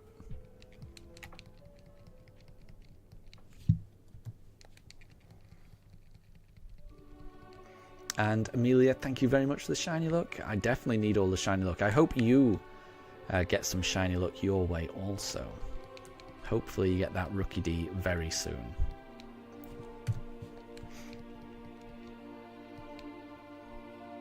And Tempest, at least there's a silver lining. Now we can experience Galaxy 2. Yeah, it did. It was a bit of a worry, right? The fact that that was purposefully excluded from 3D All-Stars. You owned Galaxy 2 on Wii, but you only spent a couple of minutes on it. There you go. And now you want to be able to just play it for real now. That is nice. That is nice that you have that option. That is nice, definitely. I will say, I'm not really a 3D platformer kind of person. I've never played Mario 64. I've never played Sunshine. I've never played either of the Galaxies. I did play a little bit of Odyssey. That's the very first 3D Mario I've ever played. But I only played a couple of levels of it and then kind of drifted off to something else. I am much more of a 2D Mario person. So yeah, I've played Mario Brothers. I've played Mario 2. Played Super Mario World. Then when I got All-Stars, I played Mario 3. And I think I played some of the new Mario Wii, and I've enjoyed Mario Wonder as well. But those are the only Mario games I've played. I don't know why I've not been able to really get into 3D platformers. I just don't think it's my favourite genre. I can see why people like them. I can see the appeal of them. I can definitely see the appeal of them. And Amelia, Daruk looks like he's passed out, but he's asleep. It looks like I think he's woken up now. But he did look, when his head's to the side, it does look like he's passed out a bit. Right, the time is 3 p.m. Usually these poochers tend to get excited at around 4, but it's usually before 4. So I'm hoping that we can keep going for another hour or so, but I fear that Daruk is going to start throwing a fit at some point. We will see.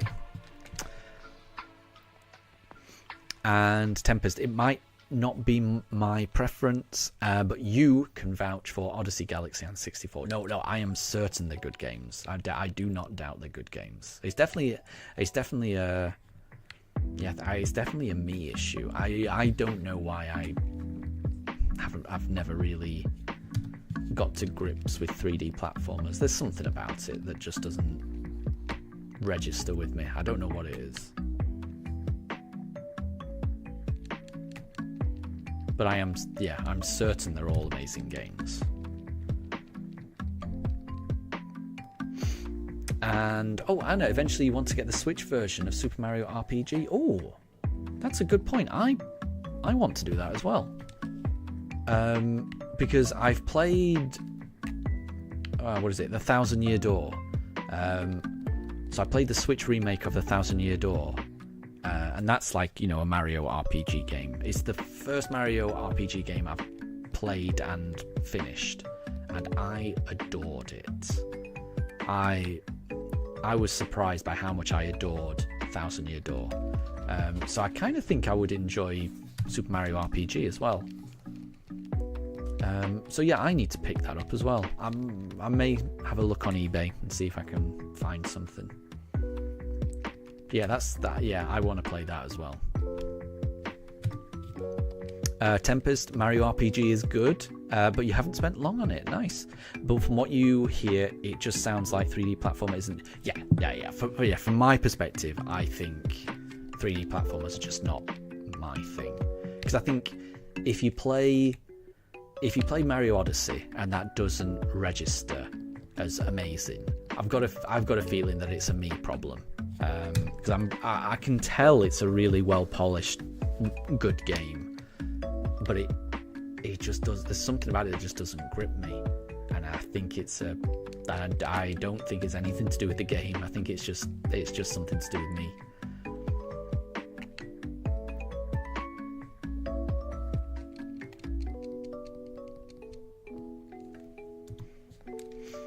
Because I had a lot more fun with Mario Wonder. I just grew up on Mario, on 2D Mario, and that's what I think of when I think of a platformer. So I think it's just me being an old stick in the mud, I think.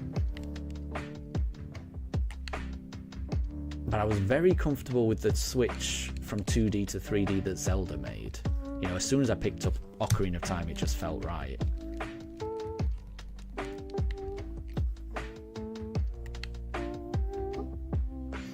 And Amelia, you've already knocked out 873 rookies. Oh, hopefully you're close to getting that shiny.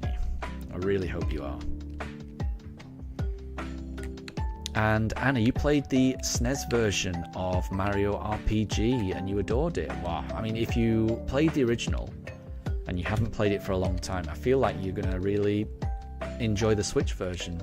So yeah, I think I'm going to try and pick that up as well. Like I say, I was shocked by how much I enjoyed A Thousand Year Door. That was one of the best games I've ever played, honestly. I was very impressed with the humour in that game. The humour was nothing like I expected from a Mario game. The humour was a lot funnier than I was expecting. and it's just a really satisfying game in terms of the way you can upgrade your character. Tempest, would I say I'm more excited for Pokemon or Zelda's major anniversary? To be honest, that's a good question, that.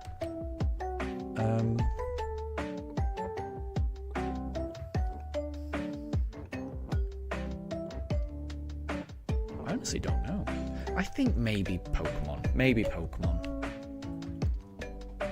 Only just, though. Only just. And I think the reason I'm saying Pokemon is I feel like there's more potential for Pokemon. Like there's more that Pokemon can release. There's more that Pokemon can do. Like I'm not expecting a new Zelda game. You know, like a Breath of the Wild. You know, like I'm not a Breath of the Wild equivalent on the Switch 2. I'm not expecting that for years and years. So like, you know, whereas I think there's a chance that we get the new shiniest iteration of Pokemon, like Generation 10. I think there's a chance that comes next year. I don't think there's a chance at all that we get the latest iteration of Zelda. So I think in that sense, Zelda's anniversary is limited in terms of how great it can be, just because I really do not think there's a chance that we get the next Zelda. The best we can hope for is a remake, whereas the best we can hope for Pokemon is a little higher than just a remake. So I am more excited about Pokemon, I think. And I kind of think Pokemon are going to do more than just a remake. So yeah, my hopes are higher for Pokemon. But if somehow we got the next big Zelda game announcement, then it might be different. But I don't see that happening. It's not even that I just don't think it's likely. I don't think it's possible. Considering how long it took them to do a sequel to Breath of the Wild using the exact same engine, it took them that long to do Tears of the Kingdom.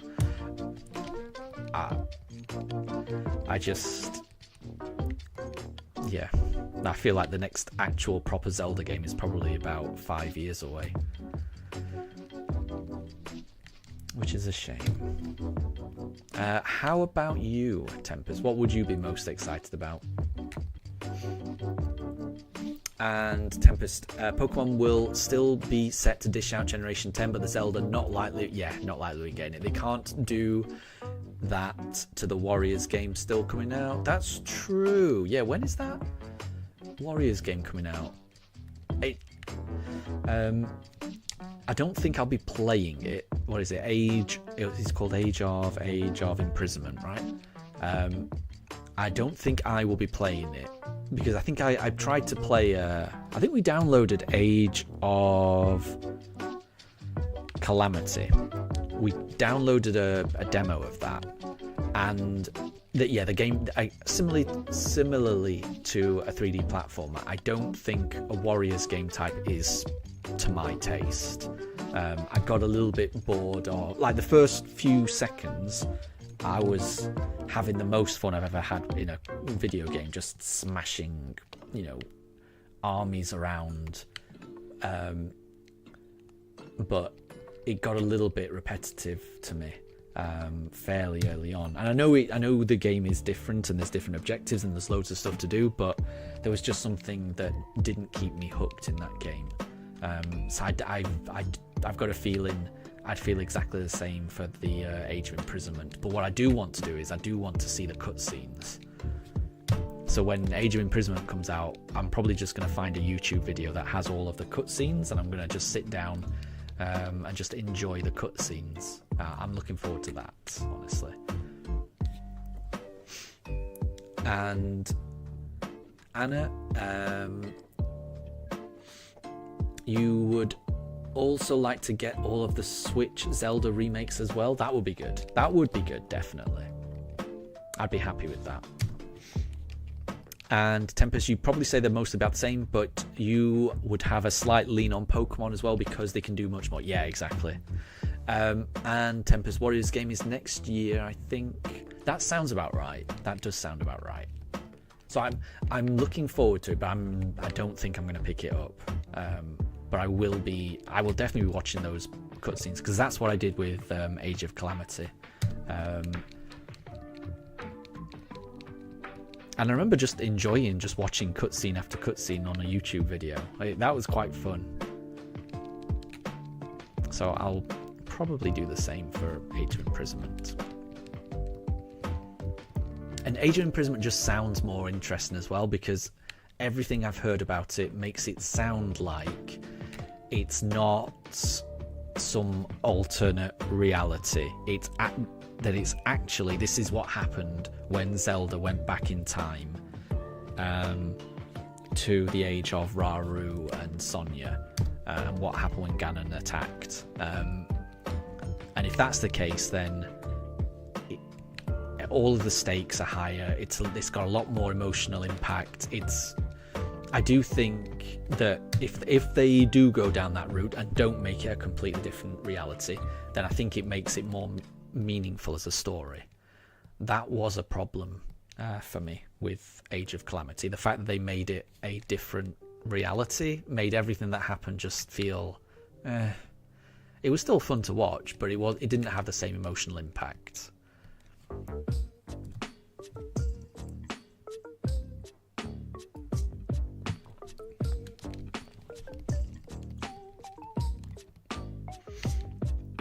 And Amelia, you were just opening a pack in TCG Pocket, but you got nothing.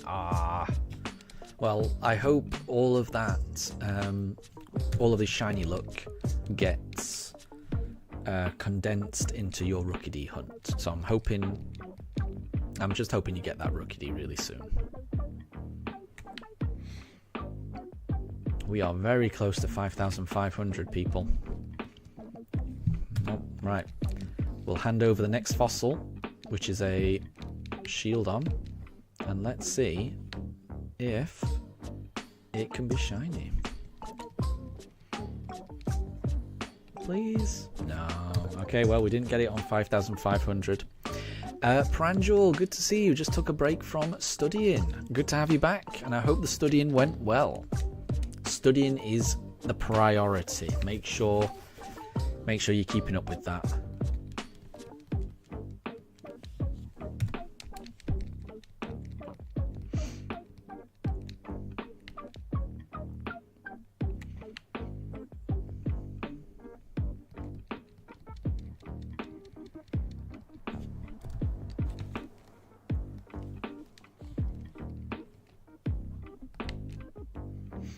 And Pranjul, have I watched your video? I haven't yet. Apologies. I had a bit of I had a few things I needed to catch up on. But during the next break, that should be longer, so hopefully I can watch it this next time. If I don't get a chance to watch it during the breaks, it will be this evening that I'll be able to watch it. So I don't think it was a long video, was it? So I should be able to check it out. But yeah, apologies. We've run out of fossils yet again. Yeah, by the time I'd fed and gave the dogs a little bit of a run around outside, there was a bit of laundry that I had to quickly just put away, and just ran out of time. Ran out of time.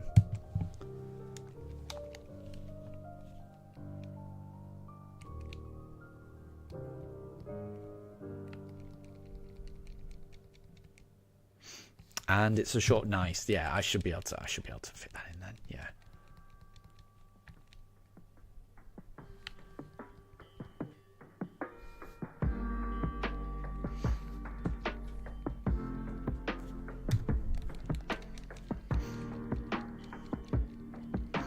And Amelia, you've got 5 subscribers. Do you make videos, Amelia? I wasn't sure. If you make videos, then let me know, and I will be sure to subscribe. I will subscribe to anyone that's a regular member of the channel. If you let me know that you make videos, I will be sure to subscribe so that I can check out what all you guys are doing.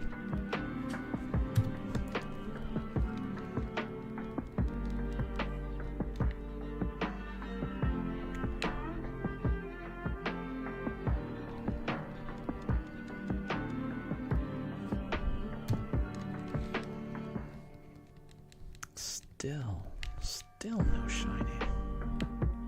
Ah, you don't make videos. No problem then. No problem.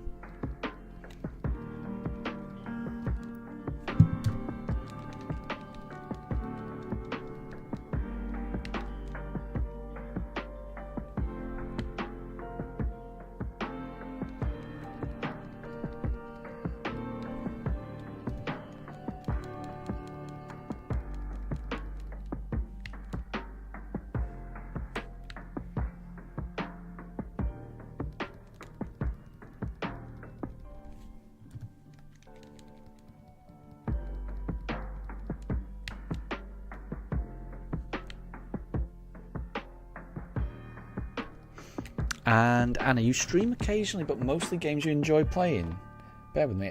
I feel like I'm already subscribed to you because I think I knew that. Let me just double check. Hold on 1 second.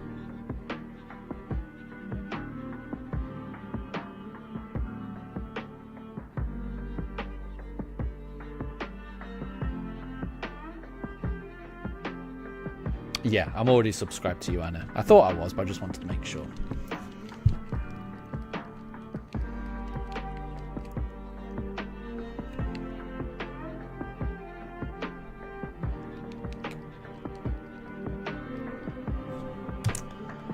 Still no shinies.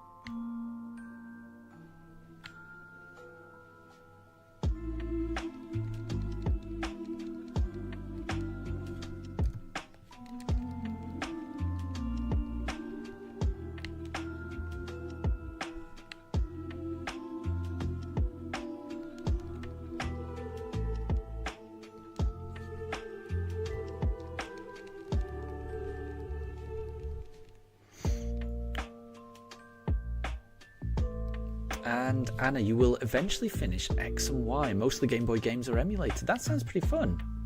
Nice.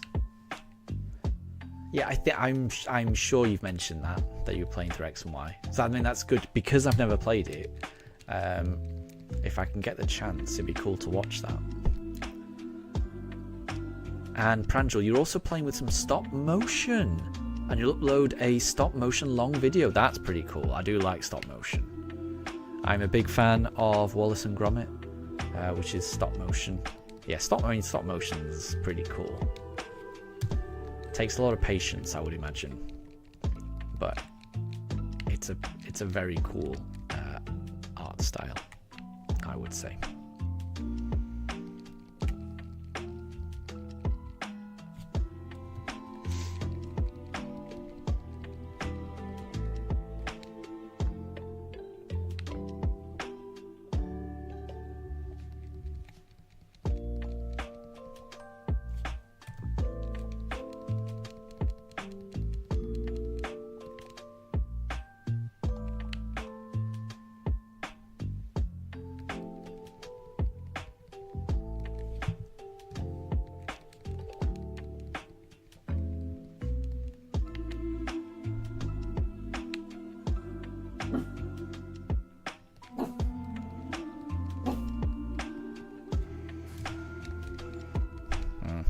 Druk is starting to woof. It's very early for them. It's about 3:15. I don't want to take them out this early. And Amelia, you're the same. You like stop motion, and you're a Wallace and Gromit fan as well. It's a very good series.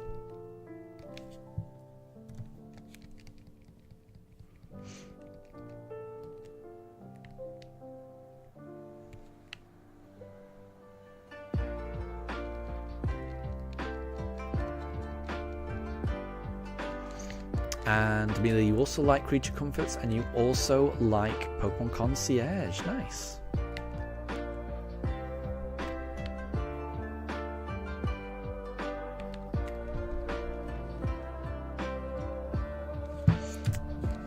It's not Granos. I think we're out of fossils. Yeah, we're out of fossils.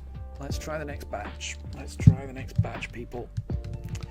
Pranjul, have I seen clothing clips?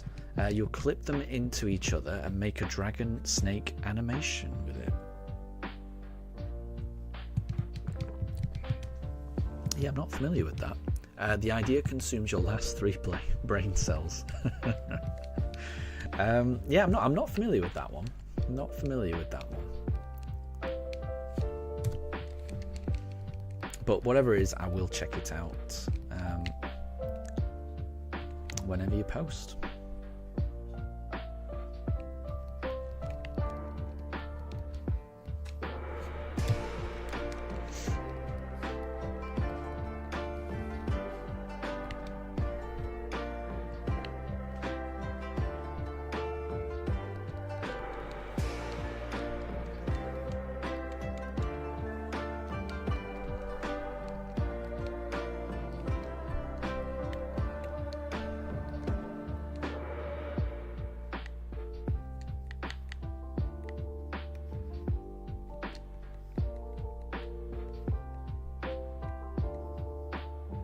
So I just want to make sure the last one.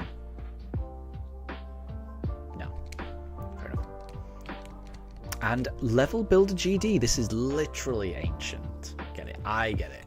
We're dealing with fossils. I get it. But welcome to stream. Thank you very much for stopping by. Hope you're doing well. We are desperately trying to find the ancient shiny fossil. Which would be our 6th team member on this shiny-only badge quest playthrough of Shining Pearl. Once we've got this shiny, we're going to make our way over to the next gym, which I think is in Canalave, I think. But we just need this, we need this fossil to shine.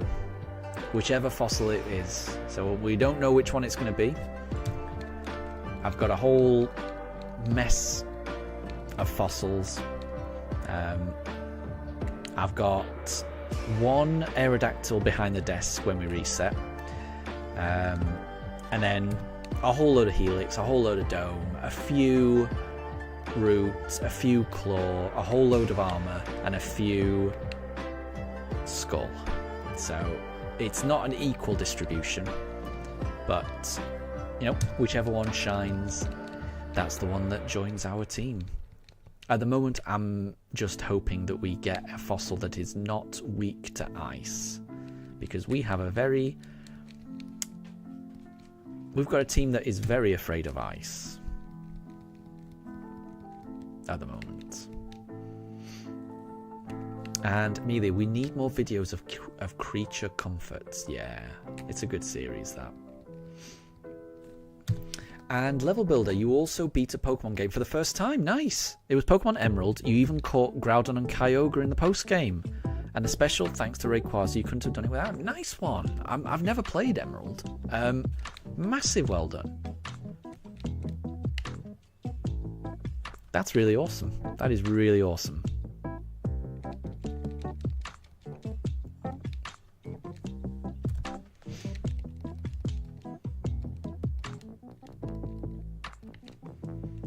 And Anna, you don't know about Sleepy in Creepy Old Mansion. Sleepy in Creepy Old Mansion. I don't know what you mean, Anna. I don't know what you mean.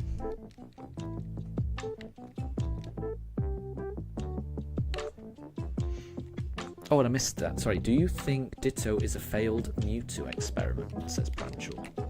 I don't know, actually. I hadn't thought about that.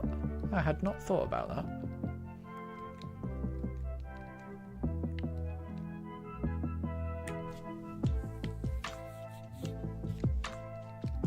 It's interesting. It's an interesting one, actually. It's an interesting take. I could imagine that being the case. And Level Builder, you are hot take that Pokemon Emerald is the best Pokemon game. And Tempest says that a lot of people would agree with that. There you go. Yeah, I don't have much to say on it. I've never played Emerald, unfortunately. I played Ruby and Sapphire and enjoyed those immensely. But sadly, I never picked up Emerald. In the same way I played Diamond and Pearl and never picked up Platinum. I regret not picking those games up, but yeah, I never got them. So I've never played them, sadly. So I can't really express an opinion on that. All I can say is that my favourite games are probably Sword and Shield, Gold and Silver, and Red and Blue. And for Gold and Silver, I guess I could probably throw in Heart Gold, Soul Silver, because I think they look really nice.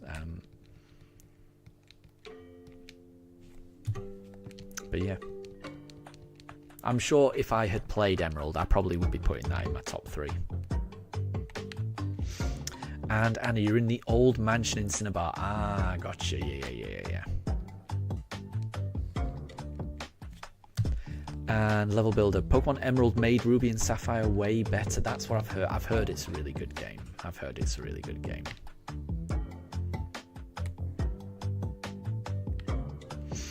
And Pranjul, so the mansion in Cinnabar is where you find Ditto, and that's also where you discover about the experiments on Mewtwo. That is a very good point, Pran. Yeah, I hadn't thought of that actually. I mean, that's definitely where you find Ditto in the Let's Go games. It's been a long time since I played the original. I can't remember if that's the case in the originals as well. I can't remember. But yeah, that sounds like even more evidence that the two could be related. And Tempest, the content in Emerald is really good, but Black and White 2, Hot Gold, Soul Silver have more overall. The team building and shiny hunting is also really old and janky. Interesting. I'm not sure. And Pranjul, you've never been able to play Heart Gold, Soul Silver. Whenever you play it, your emulator crashes. That's a shame. That is a shame.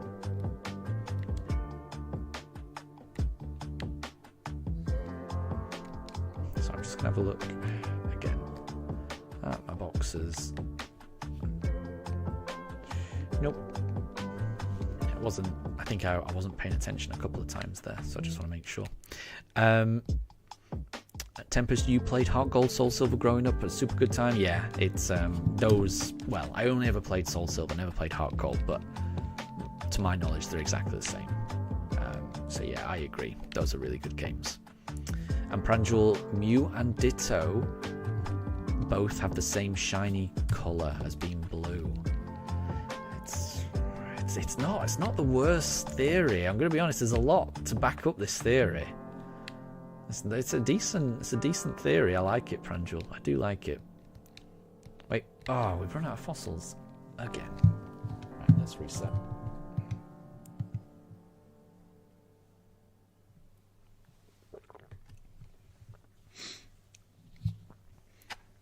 And Pranjul, the only two Pokemon that can learn every move are Ditto and Mew. And Tempest says also Smeargle and also Arceus. I didn't know about Arceus. Yeah, I would have said Smeargle.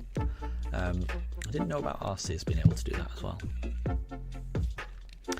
And Level Builder, the reason you think Emerald is better than Ruby and Sapphire is that they needed changes. There's a better 8th gym battle.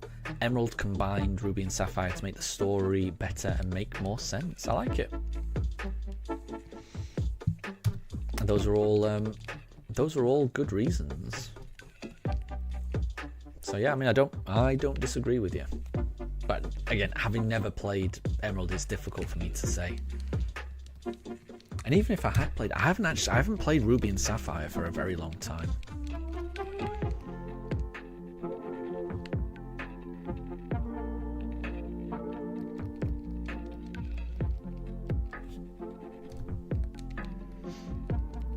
And Amelia, you're on encounter 899. Well, I wish you all the shiny luck.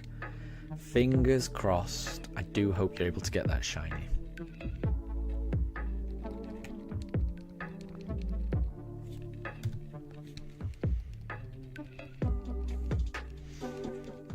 And Anna, you also plan on doing black, white, black 2, white 2, sun, moon, ultra sun, ultra moon. But with the sun and moon games, you can get the way doing day-night cycle is so... yeah. Gotcha.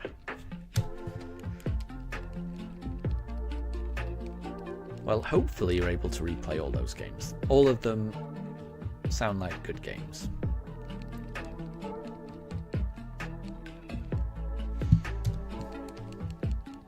But yeah, apologies, there's a lot of games that I've just never played. A lot of games I've never played. And Amelia, you didn't get it on 900. Well, maybe it's the next one. You never know. And Level Builder. So in Emerald, the story is that Groudon and Kyogre are awake at the same time, and you need Rayquaza to tell them to calm down. And you can get Rayquaza in the post game, and wait, no, you get Rayquaza, and then in the post game, that's when you get Groudon and Kyogre. That sounds like a nice plot to me.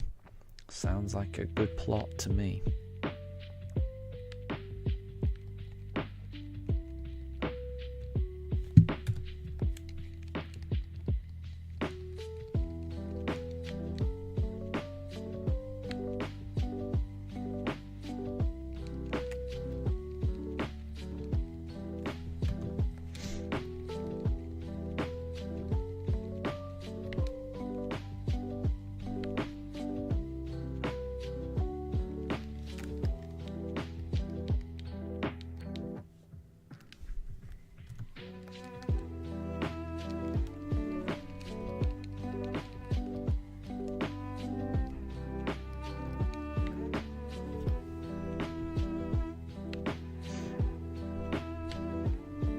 And Franjul, it's a cool theory to believe, even if it's fake. It just makes the fictional world feel alive. No, I agree. I think it's a nice little theory, honestly. There's a lot of similarities, and it's something I'd never really thought of. They're both genetic-y Pokemon, right? So I can see it. I can see the connection. You never know. Level Builder, you can catch Rayquaza in Sky Pillar after Rayquaza makes Groudon and Kyogre calm down. Nice. Yeah, there's a lot of good Pokemon games out there. Ugh, it's not fair. It's not fair. I want every single Pokemon game playable on the Switch. That's what I want. Pokemon Company, give that to me for your anniversary next year, please. If you don't ask, you don't get. So I'm just putting it out there. Oh, interesting. Tempest. The devs were interviewed about Mew Ditto a while ago and said they never even thought about it while designing the two. Interesting. It just kind of happened. Interesting. But so it sounds like there might be some connection, though. Like, maybe it wasn't intentional, but they're at least acknowledging there's some similarity. It's interesting, at least. Anna, the questions were really easy, so that sounds like you've been able to get through Blaine's quiz. Hopefully the battle with Blaine goes well. Good luck. Oh, an interesting Level Builder. You caught the Rayquaza at full HP, no status, and in an Ultra Ball, which is less than 1% chance. Oh, well done. That must have felt amazing when that closed.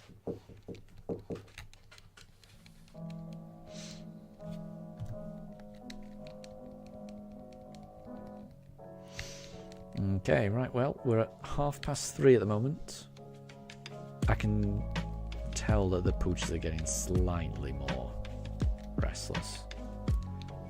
I'm trying to talk quietly so that Daruk doesn't understand, but you can see him looking at me,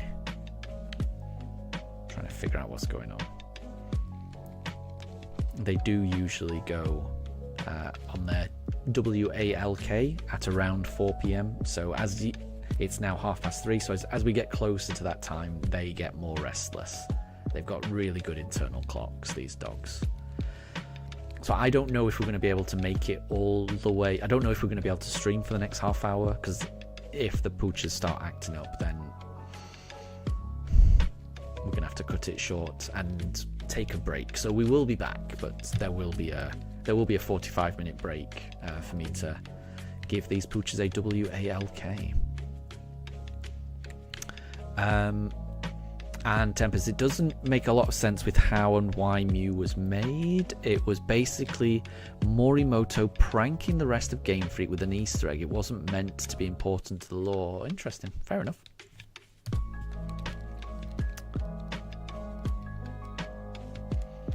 And Level Builder, your Giratina obliterate situation. Rayquaza uses Outrage. Says while looking at a trainer in Mount Chimney he forgot to fight. Interesting. Well, it sounds like that trainer's in trouble. I wouldn't want to be on the receiving end of Rayquaza's outrage, I tell you that much.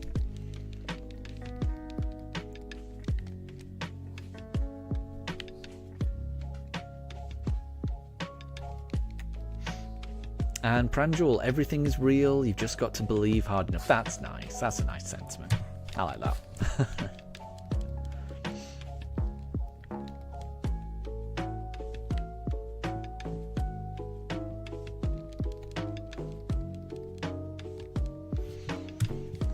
I think that might be the last of the fossils. Yep, we're done with fossils, so we're gonna reset and try the next batch.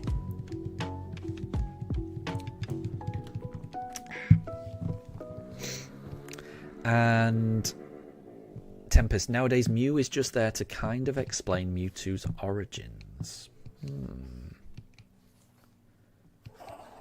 And Tempest, is rice a bread? I don't think rice is a bread. It's a form of carbohydrate. That's about as close as you're going to get, right?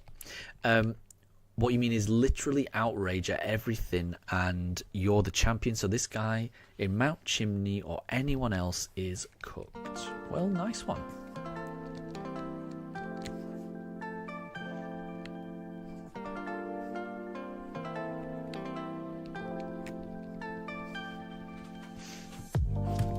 And Pranjul says, if you close your eyes and eat, then maybe rice might be a bread, who knows? Just, yeah, I guess you just got to use your imagination. The mind is a powerful thing.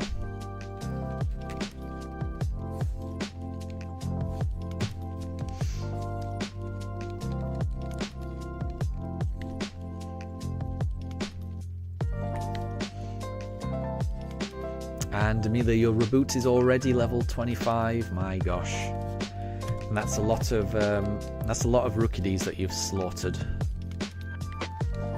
Hopefully you get the shiny soon.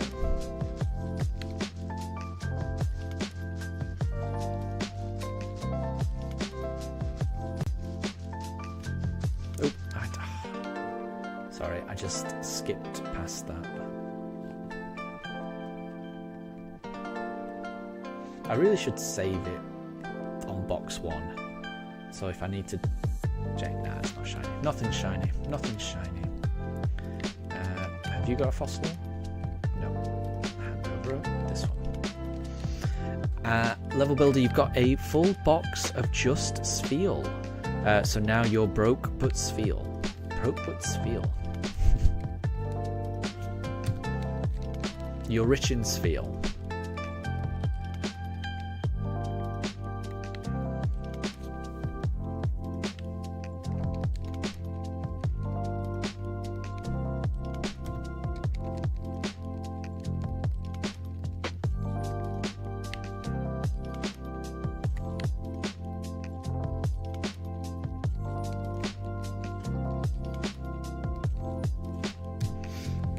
And Tempest, back in Miiverse days, you remember seeing someone who said they wanted to evolve Charmander into Charizard immediately after getting it. It might have been in Route 1 or such.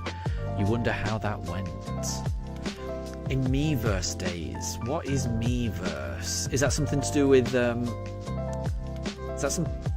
is that something? Well, I mean, Mii's are to do with the Wii, right? So is that back in the Wii days?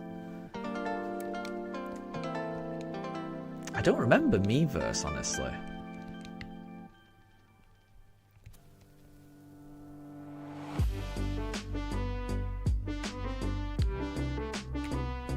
And how would you even get a Charm? Oh, mind you, yeah, if you pick Charmander as your starter and you just want to get a Charmander into a Charizard immediately, it would probably go pretty well, right? If it's your own Charmander, not one from you've been traded. Miiverse. So Miiverse was Nintendo's social media on the 3DS, Wii U. Oh, okay, so it's after the Wii. Gotcha. I mean, if you pick a Charmander as your starter and you want to get it to a Charizard straight away, all it takes is time, I would imagine. And if it's your own one, it'll obey you. I think that's how it works. I think it's just traded ones that you've got a problem with. Level builder. Spheal is love, Spheal is happiness. Well, there you go. That's what I mean. If you've got a box full of Spheal, you're a happy man. That's what I say. I do like Spheal. Spheal's a very cute Pokemon.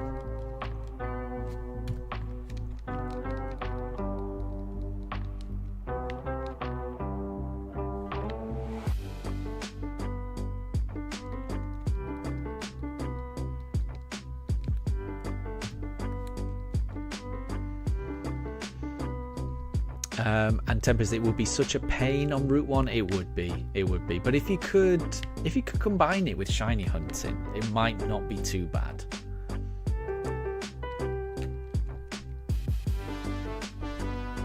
It would definitely take a long time.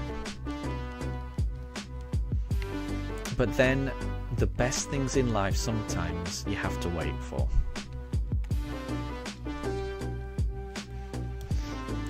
And level builder, the box name is Spheal, and the background theme is snow. That's quite nice. So you've just got in your PC, you've just got a box called Spheal, full of Spheal, with a kind of snowy background. They're in the natural environment. Exactly. That's kind of nice.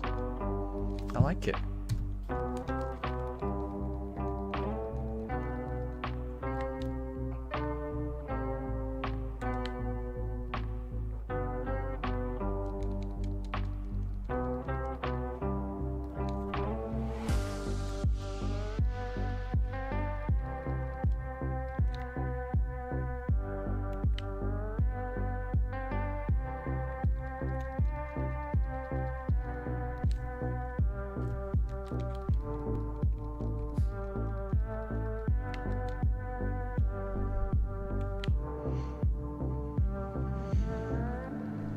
And Tempest, it's not much longer left to go before it's nice and snowy here. Exactly. We're getting, we are firmly in autumn now, right? It's getting chillier and chillier. Soon it'll be winter. Who knows whether it'll actually snow? You never know in the UK. Sometimes you can go 3 or 4 years without snow. And when I say snow, I mean snow that actually settles. Most years you do get a dusting of snow, right? But for it to settle, that's a rare thing. At least in my part of the country. I guess in Scotland it's a little different.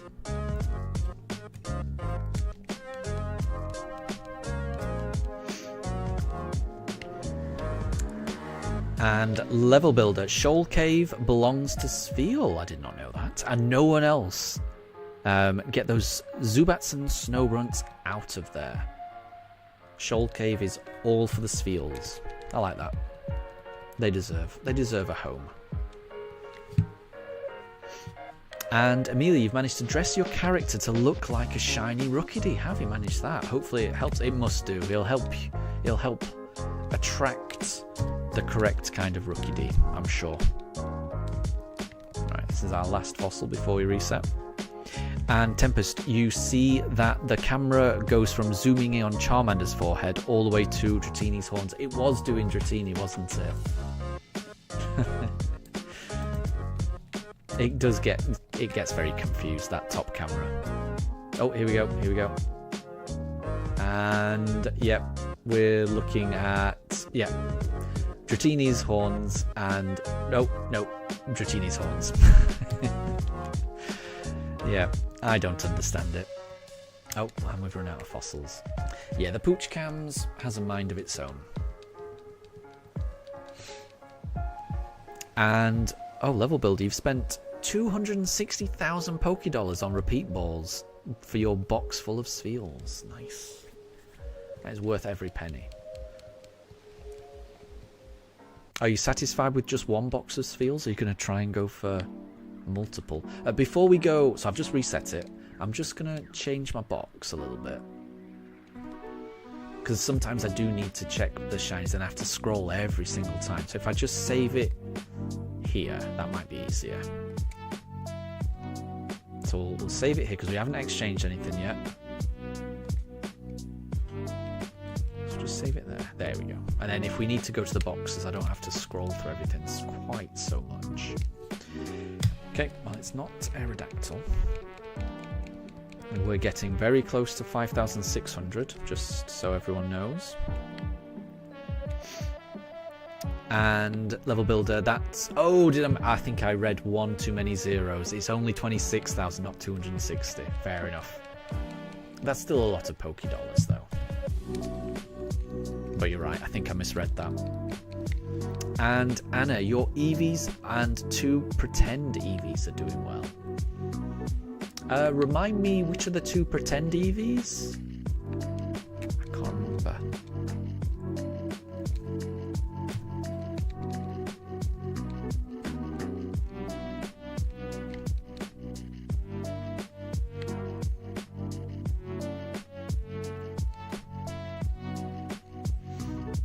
And it sounds like your Let's Go run is going very well.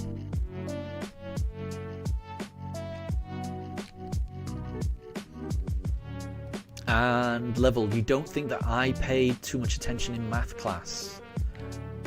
I think I paid just about enough attention. Just about. I did alright.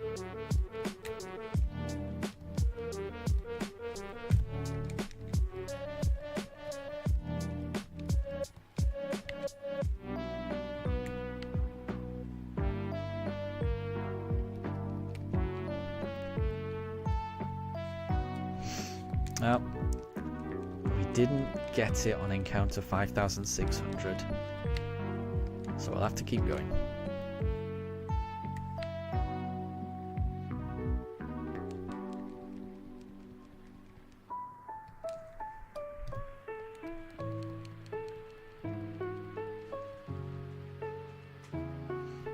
And level builder, confusing 26,000 with 260,000 is crazy. I mean, it's 1 0. It's pretty easy to do, especially when you're my age. I'm an old man. My eyes are not what they once were.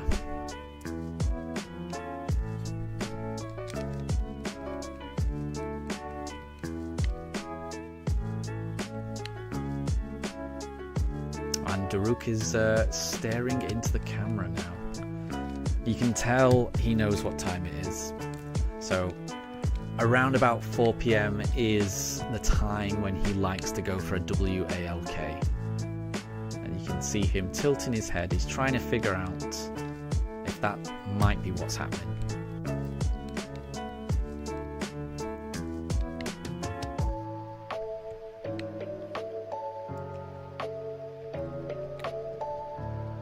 I've got a feeling he's going to start throwing a tantrum soon. You never know.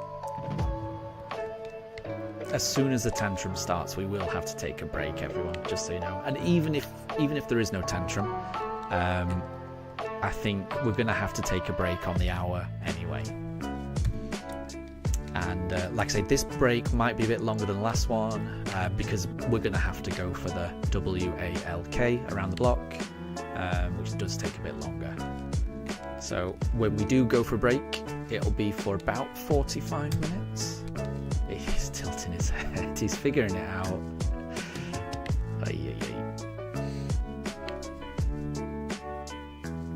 hopefully we can get through the next 17 minutes without a tantrum from him. But let's see. And level builder, but Sfeel. But Sfeel exactly. Sfeel is life and Sfeel is happiness. Did you? I don't know if the microphone picked that up. That was a whine from Daruk just then. It wasn't a bark, it was a whine.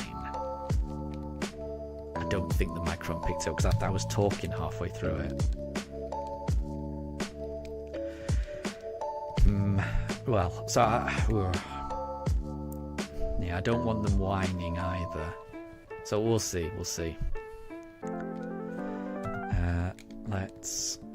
If we can get through this batch and then do another batch, then I think we'll take a break. I'm not sure Daruk can hold it much longer. Oh, he's jumped. He's stretching.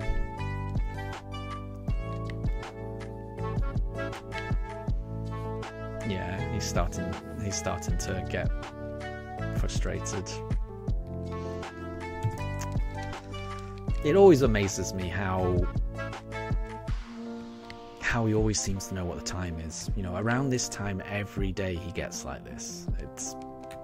It's very impressive that he knows exactly. He knows when it's approaching 4 p.m. I don't understand how he knows. And level builder. Here's a good thing you love because you play on an emulator. Shoal Cave only appears on mornings. I didn't know that.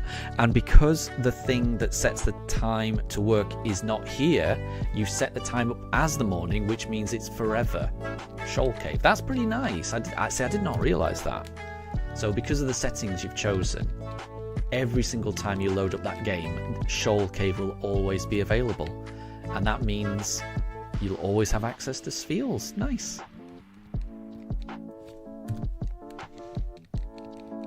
And Amelia, Daruk was staring at the camera, was he? Daruk was staring at the camera for a very long time.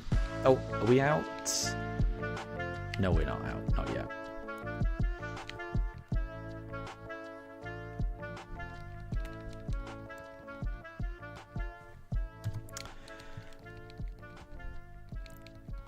Oh no, we've still got a few more actually. Still got a few more. So the plan is exchange these last 2 fossils, restart for another batch, and then at the end of that batch, then we'll take a break. And level builder, who let the dog out? Exactly. I mean, the dogs have a mind of their own. They just when they want the stream to end, there's not much I can do about it. But it's only going to be a break. We're not ending the stream, but we will go on a break. So we're going to reset here. We're going to go through this final batch, and then we're going to take a 45-minute break, and then we'll be back. Assuming that these poochers don't throw a tantrum in the meantime. I will say they've been very patient so far. Oh, he's whining now. Yeah, he's whining now. Okay, let's see if we can get through this batch. We may not get through this batch, actually. We'll see.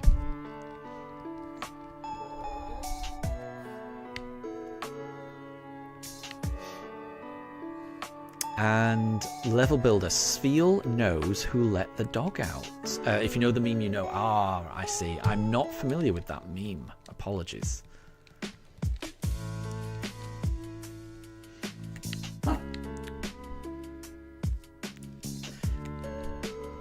But I hope I'm going to be the one to let the dogs out. So we just got to finish this batch of fossils before we do that.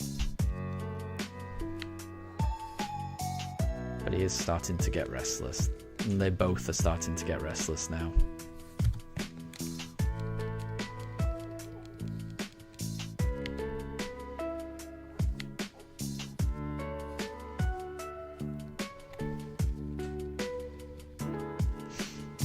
And level builder, who let the dog out meme? Yeah, I'm not familiar with it. I'm aware of the song that came out in, where was it, 1998, 1999?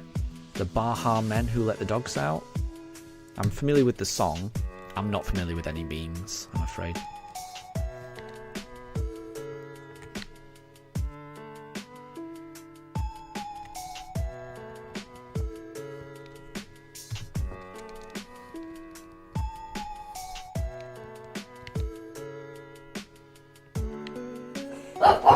Oh my gosh. Oh. Daruk, what's the matter?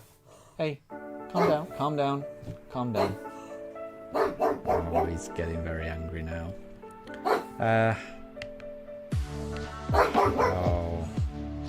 Okay, right, let's just do this last fossil. We're not going to make it to the end of the batch. He's very angry now. Right, I'm just going to exchange this last fossil, and then we'll take a break. He's very angry. I thought this might happen. I don't know what made him angry. Ah, it's not shiny. Okay, right. The time is 3:50. So what we'll do is we'll take a... Oh my gosh. We'll take a 45-minute break.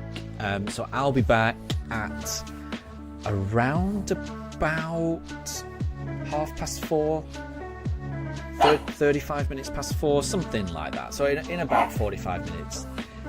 So I'll be able to walk the dogs, get them fed, get myself something to eat, and then we'll return for the final bit of the hunt. The plan is to stream until about 7 p.m.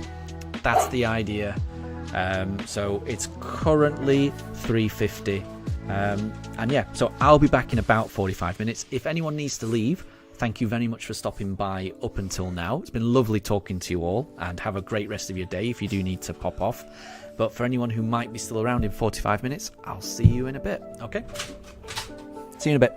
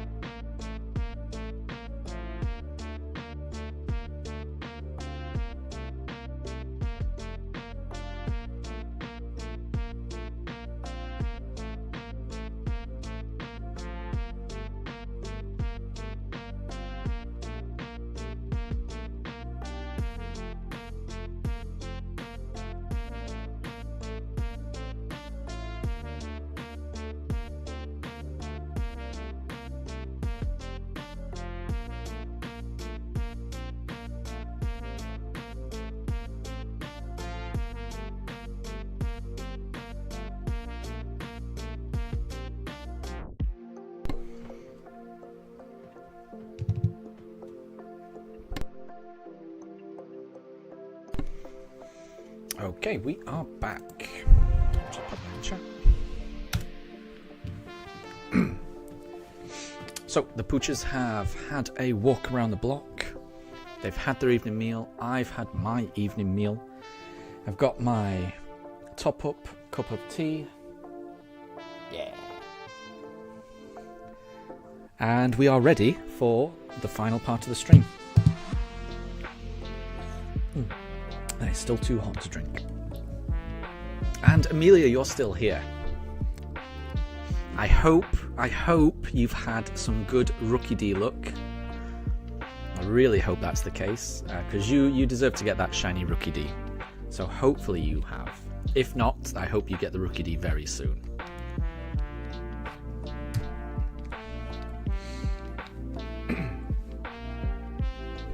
And Anna, you need to find the golden teeth. Yeah. Well, you need. Yeah, that's in the city where Koga is, in the Safari Zone. Oh, what's that called? I have the worst memory. Fuchsia. Yeah, you have to speak to the Fuchsia guy, right? In the original games, you had to get it from the Safari Zone, but in Let's Go games, it's a little bit easier, I think. No, is it? Are the false teeth do Meowth and Jesse and James drop it on the shore? It's something like that, isn't it? But I'm sure in the originals, you had to get it from the Safari Zone. I think. I'm sure the Let's Go games made it a little bit easier. And Amelia, you were just watching me for doing zoomies. She's the cute. She is very cute. She doesn't do as many zoomies anymore. I'm glad that we got a few videos of her in her zoomie phase. I'm very glad we did.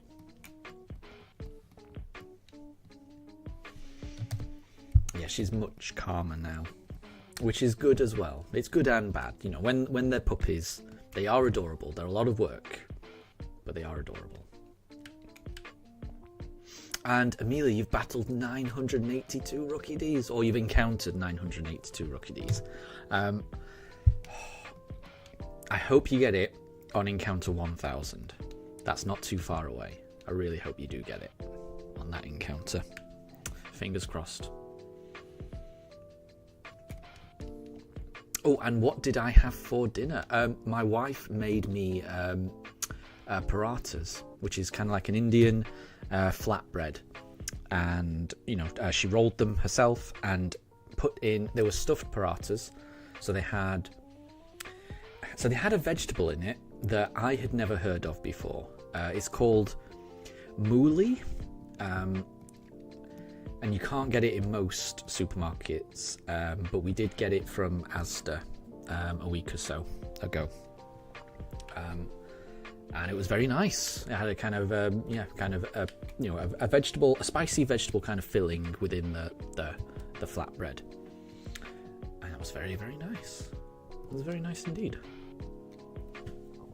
I'd never had stuffed parathas exactly like that before, so it was very nice. And Anna, you have to get to Route 19. Is that the one immediately below Fuchsia? Because if it is, then what I'm thinking is right. That, yeah, you get it from Jesse and James. I feel like they find them on the beach or something like that in the Let's Go games.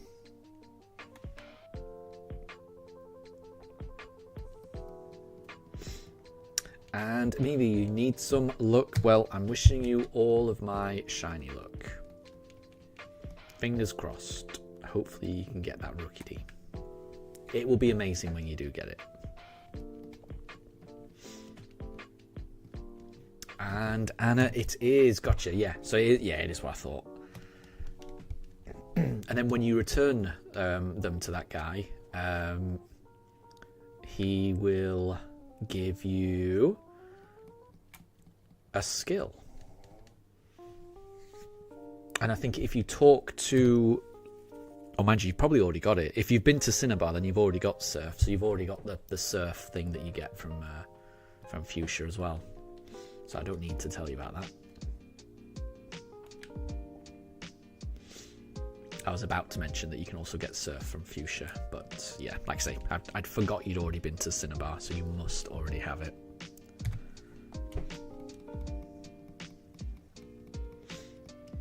So yeah, the time is 4:40 in the UK. We are going to be streaming for another 2 hours and 20 minutes to bring us to 7 PM. So we can get through quite a few encounters in 2 hours 20 minutes. I've not lost hope. I've still got a good feeling about today. I think we might find it.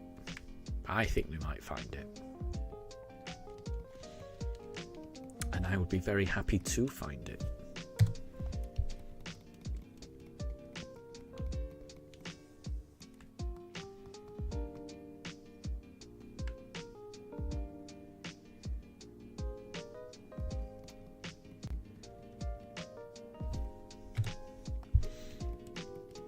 Mifa's snoozing, but next to the bed. I don't know why she's snoozing there.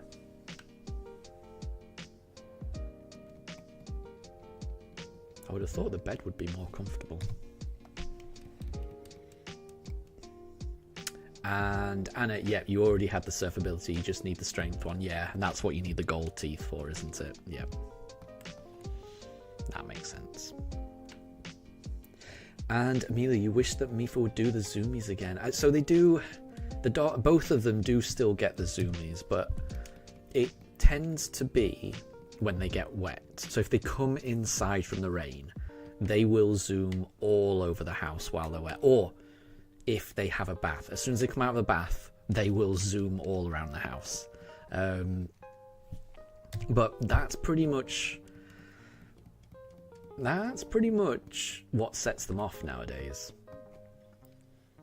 I'm trying to think the last non-water related zoomie that they had, and I can't remember it.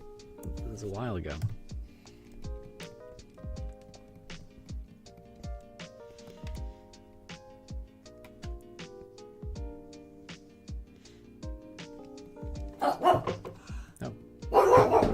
Oh, he's just... Daruk just knocked down Shinx. I had just resurrected Shinx, and now Shinx has been knocked out again. I have no idea what he's barking at. I didn't hear a thing. But Daruk is very angry about something. He even woke up Mifa.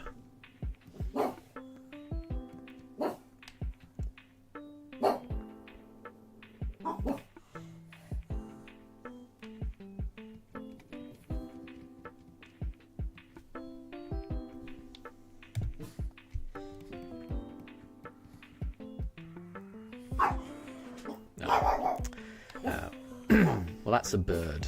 So I can hear a bird outside.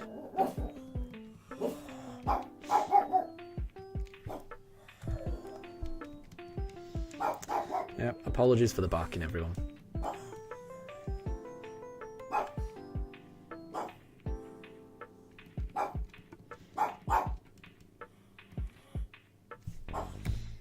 And Amelia, yeah, Mifa was just staring at Daruk just then. Very confused as to why he woke her up. And now he's looking very guilty. Yes, you are. He's looking very guilty.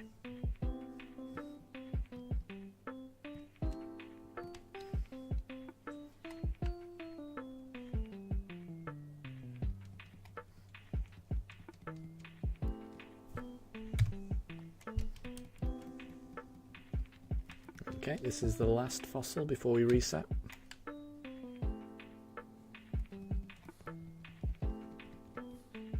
That's not shiny. Okay, right, let's try again. Nope, that didn't reset.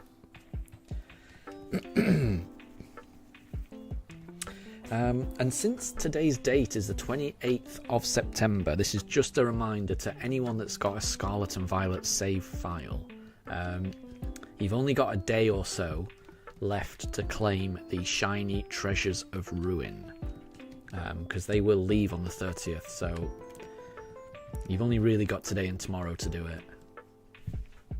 So please make sure to claim the mystery gifts if you have Scarlet and Violet.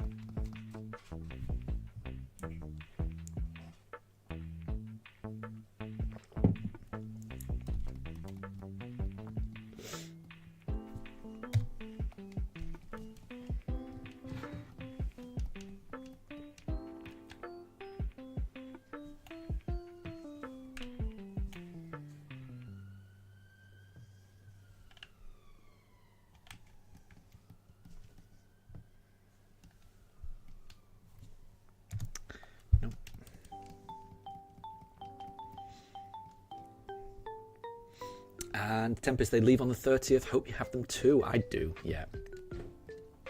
I think I claimed all 4 in one go last weekend, I think.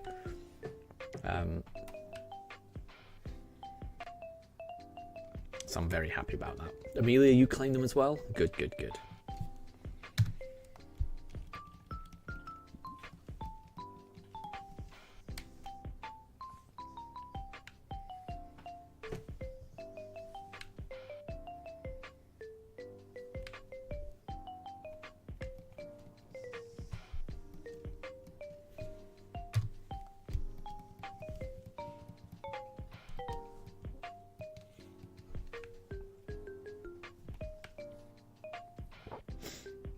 And Anna, you're training to beat the Elite Four.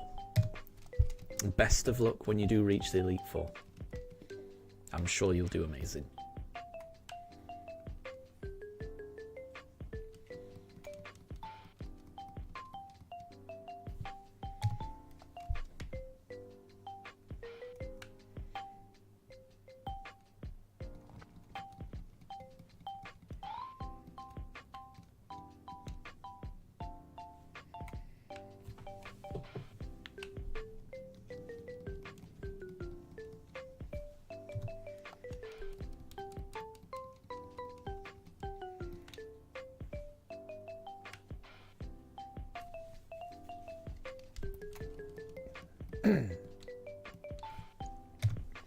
And Amelia, you're up to 993 rookie Ds. You're getting so close to 1,000. Really, all of the shiny luck goes your way. I really hope you're able to get it.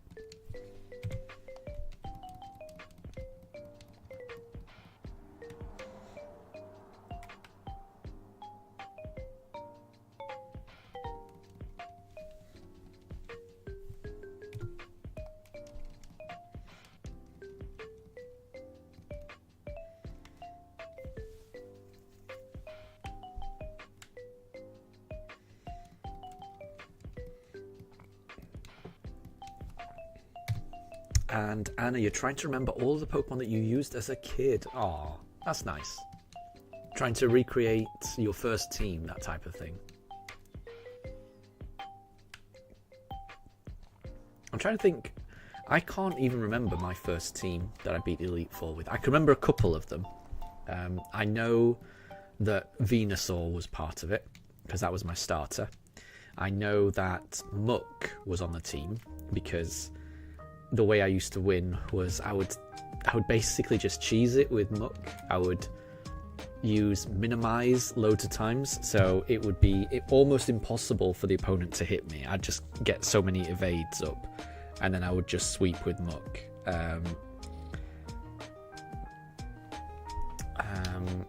And I also I definitely had Articuno, but I don't remember who the other 3 were. I feel like Nidoking might have been in my team as well.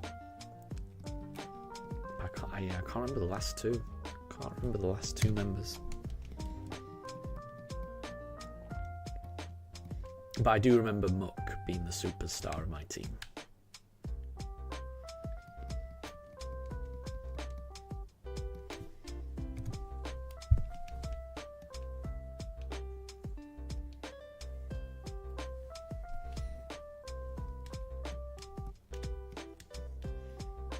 And Amelia, you're a fan of Venusaur? Yeah. Bulbasaur is my favourite starter from that generation. I think it's my favourite starter, full stop.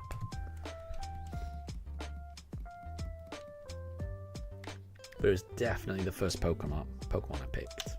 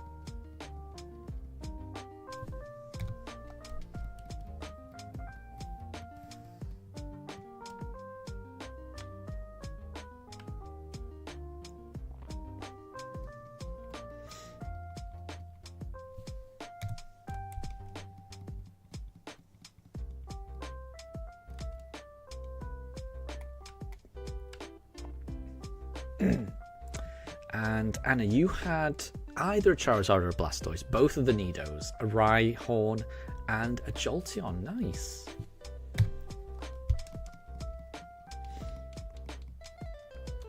And Amelia, will it be 1,000? Well, I hope you get it on encounter number 1,000.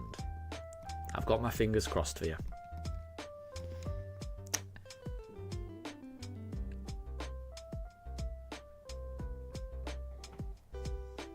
And Ironixie, 550 for Chimchar resets.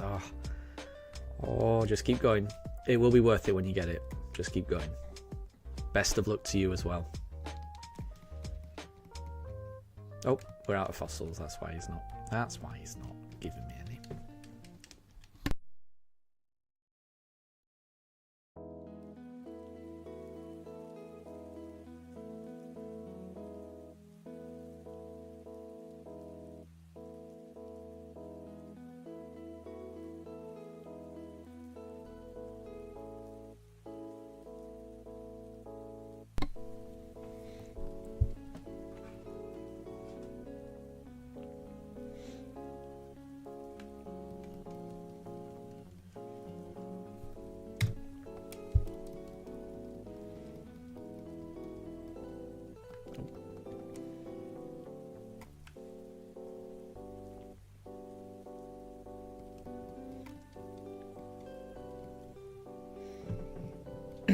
And Ironixie, as long as it's not as bad as your Registeel hunt.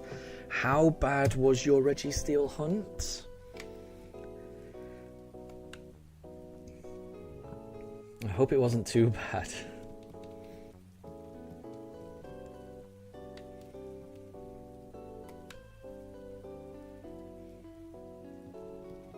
Because I have heard some horror stories about how long it can take.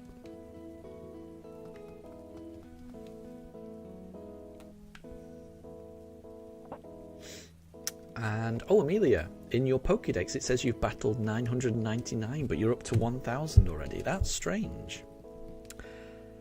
Oh gosh, Ironixie. So your Registeel took 4 months and almost 7,000 encounters. Yeah, I know how that feels. My Turtwig was not quite that long, actually. Not quite 4 months. It was over 3 months, but I don't think it was 4 months. And yeah, my Turtwig was 8,700. It was around 260 hours. It was a very long time. So yeah, I really hope it doesn't go that long. Hopefully you're able to get it. It sounds like if you've gone through a really long hunt like that, you know, it should average out. The next one shouldn't be as bad. That's what I'm hoping.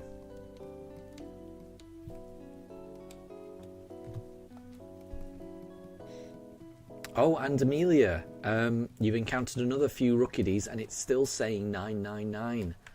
So you think the number only goes up to 999? That must be it, actually. Yeah, that probably is it. That probably is correct.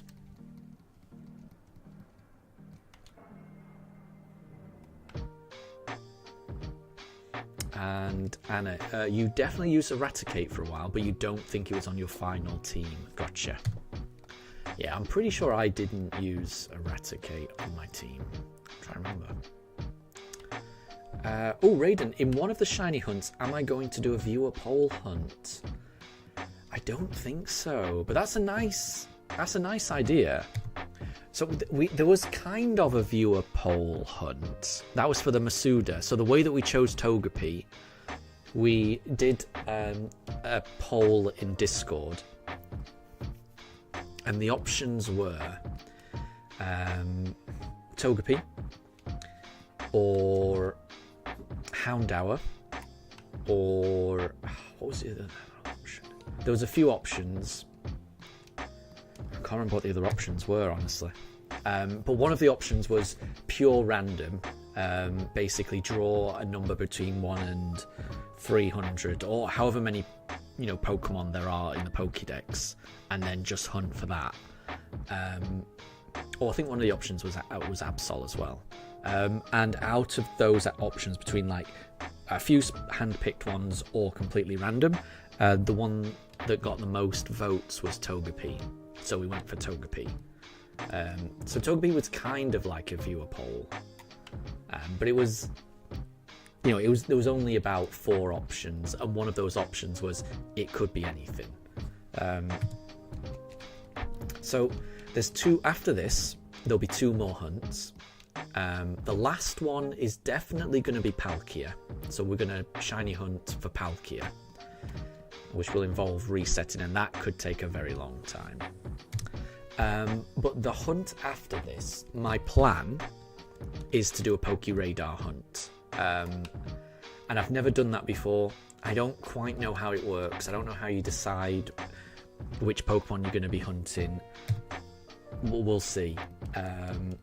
But if that doesn't work, then I don't know how a viewer poll would... So the only way I could think a viewer poll would work is if we were targeting one particular Pokemon, it would have to be a Masuda egg hunt, which I've already done one of them already. Because if it's anything else, then I don't know how I'd be able to guarantee only that Pokemon appears, if you know what I mean. So yeah, I don't think we're going to be doing another viewer poll hunt. I think that was the Masuda one that we've already done. That's the plan, I think. So we're going to do a Pokeradar hunt and then Palkia hunt, and then that'll be all the hunts. So we're on the home stretch. We're almost there. If we can just get this, then there's not many left.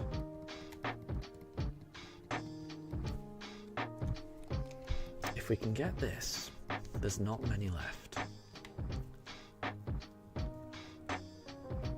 We've just got to get this first. That's the thing.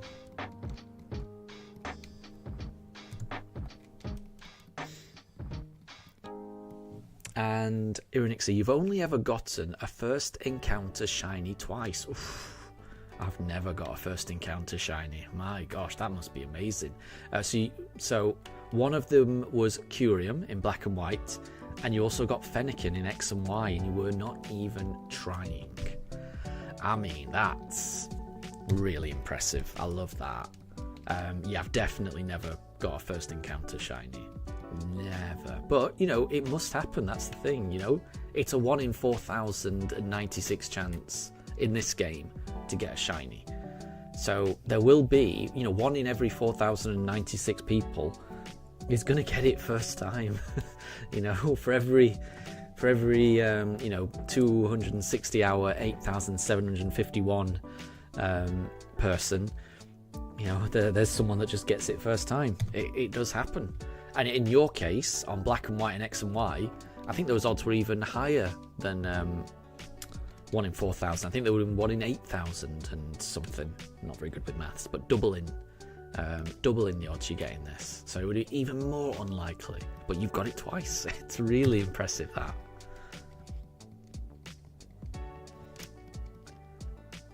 And Anna, your Vaporeon has just one-shot all of Giovanni's Pokemon. Nice, well done. Pranjal, did I watch your short? I didn't. I completely forgot. I completely forgot. I'm sorry. Honestly, as soon as I go downstairs and then there's things I need to do, things just go out of my head. I'm sorry. I said I'd do it and I didn't. I will watch it after the stream though. But apologies, because I said that I should be able to do it and I didn't find time to do it. Sorry. And studying is over, Pranjul. Awesome. You just did a practice sheet and revision today. Nice. That is always the way that I liked to do it. Like, to do a bit of studying, but also... Oh, we've run out of fossils. But also, like, after doing a bit of revision, to do a practice paper just to put what you just learned into practice. Because that's when it, for me, that's when it actually sinks in. You know, when I've had to utilize a bit of information that I've read and apply it in some way, that's when I lock it in. If I just read something, it's difficult for me to remember it. But if I've had to rely on it previously and, you know, apply it, it's much more likely I'm going to be able to recall it. So I like that study method that you've got there.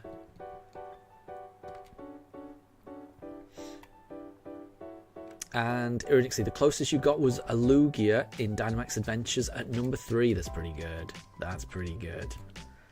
I've never got a shiny legendary in Dynamax Adventures. I've got a few shinies, but none of them have been legendary. So the plan for the channel, I'm going to be streaming this up until Legend ZA comes out. The plan is to play Legend ZA and stream it, but we will see how that goes. I may end up ditching that plan if the stream doesn't go very well. And what I mean by that is I get a lot of dropped frames on my streams, and I put that down to my PC not being particularly powerful. That's not so much of an issue for playing this game, because, you know, if you miss a few frames, nothing crazy is gonna happen, you know. But for a game like Legend ZA, where you're having to dodge and roll and every input is timed a certain way, I've got a feeling that it might make it a bit tricky for me to play it. So I'll give it a go, but I've got a feeling I'm worried that I might not be able to actually stream Legend ZA. We'll see. Assuming I can, I'd like to do a playthrough of Legend ZA for the first time, and then once that's done, come back to this and finish up this run, because there's no way this is finishing before Legend ZA comes out. And then once that's done, I'm either going to want to play some Dynamax Adventures or maybe play some Let's Go. I haven't decided what I want to do.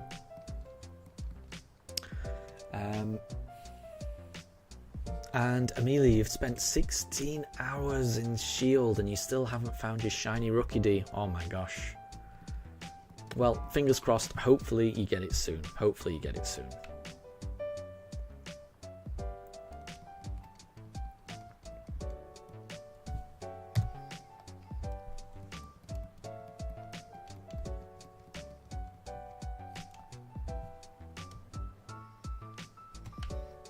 And Amelia, what are your shiny odds now?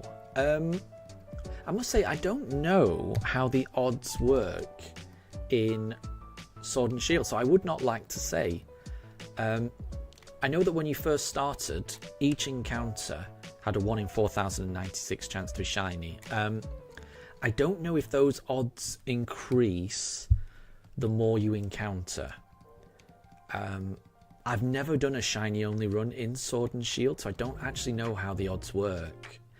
If the odds can't be manipulated, then you're still on 4,096. But yeah, I feel like there is something. I feel like there is a way to manipulate the odds a little bit, like, you know, after you've encountered so many. But I don't know how it works. And, Ironixie is asking, Amelia, are you running into Brilliant Aura Rookie D, Amelia? So yeah, the Rookie D that you're encountering, Amelia, are you encountering the ones that have that glow around them? Because apparently Ironixie says that those particular ones have a higher chance to be shiny if you've encountered loads and loads and loads of them. So what I would say is, Amelia, I would aim for the brilliant aura ones, and that might increase your odds a little bit. Anna, you're going to wish us luck. Thank you very much. We got to go to sleep, no problem at all. Thank you very much for stopping by. And good luck for the Elite Four when you do choose to battle them. And Raiden, the shiny charm helps, but other than that, you don't know. That makes sense. Yeah. Because I think where Amelia is, I think Amelia is right at the start, so there's no way that Amelia could have the shiny charm just yet.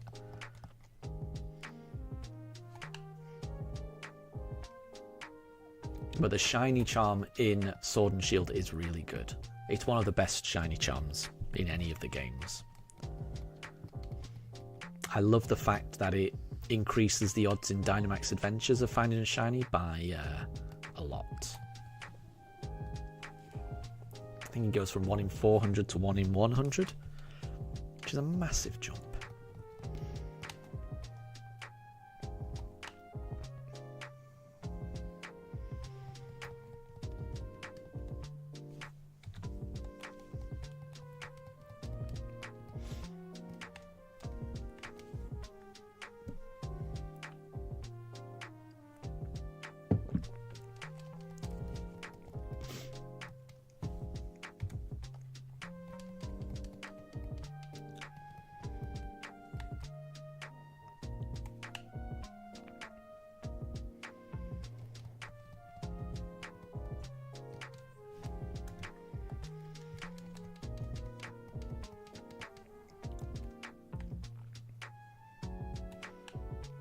Oh my gosh, and Ironixie, you just realised you lied. You got Rayquaza first encounter. No charm in Dynamax Adventures. So that was a 1 in 400 chance.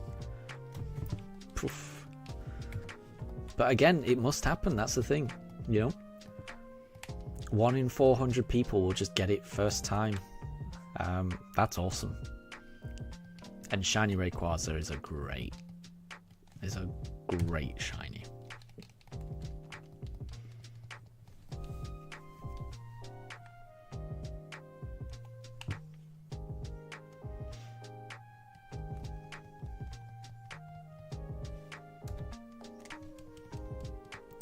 Oh, 1 in 300. Sorry, I thought it was 1 in 400. Apologies.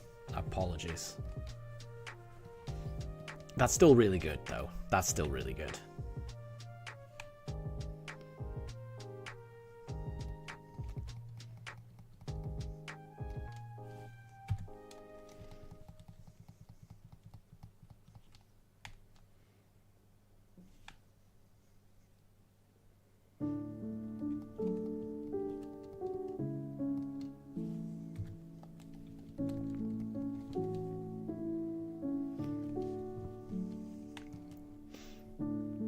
And Amelia, you're eating your dinner right now and watching the stream. You're having homemade pizza. That's nice. That's really nice. Yeah, my wife made homemade pizzas. It was last night. Because we had burgers on Friday. Yeah, we had homemade pizzas last night. Really, really nice. You can't beat homemade pizzas, honestly.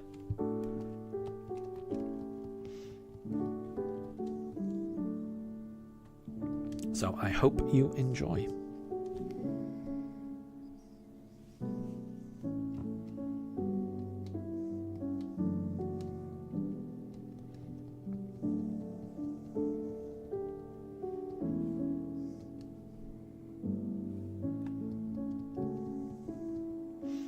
And Raiden, you still haven't got the shiny Munchlax from the challenge in Scarlet and Violet. Neither have I.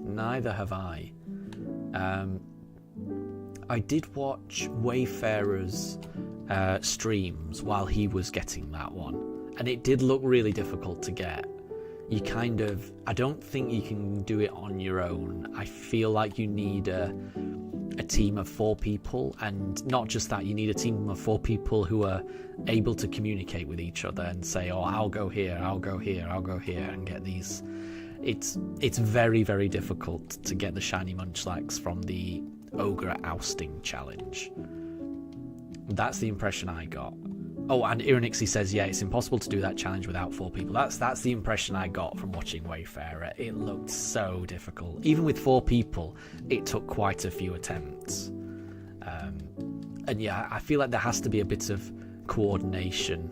Like, you know, some people go in this area, some people go in that area, some people... It looked really difficult. So yeah, I definitely don't have that. So I don't have that either. It might be nice eventually to get that, but yeah, that's a tricky one, for sure.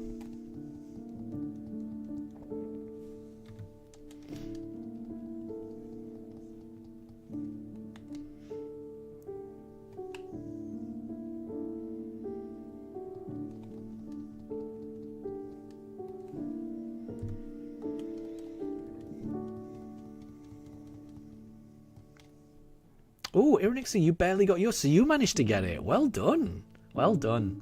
It did look like a real achievement from watching Wayfarer do it, so massive congrats that you were able to get it. That's really good.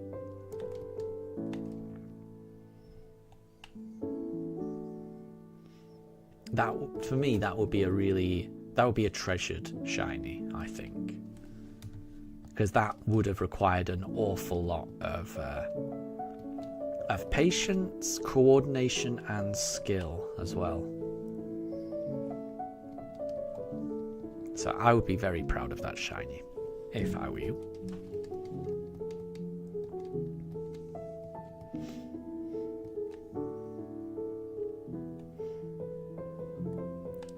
And oh, you should say you had it, but it was on your old Switch. Okay.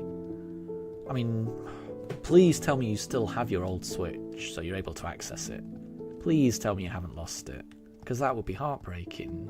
But I mean, I guess the most important thing is that you did get it, and you know, you have the memories of getting it. That's the most important thing. But I do hope you are still able to have access to it. And Zamori, good evening. How are you doing? And I hope you're doing well. Welcome back. You haven't missed anything. We are currently searching for the shiny fossil. We've been streaming for a while. How long have we been streaming for? About 6.5 hours. We're going to stream for another almost 2 hours. So we will be, it's currently 5:10. We're going to be streaming till 7 p.m. So just under 2 hours. And we're going to get through as many of these fossils as we can. And Ironixie, you don't have access to your old Switch anymore. You lost a lot of shinies, including that Registeel. I'm sorry to hear that. But what I would say is that what's important are the memories, right? You don't lose that. So you don't lose you don't lose how it felt to get that shiny. You know that you got it. You know the journey that you went through. So that's the most important thing. It's a shame that they're not there, but yeah, like I say, you can't take away those memories that you managed to get. So I would just treasure those memories.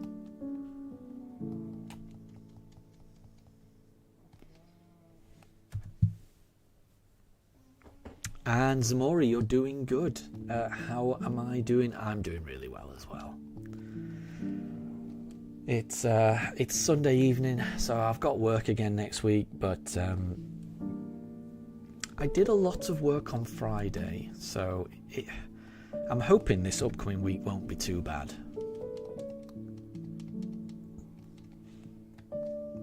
We'll see. And Ironixie, true, and you'd rather hunt another Munchlax anyways. Exactly, yeah. I think that's the right mentality to have.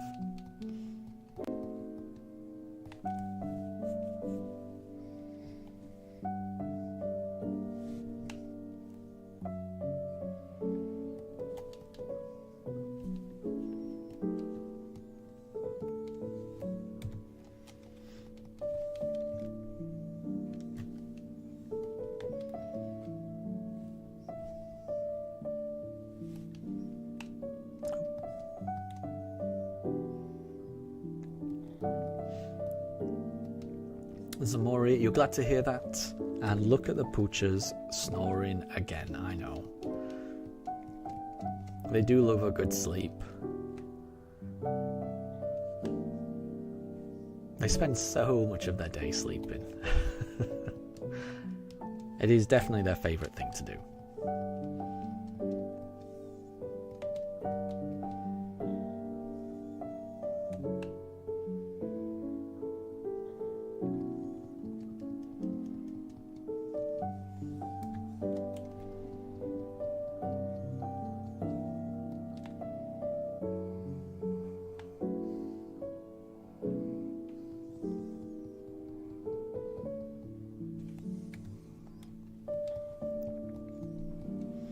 Oh, we're out of fossils once again. Let's try the next batch.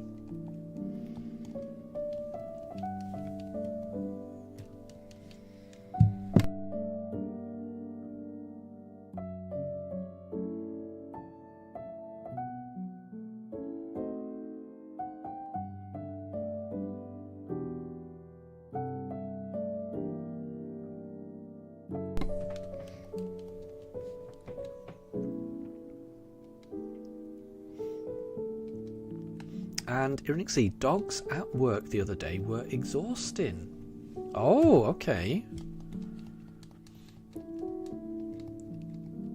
I like the idea of dogs interacting with work. Even if it might be exhausting, it also sounds amazing.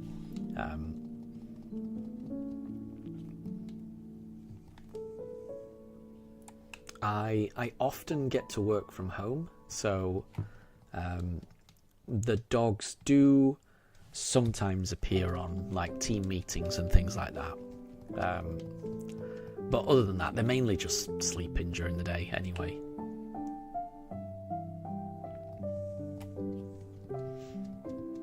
Oh my gosh. You're an Ixie, you work for a doggy daycare. That sounds amazing. That sounds like a great job. That sounds like a great job. I'd like that. I would like that. So that means you just get to hang out with dogs all day. Oh, yeah, I would like that. And Taylor, hi. I hope you're doing well. I hope you're doing well. How are things with you?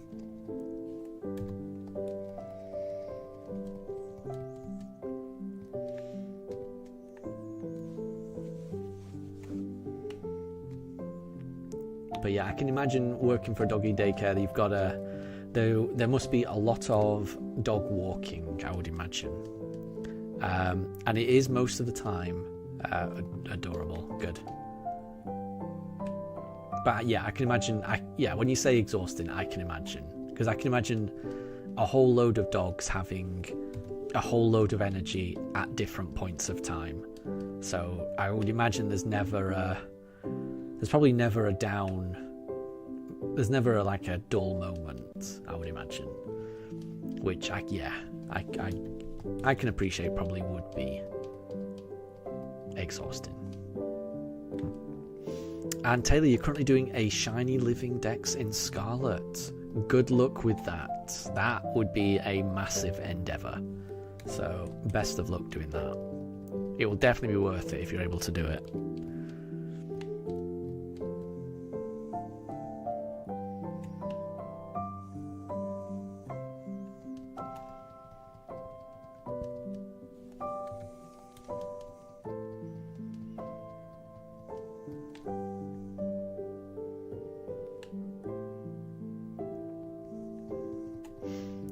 And Irinixie, you had to transfer stores for safety.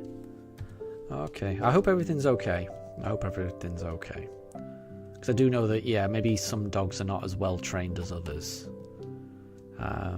So I hope you're okay.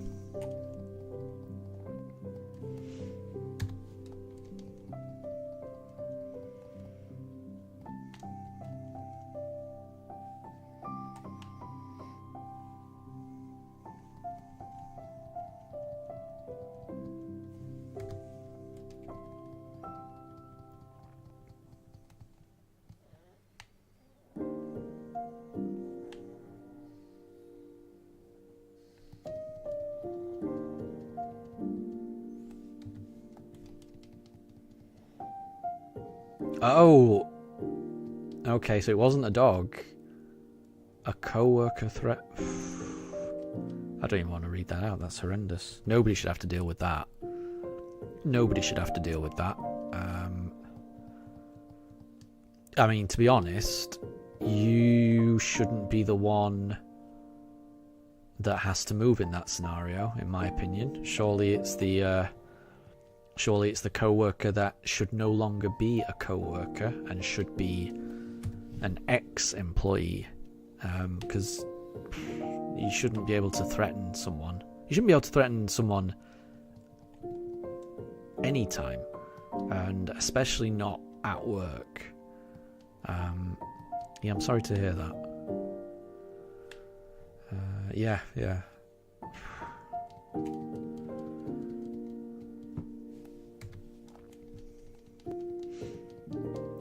Well, I hope you're doing better. You asked to move after that. Yeah, well, I mean, I don't blame you. Honestly. But really, that colleague clearly has a problem, and if they've done that once, they're probably gonna do that again, right? Yeah, I don't know. I'm hoping whoever you work for takes appropriate action.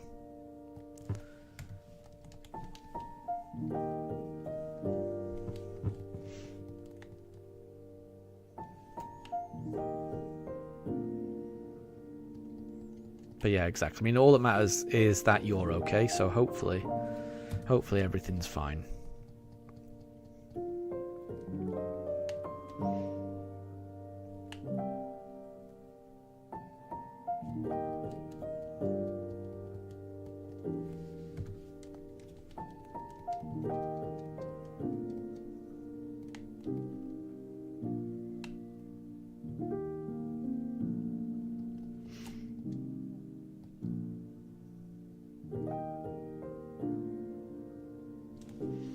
And Ironixie, you don't even know what his issue was. He just came up and in the middle of the night and banged on your car window.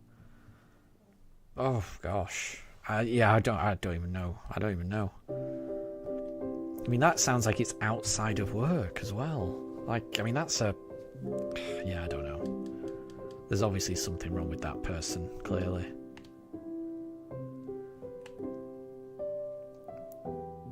And yeah, no, I don't blame you for being freaked out in that scenario. I would be completely freaked out in that scenario. But yeah, just I mean, I don't know how much of a HR department your organisation has, but you know, your HR department is designed for things like that. You know, we're out of fossils again. You know, it's their, you know, they should, you know, an employee who behaves like that is a liability to that company, honestly. So if they're made aware of it, they're on the hook, and most companies would not want to be on the hook for an employee like that. So you would imagine they should do something about it, honestly.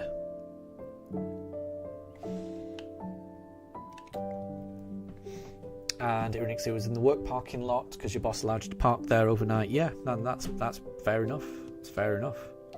Just don't understand what the other person's problem is.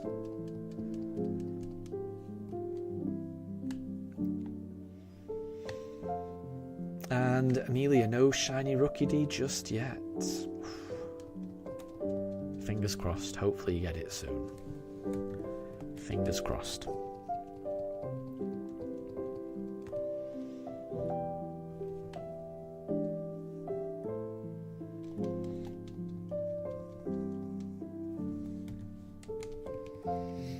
No shiny fossil here either.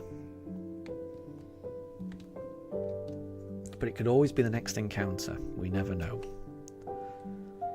We never know.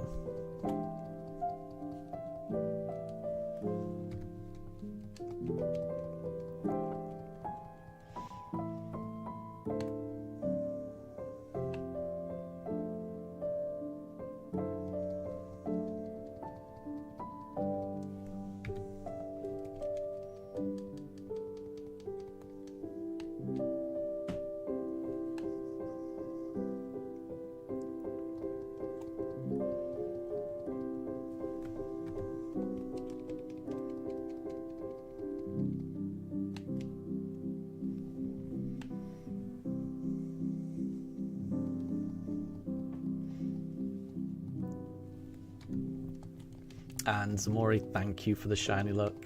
Fingers crossed we get it. I've still got a good feeling about today's stream. We've been streaming for almost 7 hours now. And there's only about an hour and a half left. But I still believe I've got a good feeling about today's stream. I think we're going to get it. I think we're going to get it. As long as there's a fossil, there's a hope. And Amelia, at the moment you're running into Rookie Ds and then running away if they're not shiny. That sounds like a good method. Just keep it up. You'll find that shiny crow, I promise. And Amelia, thank you very much for the shiny look.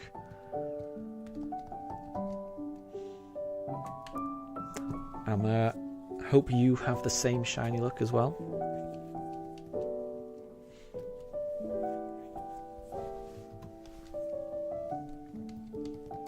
And Amelia, the music is so soothing. Yeah, this is Pokémon and Piano by Super Piano 64. And let me bear with me. I've got all of the YouTube links finally. So that is a link to this particular playlist right now, which is Pokemon and Piano. Yeah, if anyone asks about the music, I'll be able to post a link to it because it's all YouTube music. And in my opinion, it's all amazing.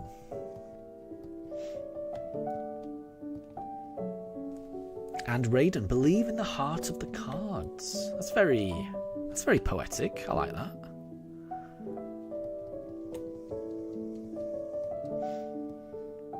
And Amelia, you do not think the outfit is working on your character.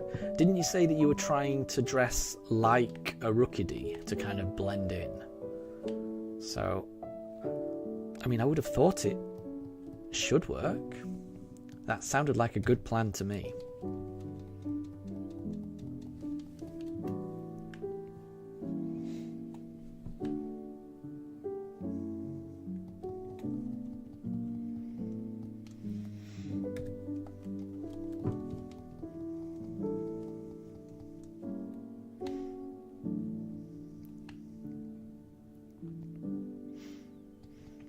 And Zamori, after the stream, you've got to get back to your drawing. Very cool. You're drawing some Yu-Gi-Oh! Fan art. And you should at some point draw your 8 favourite or 9. But you're not familiar with Generation 9 Pokemons aside from the new forms or evolutions. Very cool. Very cool. And Amelia... so... Amelia, you said yes, a shiny Rookidee. I'm assuming what you mean by that is that's what you've dressed up as. It doesn't mean that you've actually found a shiny Rookidee, right? I just want to make sure. And Ironixie, you're up to 570 and no shiny Chimchar just yet. Any guess on when? I think you'll be lucky, and I think you'll get it on encounter 650. That's my guess.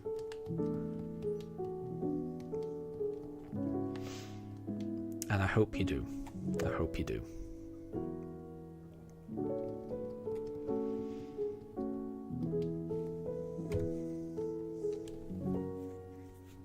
And Amelia, yeah, that's it. Sorry. Yeah, I just saw the sentence, yes, a shiny Rookidee, so I was like, has she finally found it? But no, I'll get you. Yeah, you are dressed as a shiny Rookidee to attract a shiny Rookidee. I understand.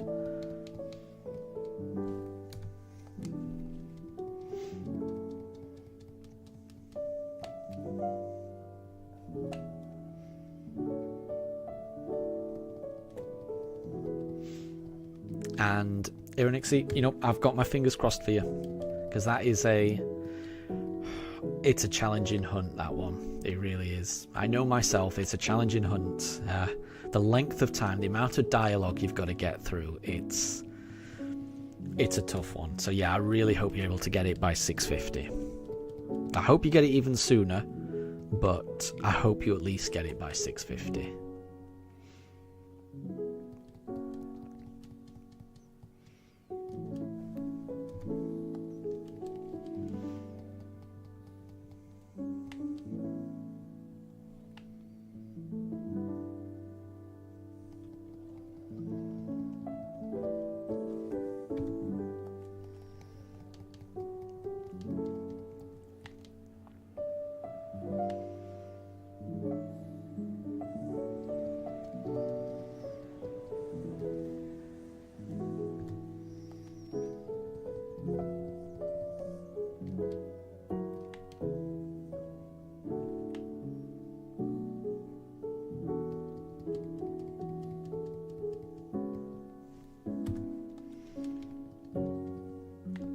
And we're out of fossils again.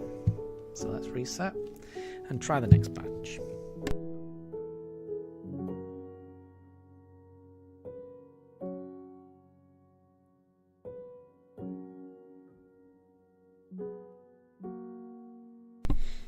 Oh, an Ironixie. Chat GPT guessed 612. Well, I will defer to AI. They're factoring in more things than I am. So, yeah, I hope they're right. Gosh, I mean, imagine if that was right. Imagine how creepy would that be if that was right. That would scare me so much. If that ends up being 612, that would scare me.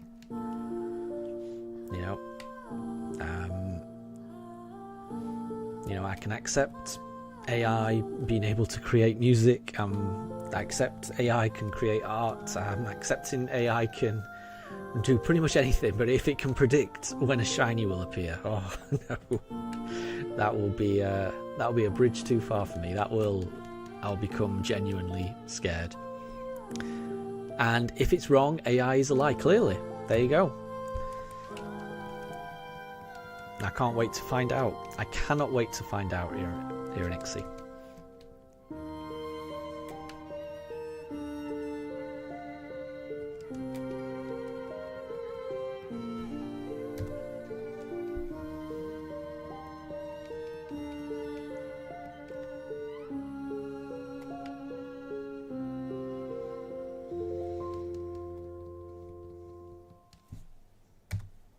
I'll be so impressed if it gets it. I really will.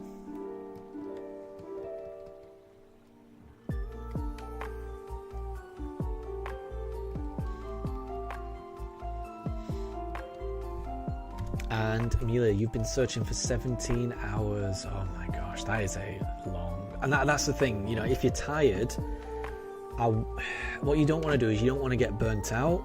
So if you are feeling like you've done enough, then I think you need to take a break, honestly. Because if you keep going when you're tired and you're not enjoying it, then that is what leads to burnout, honestly. You need to you just need to make sure you're always having fun, and when it's not fun, that you're just giving it a break and doing something else, stepping away. Because how I felt on that starter hunt for the Turtwig, I was doing all the hunt, but when I wasn't hunting, I was constantly thinking, I just want to open a few more briefcases to see if I can get it. And when I was streaming, if I was ever getting a bit, that it was getting a bit too much, I would just end the stream early. So it never got to a point where it was too much. It was always a case of, I can't wait for XYZ to be over so I can go back to shiny hunting. And that's how it should be, Shiny hunting should be an escape, it's something to enjoy. It shouldn't be what you dread, if you know what I mean. It should be something to look forward to. Amelia, you're not going to sleep until you get your shiny. That is a bad idea. You're going to need your sleep, honestly. It doesn't always have to be in one go. Don't put that much pressure on yourself, honestly. And Level Builder, good to see you again. You are never late, don't worry. Anytime people arrive is exactly the right time. And you haven't missed anything. We are still trying to find the shiny fossil. We're going to be streaming for another an hour and a half. So, I mean, it's just gone 5:30 in the UK. We're going to be streaming till around about 7 p.m, roughly. So, just under an hour and a half left. Can we get the shiny? I still believe. I believe we can get the shiny today. We're getting through so many encounters. I can't even remember what encounter we started on today, but we've got through a lot. I feel like we've got through almost 1,000 encounters today, which is a decent number. We're blatantly going to get up to 6,000, I reckon. No, we definitely are. We're definitely going to go past 6,000. We're probably not going to go to, a lot higher than 6,000, but we're definitely going to go past 6,000, and that gives us a chance. It gives us a not terrible chance of finding it.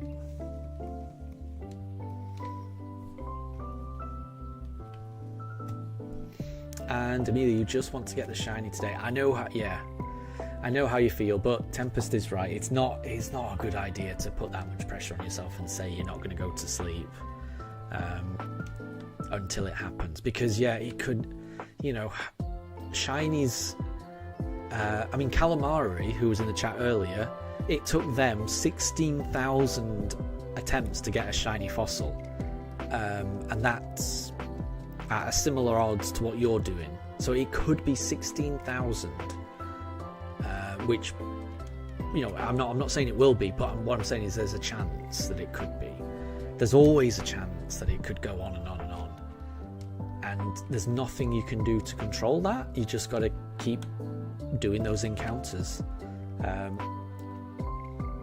And I think Tempest is right. That looking after yourself, getting some sleep, that's the most important thing.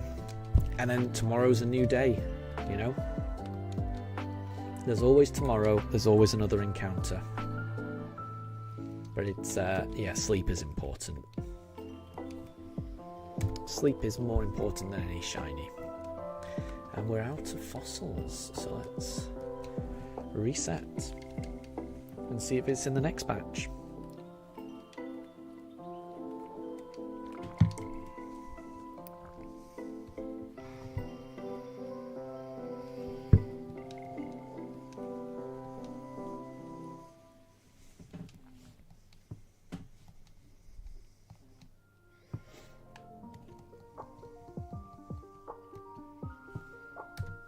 It's not Aerodactyl, but could it be the next fossil?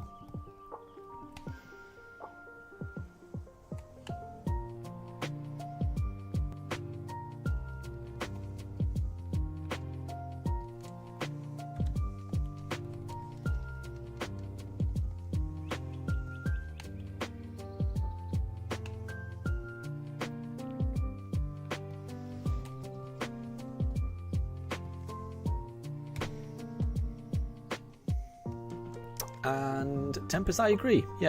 Sleep, hydration, mental health are the most important things. I completely agree. Self-care is important, definitely. Couldn't agree more.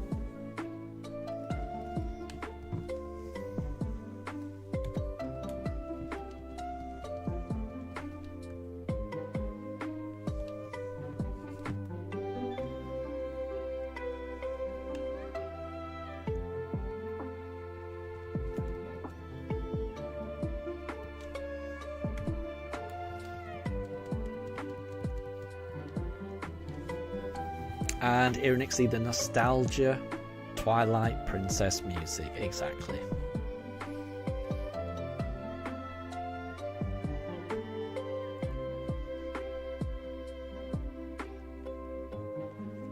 Is this Ordon? I think Ordon Village. Oh, I wasn't paying attention there. Apologies. Hold on. Nope. That's fine. We'll keep going.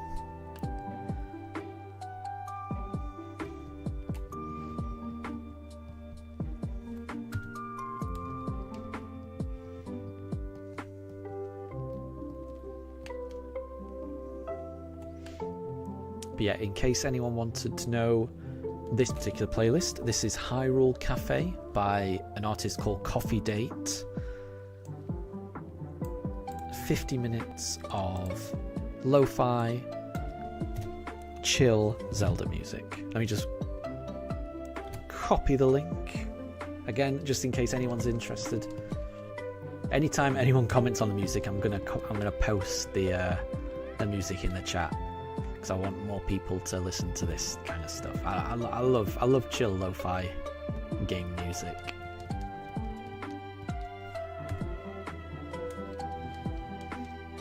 And Ironixy, yep, it's Ordon Village. It makes you want to do another Twilight Princess. Oh, randomizer! I didn't even know that was a thing. That does sound fun, actually. That does sound fun. I've never played a randomized Zelda game before. I've never played randomized anything before, but I bet it's fun.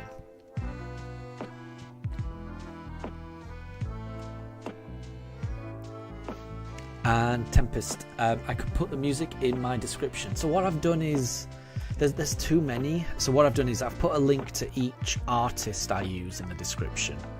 So there is a link to Coffee Date's page on the Game Chops website in the description.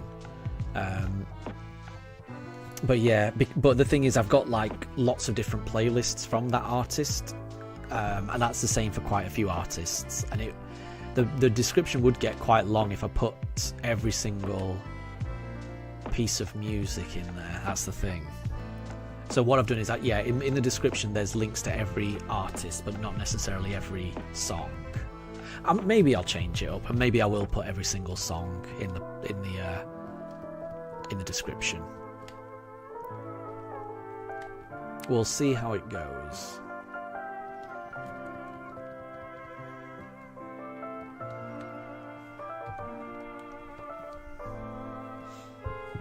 And Ironixy, Twilight Princess is the only game you know well enough to do a randomizer. Nice. I mean, it's a good game to do. It's one of the best Zeldas, definitely.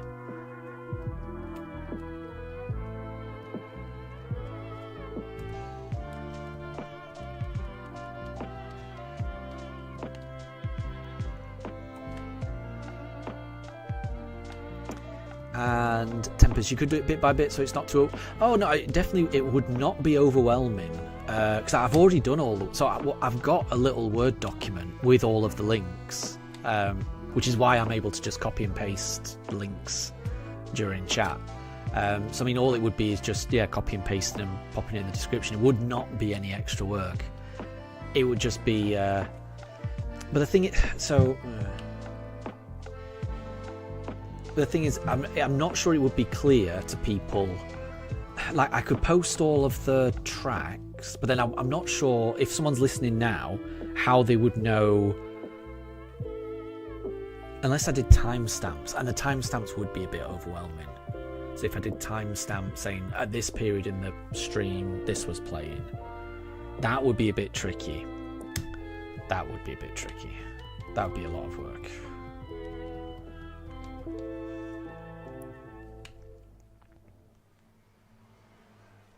I'm not sure. I'll have a think about the best way of doing it. And Tempest, you've played Pokemon randomizers, and they're what you expect, and it's pretty fun, yeah.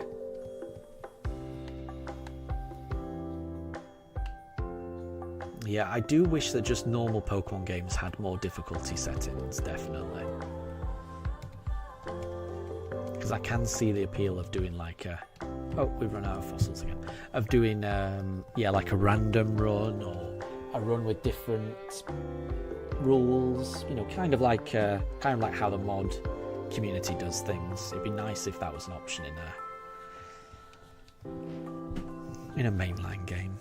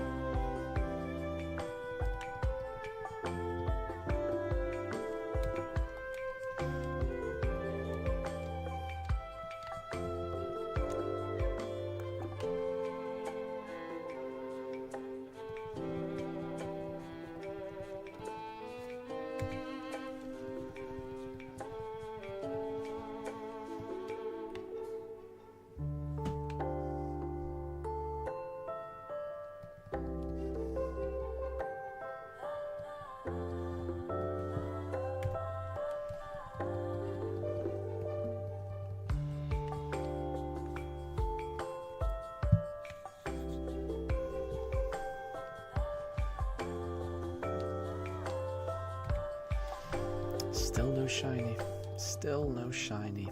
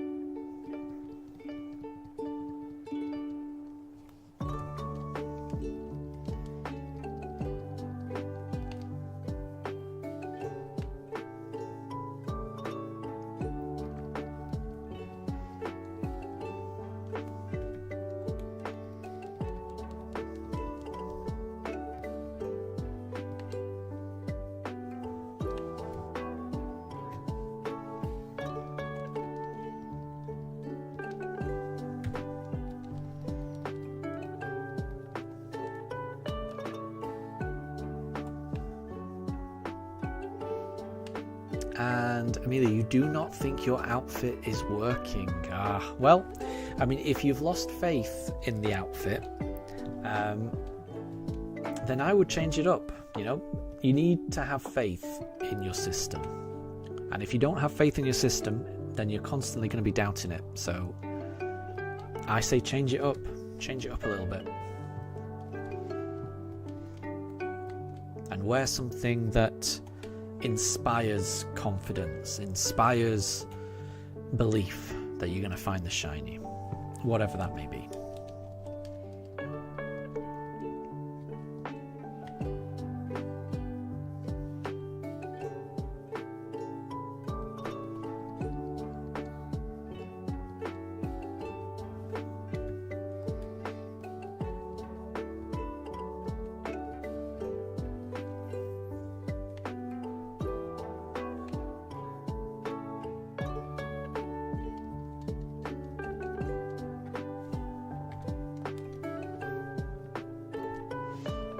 And Amelia, what do I mean? Well, I mean, if you're doubting the outfit, then you should wear something that you won't doubt, right? I don't know. So you're wearing the outfit to bring yourself good luck, but if you are doubting it, if you're saying you don't think it's working, then maybe pick something else. I don't know. I mean, it's whatever you want to wear, Amelia. Whatever you want to wear.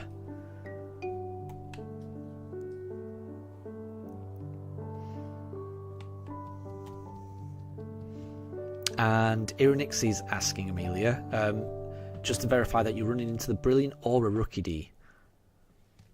So, Amelia, you are trying to encounter the glowing ones. Is that right?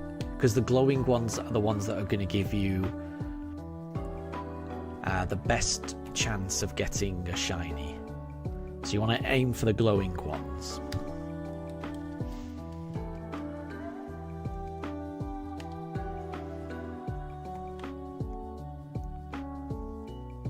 So it sounds like because you've battled so many, the ones that are glowing are going to give you the best chance of getting a shiny. Any Rookidee could be shiny, but the glowing ones are going to have a better chance at this stage.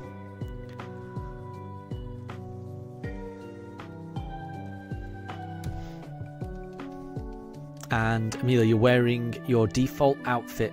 Oh, I thought you said you were wearing something to make you look like a shiny Rookidee. Apologies then. Oh yeah, it sounds like you wear it. Okay, fair enough.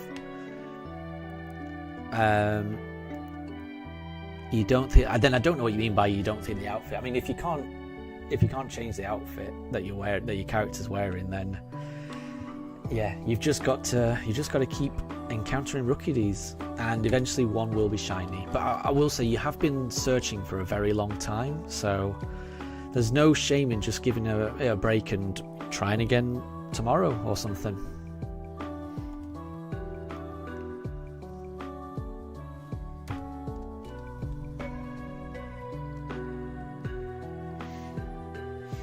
And Raiden, it would be cool if Pokemon added outfits based on the anime, like Ash's, May's, and other protagonists. That would be cool. I would like that. I would like that.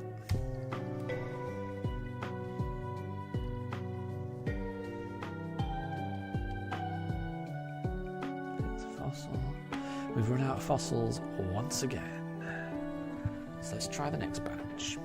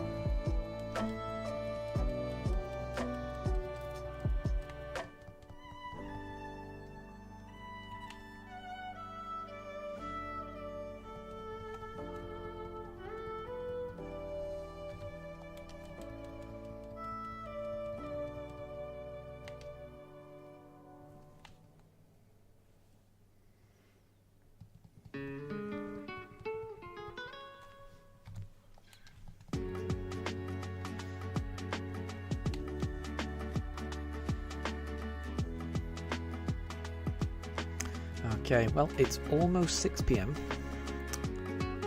That means we've got about an hour left. I definitely think we're going to get to 6,000. I'm not sure how much more we're going to get, but we'll see. There's still a chance. There's still a chance that we can get this shiny.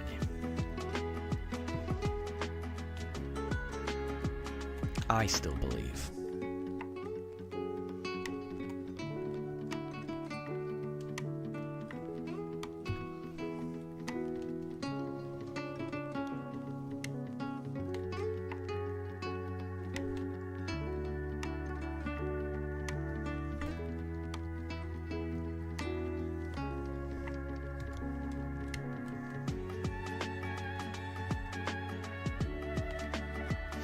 And Ironixie Gerudo Desert. Yeah, this one's a good one, isn't it?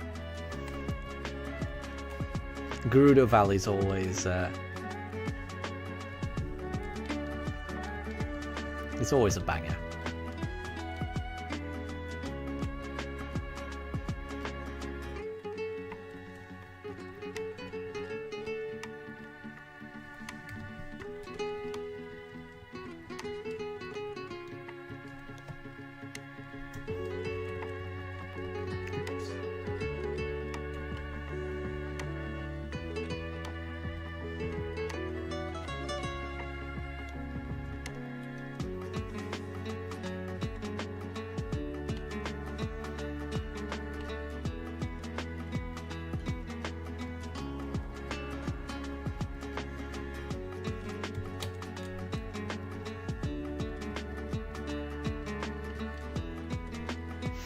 And Bulba King, are we going up to 6,000? Definitely. Yeah, I mean, assuming we don't hit any technical glitches, yes, definitely.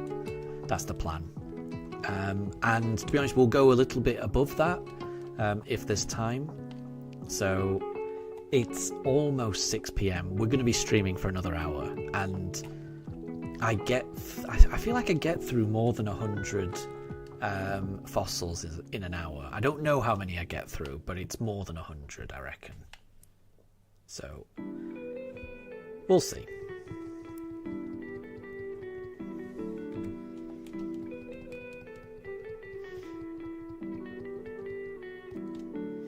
Oh, and Ironixie, you're up to almost, well, you're up to almost 590. Very close to that. What was the guess? 612? The AI guess. Oh, we've run out of fossils. Okay, let's reset. Yeah, the AI's guess was 612, right? I hope you're able to get up to that, because I am fascinated to know whether AI gets this right. I really hope they get it right. It will scare me to death, but I really hope that AI gets it right.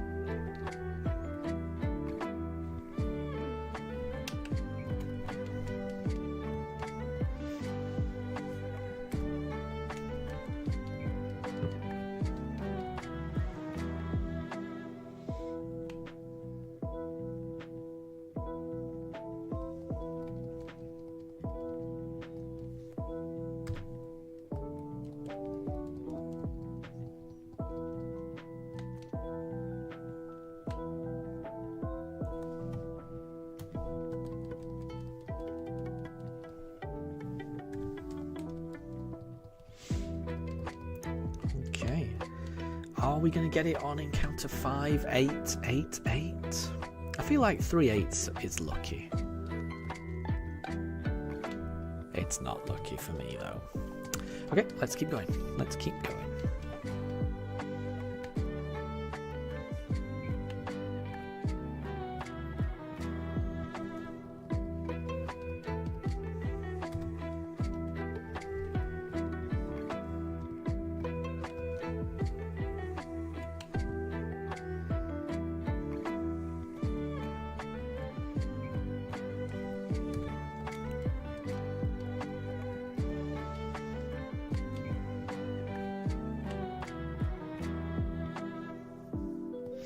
And Amelia, you're getting sleepy. Honestly, I think it's time to call it a day for you, because you don't want to burn yourself out. If you get some rest, have a good day at school, and then after you've done all your homework, you can reward yourself with a little bit of shiny hunting. That might be the best option, honestly. But I would always prioritise, sleeping, schoolwork above shiny hunting. It's more important.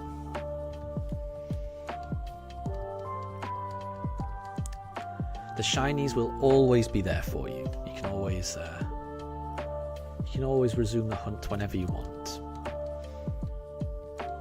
Oh, and no way. So, Irinixie, you asked again, and AI is still saying 612. It hasn't changed its opinion. I like that. I really hope AI's right. I really do.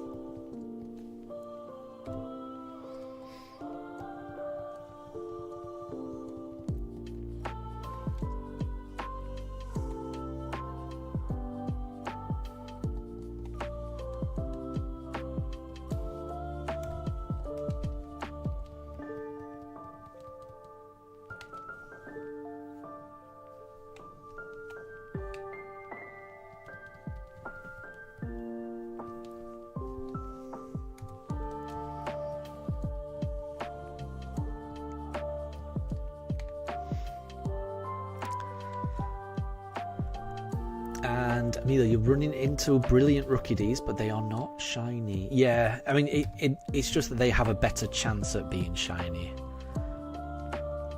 So if you get the option, it's always better to run into them. But it's never a guarantee. It's just slightly better odds.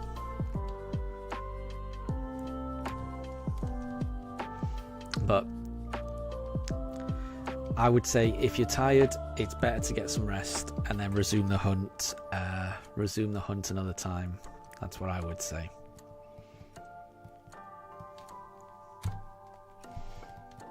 Okay, well, we didn't get it on encounter 5,900. And now we approach 6,000.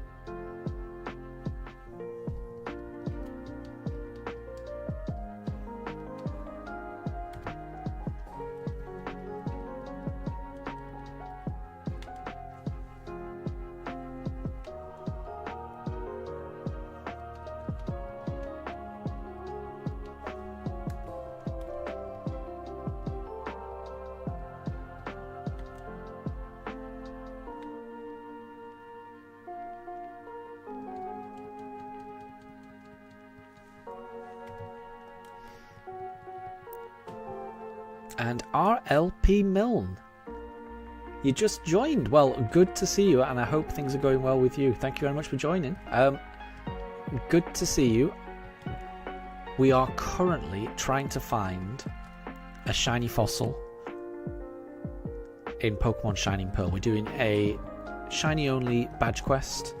We've already got 5 team members. This fossil would be our 6th. We've got through 5,900 encounters already. We're going to be streaming for another almost hour. So it's about 6:05. We're going to stream until 7. And we've run out of fossils, so let's reset.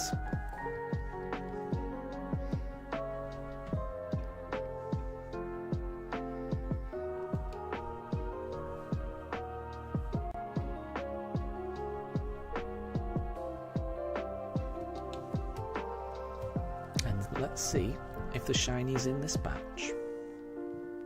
You never know. It could always be the next encounter. But not that one.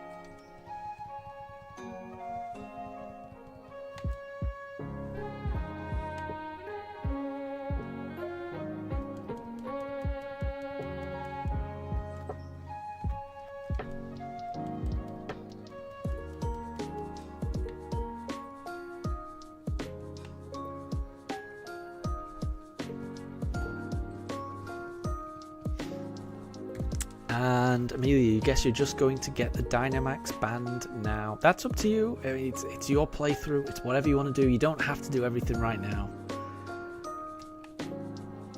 You know, it's whatever. It's whatever you want to do, honestly.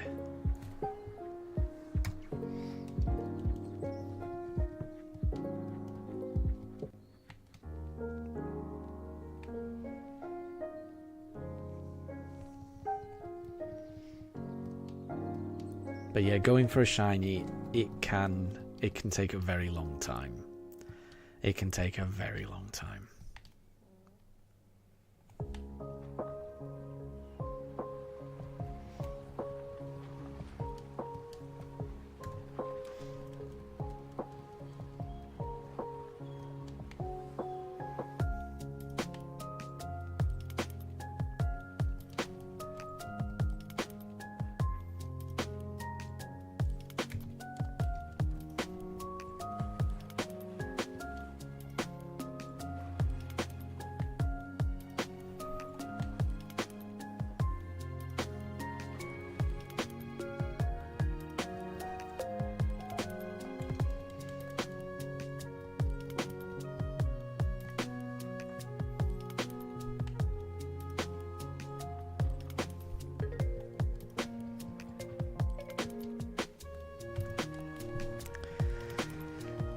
Still no shiny for me.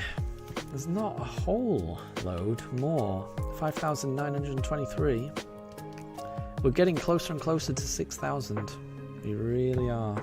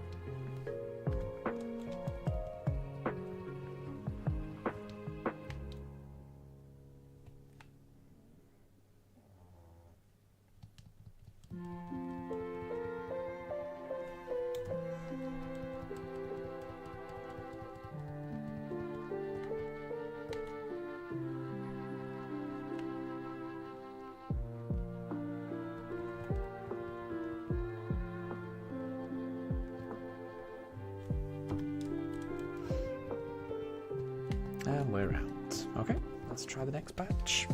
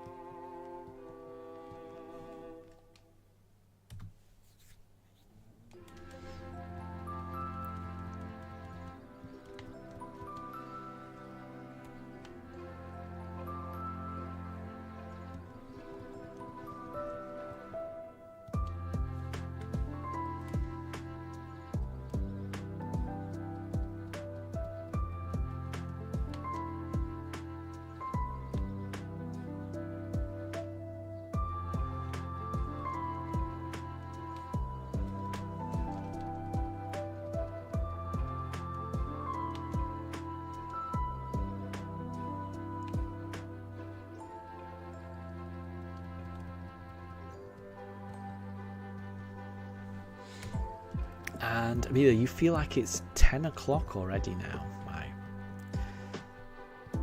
I mean, it's 10 p.m. somewhere. It's always 10 p.m. somewhere. But I mean, in the UK, it's 6:15. But I would say if you're tired, it's best to get some rest, honestly. Especially when today is, I mean, it's a school night, you know. It's a Sunday. Everyone's got, a lot of people have got work or school tomorrow. I certainly have work tomorrow. So I will not be staying up too late. And Ironixy, you're almost up to 600. Oh my gosh. Very close to that 612 figure. I can't wait to find out whether AI has some kind of secret, all-knowing intelligence on exactly when a shiny is going to appear. Because if AI gets this right, I want to know what AI thinks we're going to get the fossil at. I definitely want to know that if AI gets it right. Which I really hope AI gets it right.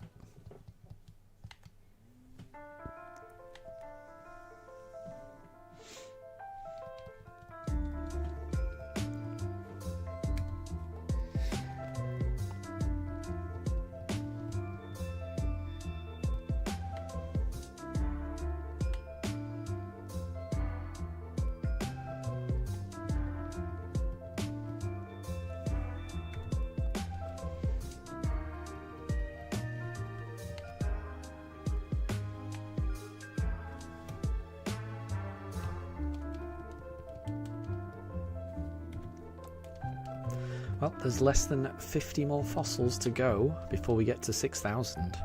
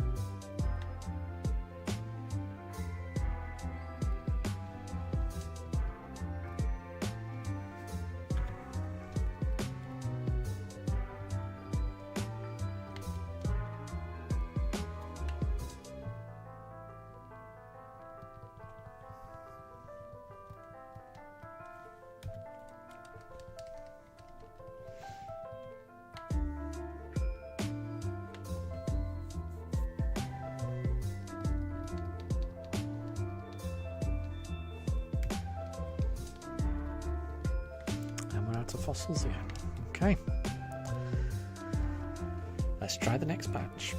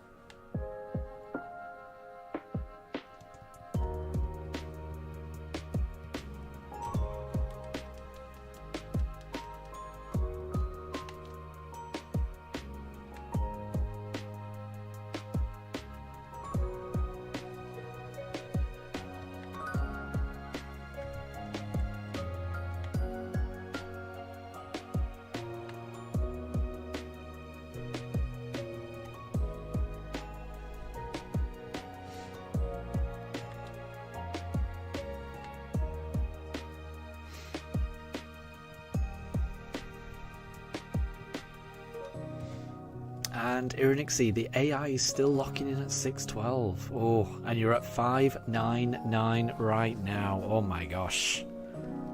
Very close now.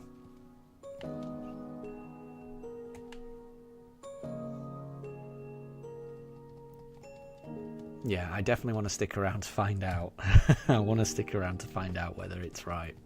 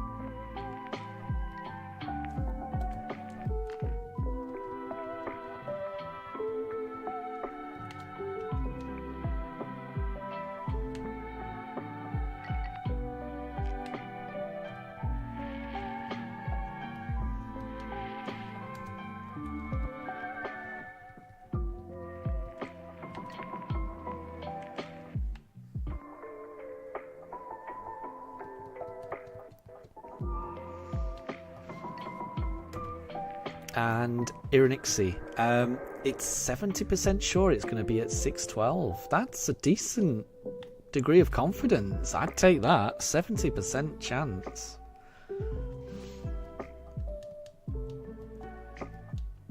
I just hope it's right. And Amelia, you need some shiny luck. Well, I'm wishing you all the shiny luck. You've put in a really long shift today. You know, you've really put in the hours trying to get this rookie D, so you deserve it. So I hope you're able to get it. So here's all the shiny luck to you.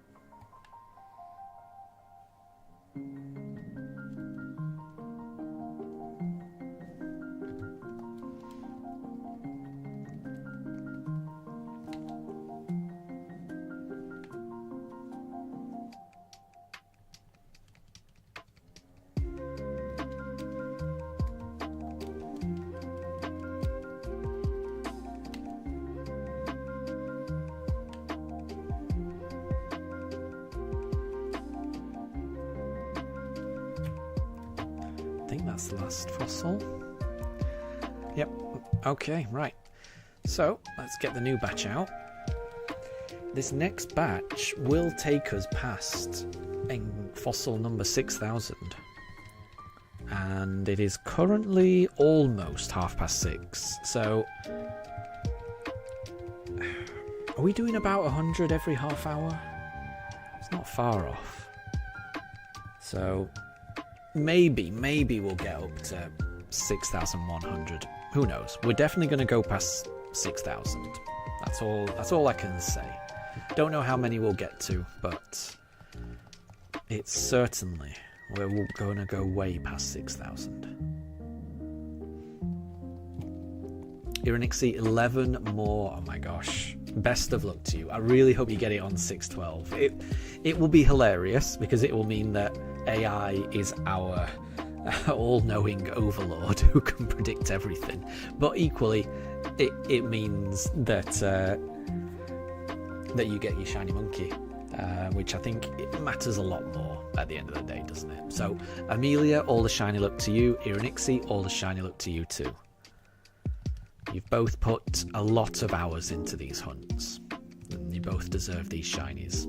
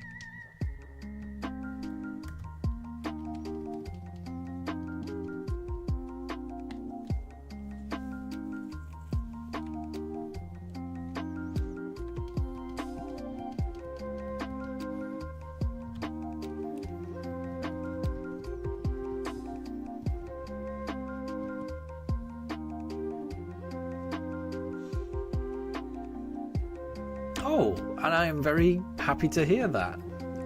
Thank you very much. Thank you. I do worry about the pronunciation of some names, but I'm glad I've got yours right, Ironixie. Good.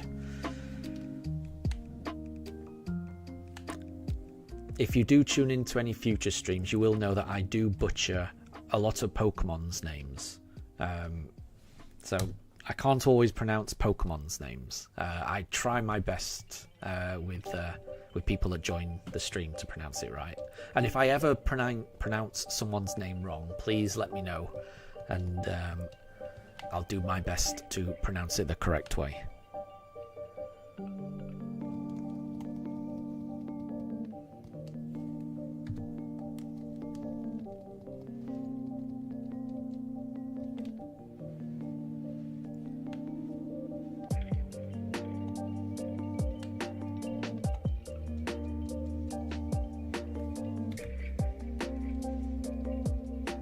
And Nixie is also okay if it's easier. I mean, it's whatever you prefer, honestly. I think Ironixie's fine. It's whatever you prefer, honestly.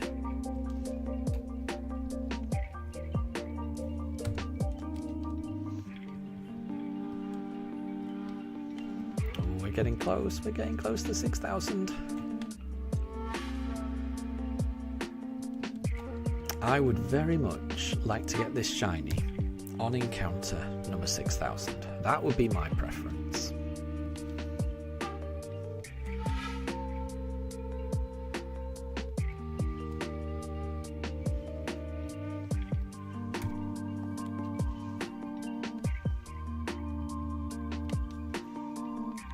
Seven more fossils to go.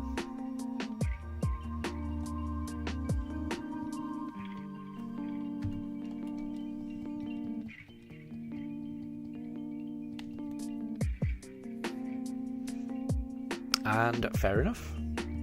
That is good to know. That is good to know.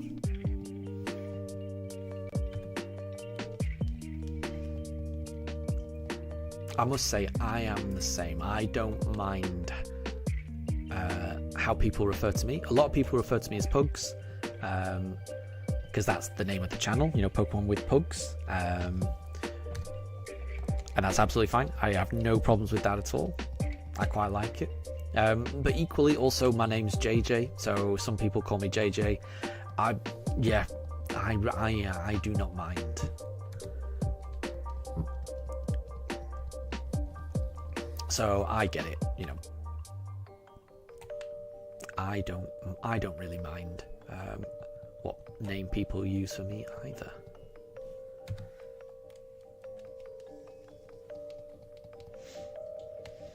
Okay, right. This is fossil number 5999. Will it be shiny? It is not. Okay, so we're now going to deposit fossil number 6000. And it's going to be a shield on. So if this is going to be shiny, if encounter 6000 is shiny, we've got ourselves a shiny shield on. Imagine if this was shiny. It's not. It's not. And that's fine. So we'll keep going. And it is about past. So we've got another half hour. I feel like we got through that last 100 in about half an hour. I think.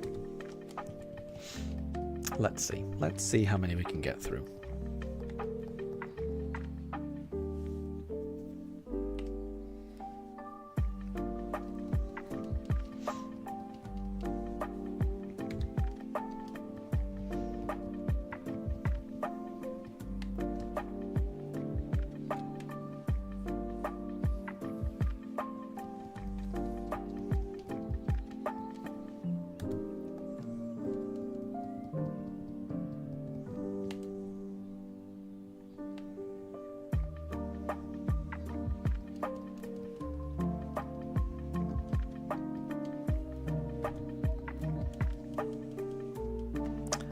To fossils. So let's try the next batch.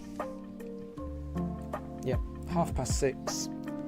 How many more fossils can we get through in the last half hour? Let us see.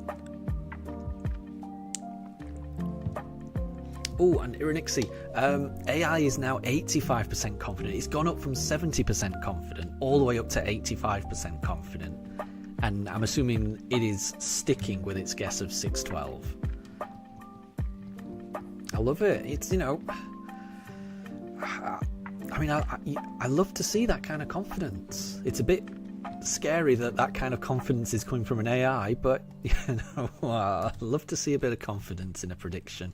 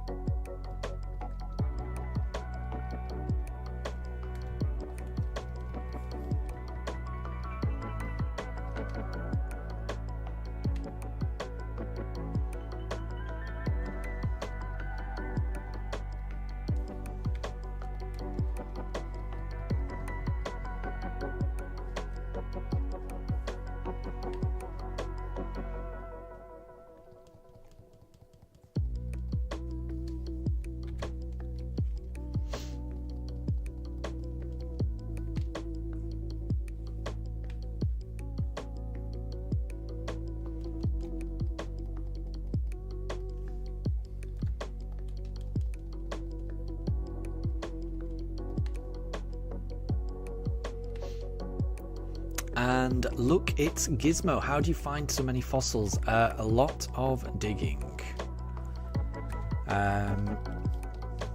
So I did have more. I've lost quite a few fossils, honestly. So when I first started this, I've got another copy of Brilliant Diamond. So I'm playing on Shining Pearl at the moment. It's my understanding, and I don't know whether this is correct or not, but I've read somewhere that fossils you're more likely to encounter them in the post game. So I've got another Switch, so I've done a lot of digging in Pokemon Diamond, and I've also got another save file on that Switch where I can put this cartridge of Pearl in as well. So I've been doing a lot of post-game digging in Diamond and Pearl in my other games to get as many fossils as I can. I already had some fossils on those games anyway, but you just dig in the underground for as much as you can. They're really, really rare, especially the old amber. I've not been able to get too many of the old ambers, but I've been able to get a decent amount of helix and a decent amount of the armor ones. They're the ones I've found the most of. And then I've just got a few. So I think in total I've got about 24 or 23 fossils, which is it's about okay. But as I say, I did have more, but I've messed up the autosave function on a couple of occasions, which means I've basically just locked in a few of these fossil exchanges already, which is my own fault. So I would have had even more if I'd not messed up the autosaves. But yeah, it's just a lot of digging in the underground.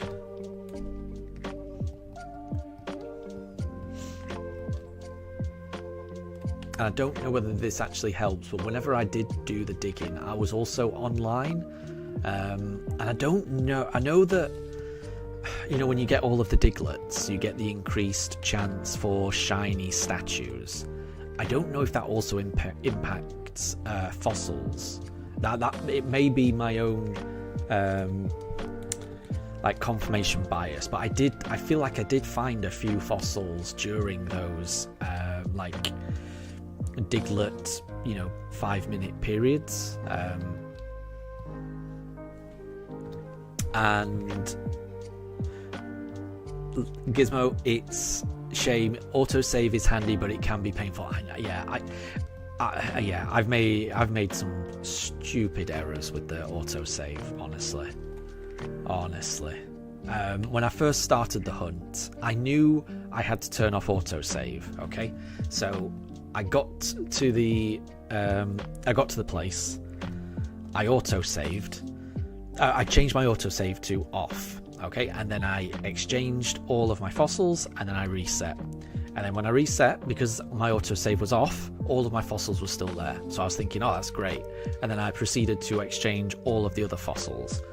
And then when I reset the second time, I realized I had none. And what I hadn't realized is that after I turned autosave off, I did not save immediately afterwards, which meant that when I reset the first time, it just automatically went back to how the autosave was previously, which was on. So my second fossil exchange, autosave was on, and I was losing every single... And yeah, I lost a lot of fossils. So I've learned a lot through my mistakes so far in this run. And I didn't expect the fossil run to be as stressful as it's been. I've lost so many fossils on this run. It's been embarrassing. And I would also say, actually, the fossils that I'm using, it's not all my own, because I've had some very kind donations of fossils as well. So it's not all. They're not all of my own as well. So I've been very lucky. Really. I've made lots of mistakes, but I've had very kind viewers who've helped me recover from those mistakes.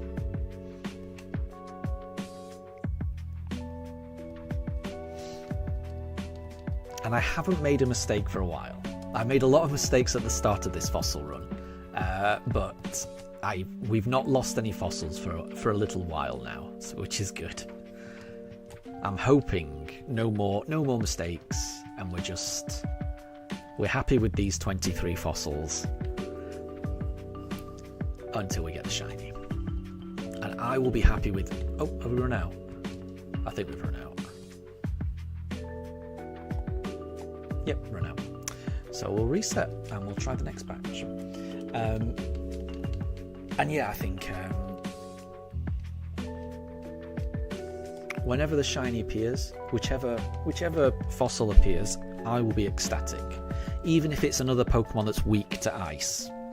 Because Yeah, if you haven't noticed already, our team is not a fan of ice types. So I am a little bit scared of the ice type gym that we're going to have to eventually come up against.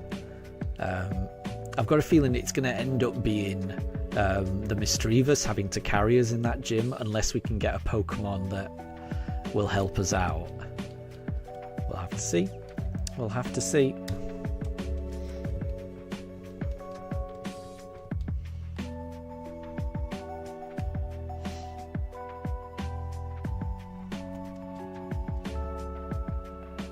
Ooh, Ironixie, you're up to 610. Nice. 2 more encounters before we reach the AI's prediction of when AI thinks you're going to find the shiny. The AI thinks you're going to get that shiny on 612. You're almost there.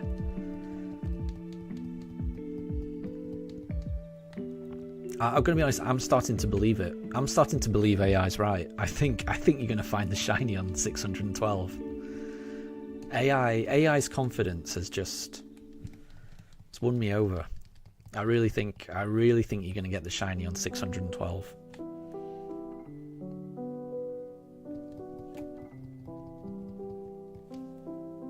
It's now 95% sure. Oh my god. There's no doubts in this AI's mind. AI knows you're going to get the shiny.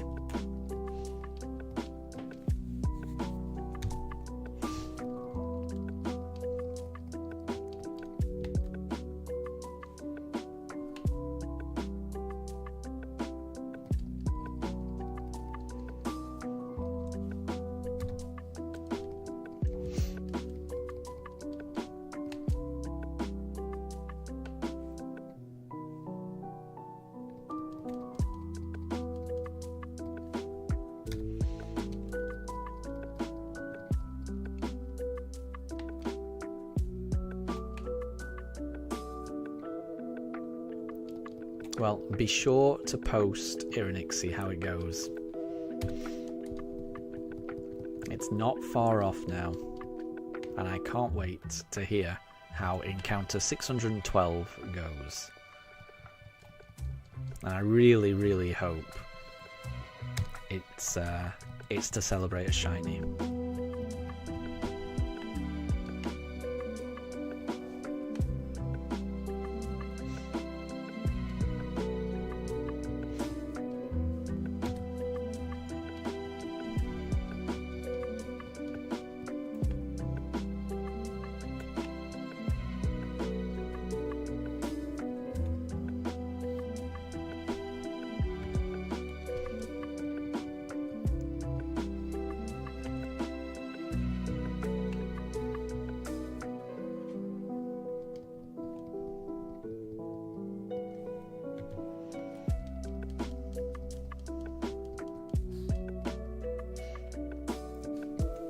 You're now on 611 and it's 99% sure. Oh my god. Yeah, I mean, just imagine if it shines. That AI is very confident. Very confident indeed. Imagine if AI misunderstood the question and thought you were asking about any shiny rather than just a shiny starter, and it turns out to be a shiny Starly. That would be heartbreaking.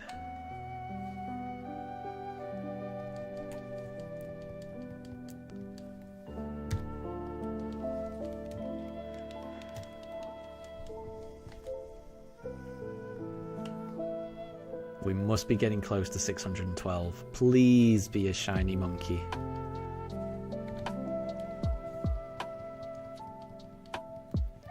Is it a shiny Chimchar?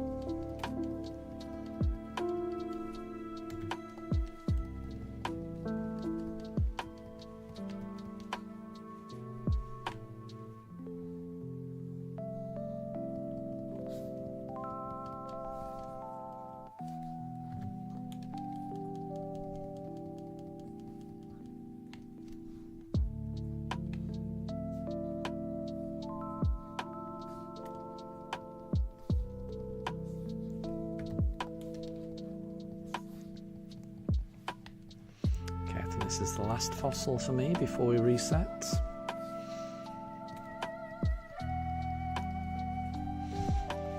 And we've got through... Oh, yeah, we need to reset. We've got through about 50 in 15 minutes. I think...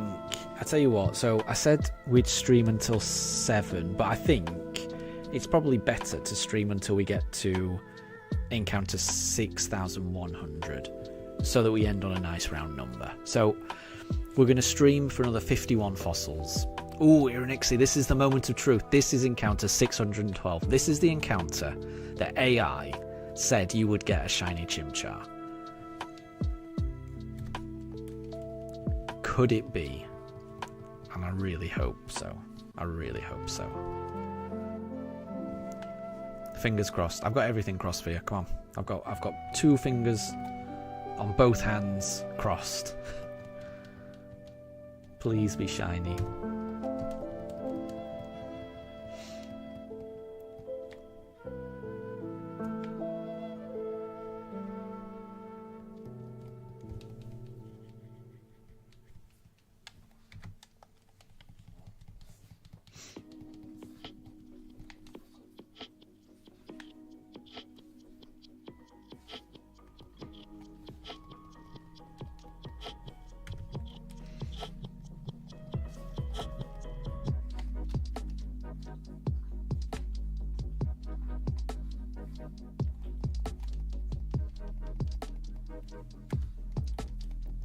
Oh, I'm gutted. I am gutted.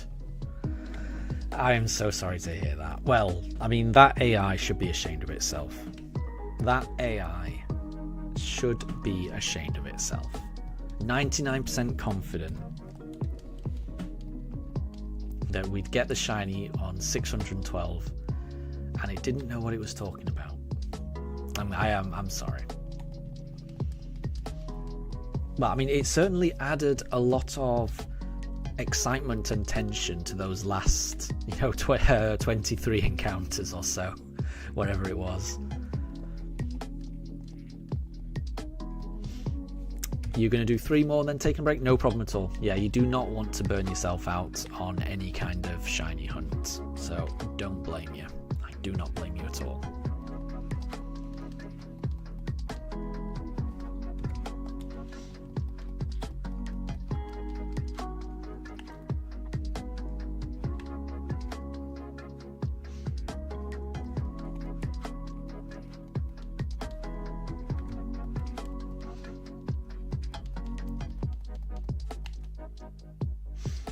So we're going to keep going until we get to 6,100, which won't take too long.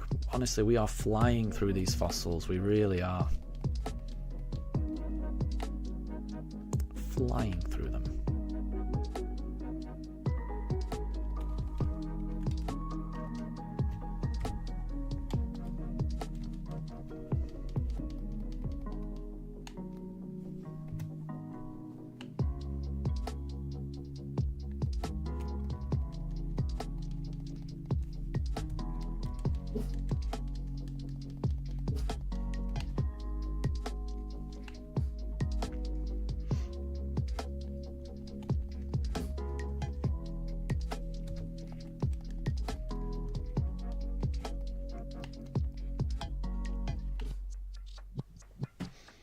And Ironixie, there is still a chance that it was right with its prediction of 823. Oh, it made 2 predictions. Yeah, I forgot about that. I was kind of fixated on the 612 one, but I forgot about that. I do remember you saying there was 2 predictions. And that one's a lot further off. That will take a long time to get to. Briefcase encounters are slow, aren't they? It takes a while to get there. So I suspect that will be a prediction for another day. But fingers crossed. I think I guessed 650. So I mean, I hope I'm right. I hope you don't even need the AI's prediction. I'm hoping you get it on my prediction of 650.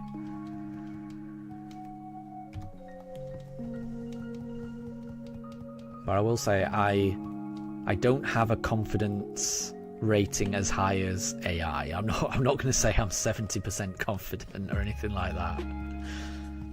That AI was massively overconfident.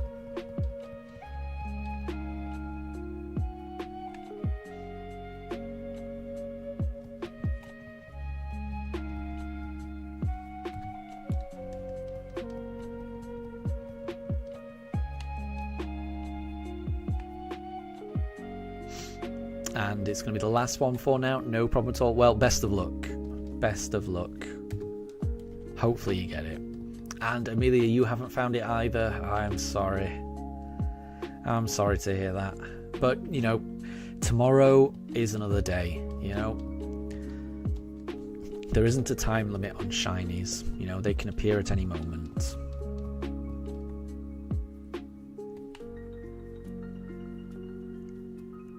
And if we don't get the shiny on this stream either, you know, there's always another stream. There's always another stream.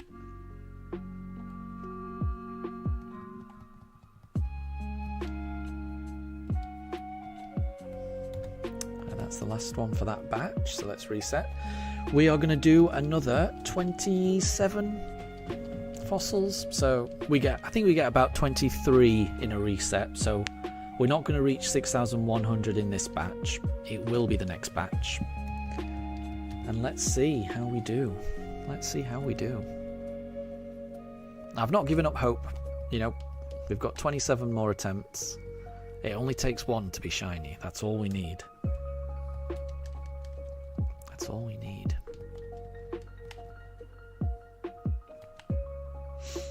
I think this has worked out quite well. I feel like we're going to hit 6,100. I mean, pretty much bang on the hour. And Ironixie, I'm sorry to hear that. Sorry to hear you haven't got it. But you gave it a good go. That's all you can ask for. And the same with me, you know, it's beginning to look like we're not going to find the shiny either in these fossils, and that's fine. We've got through a lot of encounters. We've given it a go. You can't do more than that. Amelia, you think we're actually going to get it on the very last encounter? 6,100. Imagine. That would be... So, I mean, I've only found a few shinies on this run. It's very rare to find a shiny. I would love to find a shiny either on the very last encounter or on the very first encounter. That would be amazing. Amelia, you've been tired for a while. I really think you need to maybe think about getting some sleep. And Ironixie, thank you very much. I really do appreciate that. Thank you very much. I mean, all the subscriptions really help. Thank you very much. And thank you very much for stopping by. It's been wonderful having you here. Sorry you didn't get the shiny on your run, but hopefully you get it soon. And I'll catch you next time.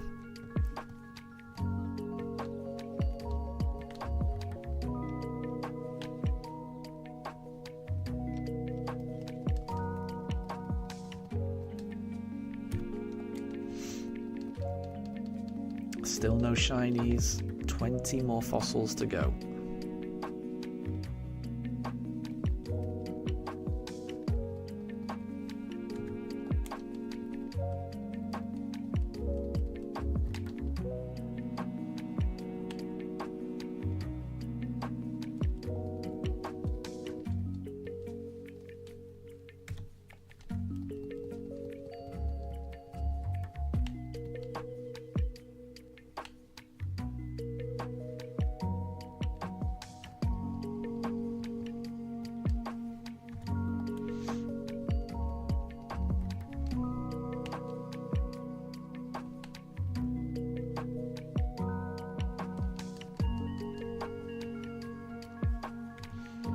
Still no shiny.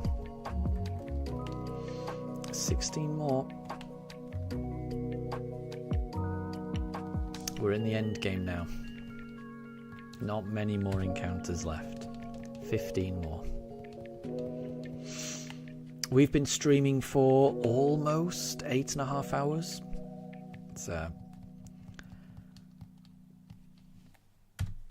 It's been a long stream.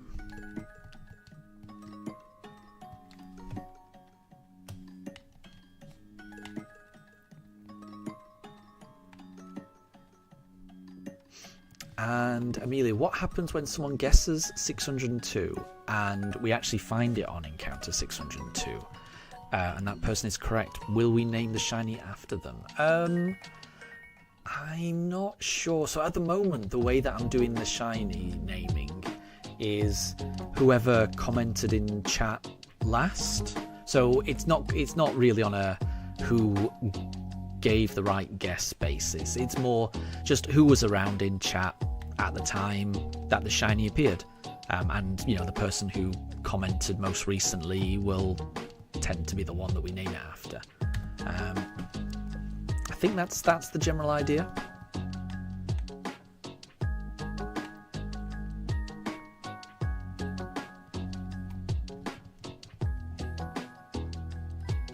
So we've got Vihan, the Torterra, we've got Capmon, the Mischievous, we've got Tempest, the Rhyhorn, we've got Yoshi, the Togetic, and we've got Moondrop, the Staravia. And all of those were people who were in chat when we found each shiny. So I think that's a nice way of doing it, because it kind of emphasizes the fact that the only reason I've got this far is because all of you lovely people have been in chat talking to me, keeping me sane while I open that briefcase over and over and over again. So naming the Pokemon after the people who were in chat at the time, it just feels nice. It kind of makes the shiny run a bit more of a group effort, in my opinion.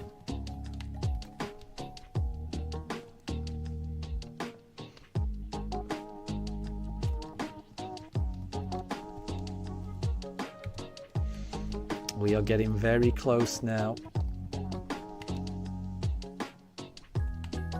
Not many fossils left.